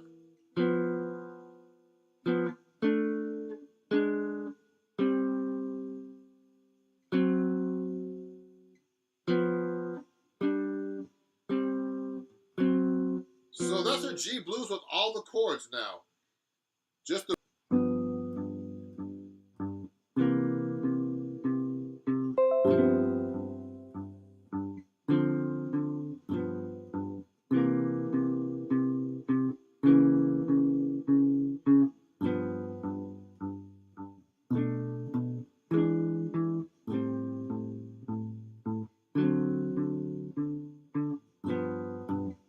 so that's actually how you do a walking bass line. Now the thing is, that's just roots. So the next step up, it does that progressively through this book. The next thing you do, you'll do root and fifth, for example. You can go like this. So first you have to be able to do bass line by itself. Like this. So here's the...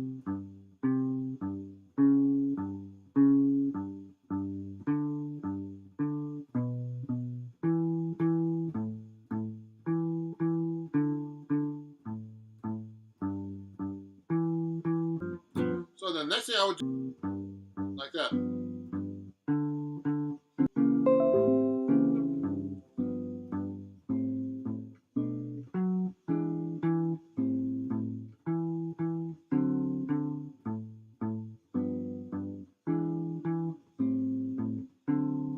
See what I did just now?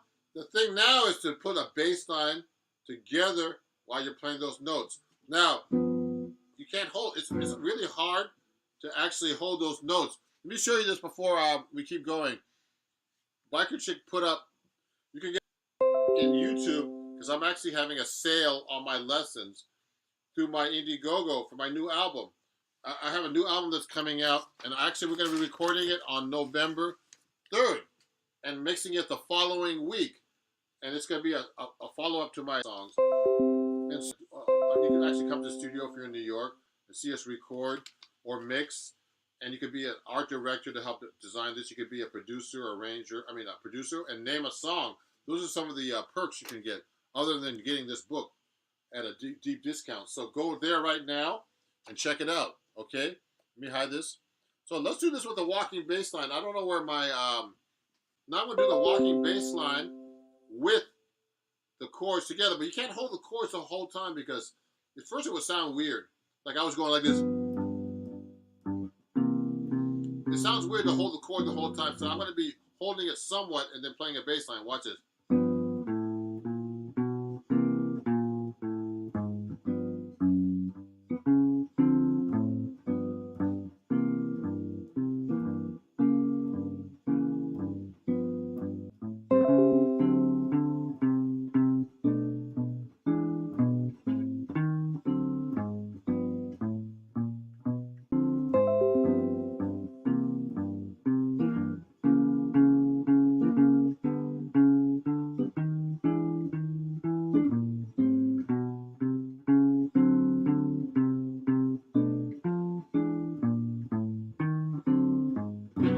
So that's what I did.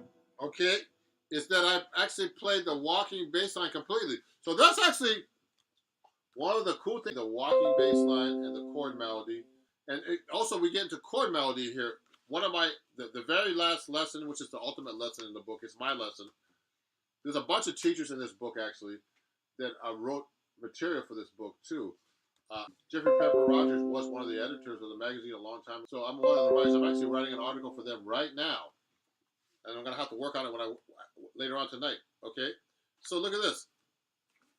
One of the songs I do is like we do Billy Boy, and I actually do like a chord melody thing with them. Let me see. Let me see if they're contacting me and they're having a problem getting on. They'll be coming on very soon with me and to join my broadcast here. So look at this. I do this chord melody thing right here. Look at this, everybody. Okay. Thank you, everybody, who's watching. There's a lot of people watching today. I know it's a Saturday, it's September 11th, and I didn't know anybody who passed away there, but you know, it really.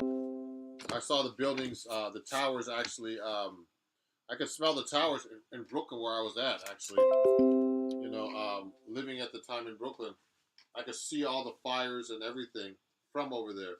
So let me do something. I'm gonna fix the light a little bit better. So watch this. Um, oh, so everybody, so this is actually, I'm not responding to anybody who's not a patron or you know, a student, because this is like a private lesson for my students that I usually give if you're a patron on Patreon, excuse me, and also if you're a student of mine, you get all the sheet music, all this stuff I have right here. Everybody is available on my website. Now I show this to everybody right now on camera because most of my guitar players and most guitar players don't know how to read, so they wouldn't be able to read this. You know, they need tabs, so it's important to learn how to read. When I created my Patreon account, what happened was, a lot of my students, you know, I mean, I had to write the tabs out, so I had to rewrite all this music that I wrote for my new album that's coming out. And you know, if you support it, with the lead sheets, which are the melodies, with the tabs, so you can be able to play it. Like watching, and I'm glad everybody's. I'm seeing that everybody is really enjoying this. So hopefully, you know, I'm going to have one of my patrons or students come on right now. Dario, next time, I know Dario's watching. I'm going to have him come live with Dario. You're going to go live with us, okay? Sorry about that. I'm sorry I missed you. I mean, since I have this campaign going, I haven't been able to keep track of all the people who bought my book who haven't. But we'll get you on next time, okay? I want to invite people up to play for me. And the whole world will be watching, okay, when you do this. So look at this. So this song right here, before my guest comes up in a second, I hope they come up soon, is one of my arrangements that's in this book for Billy Boy. Okay, so it's actually a full chord arrangement you see here. Look, it's in the book on my Indiegogo campaign. Link in bio here, which is right here. Okay, this book you can get there right now. And I'll play this for you a little bit so you can see it. Okay, let me hide that for a second. Watch this. So I'll play a little bit for you. Looks like this.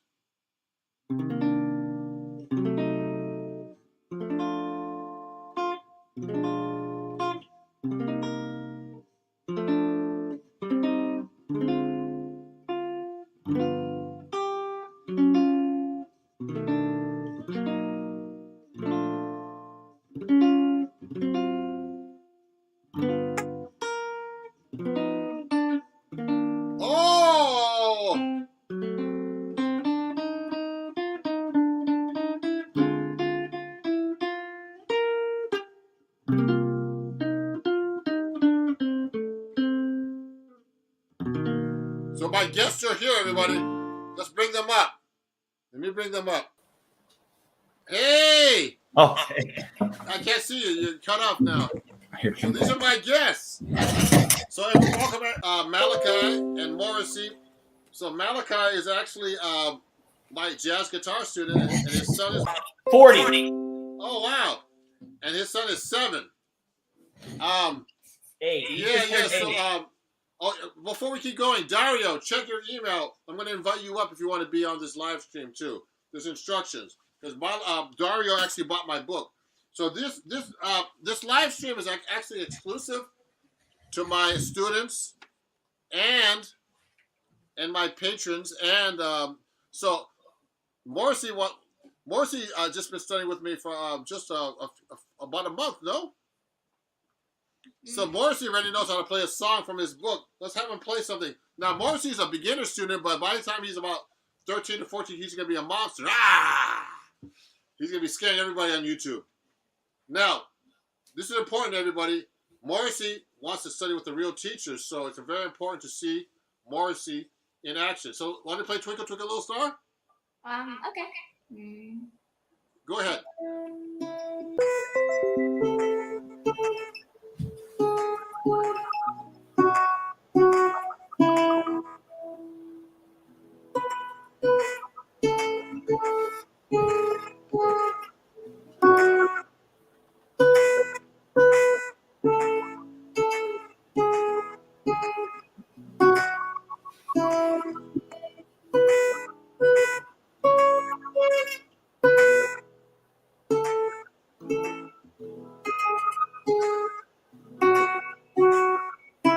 Yay!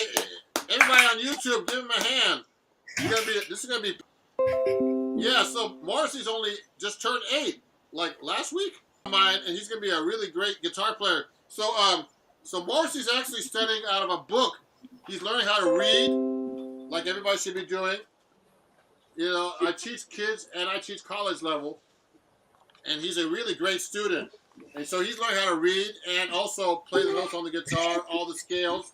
So it's very important to have a teacher, especially, you know, at any age. And his father was actually my student too. So as a jazz guitar student, so he's a guitar teacher too. So, and actually Malachi, his father, who's right there, found me on YouTube as well on my channel and became a student of mine. And he's been a student of mine for a few months already. Yeah.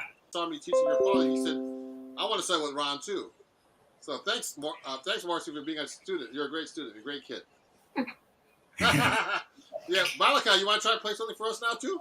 Come on up. Yeah. Okay. Switch chairs, guys. I'm gonna play. Oh gosh, I'm on the spot. You want to play something? Yeah. Sorry. Do you have like? Oh yeah. Here, I'll use the app. So Malachi, talk about your experience with me, with me teaching you. Oh, and then I reached out to Ron, and he got back to me, and I was thankful I was able to start classes with him. And I studied classical guitar, but I didn't really know much about jazz at all. And a lot of the chords like C major 7 and like sharp 11 and flat 5th, stuff like that, kind of confused me. So I wanted to reach out to Ron because I could tell from his playing that he knew what he was doing. I know most of the time. Not all the time. And then he walked in was probably one of the first ones we did. You mean like Love Walked In? Yeah, Love Walked In.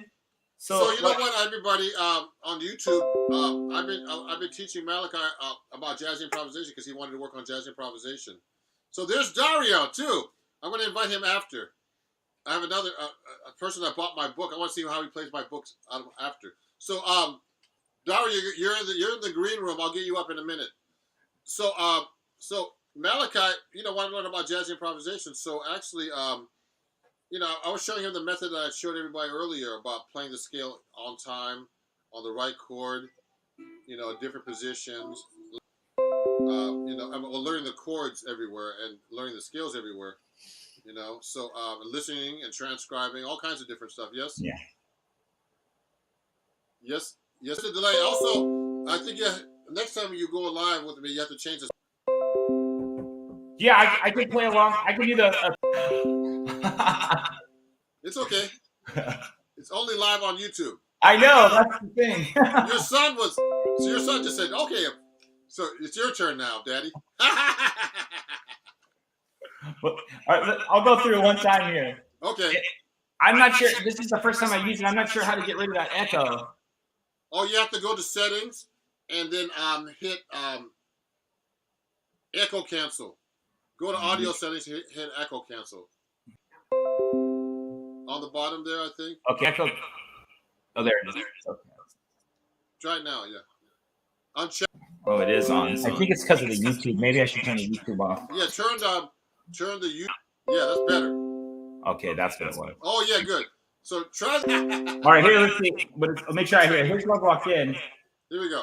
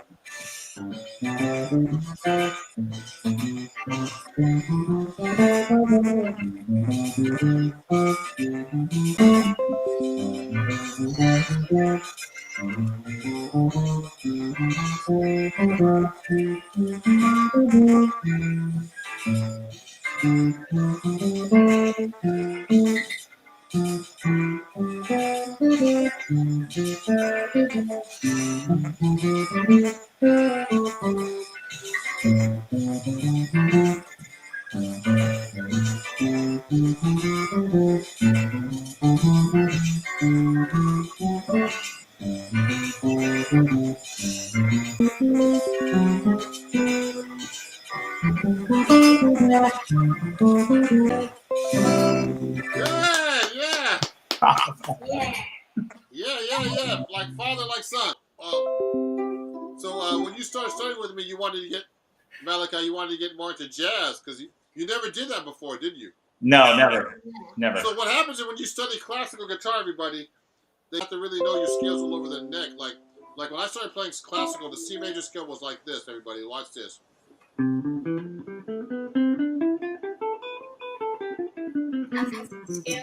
That's the typical C major scale in classical, isn't that Malachi? Oh yeah. And the G major scale is like this.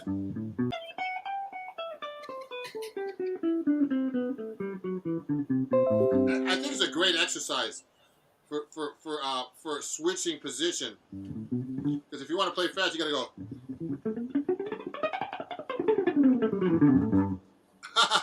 Some of these things. So I think both methods are good for what they are. But for jazz, you really have to know your skills all over the neck. So that's what we've been working on with you. And it's really great to have you as a student, and that you're learning jazz, improvisation.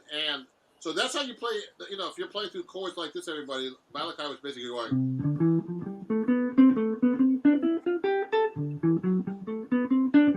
It's a scale exercise, but the goal eventually is to be able to not only play the scale, but to actually improvise.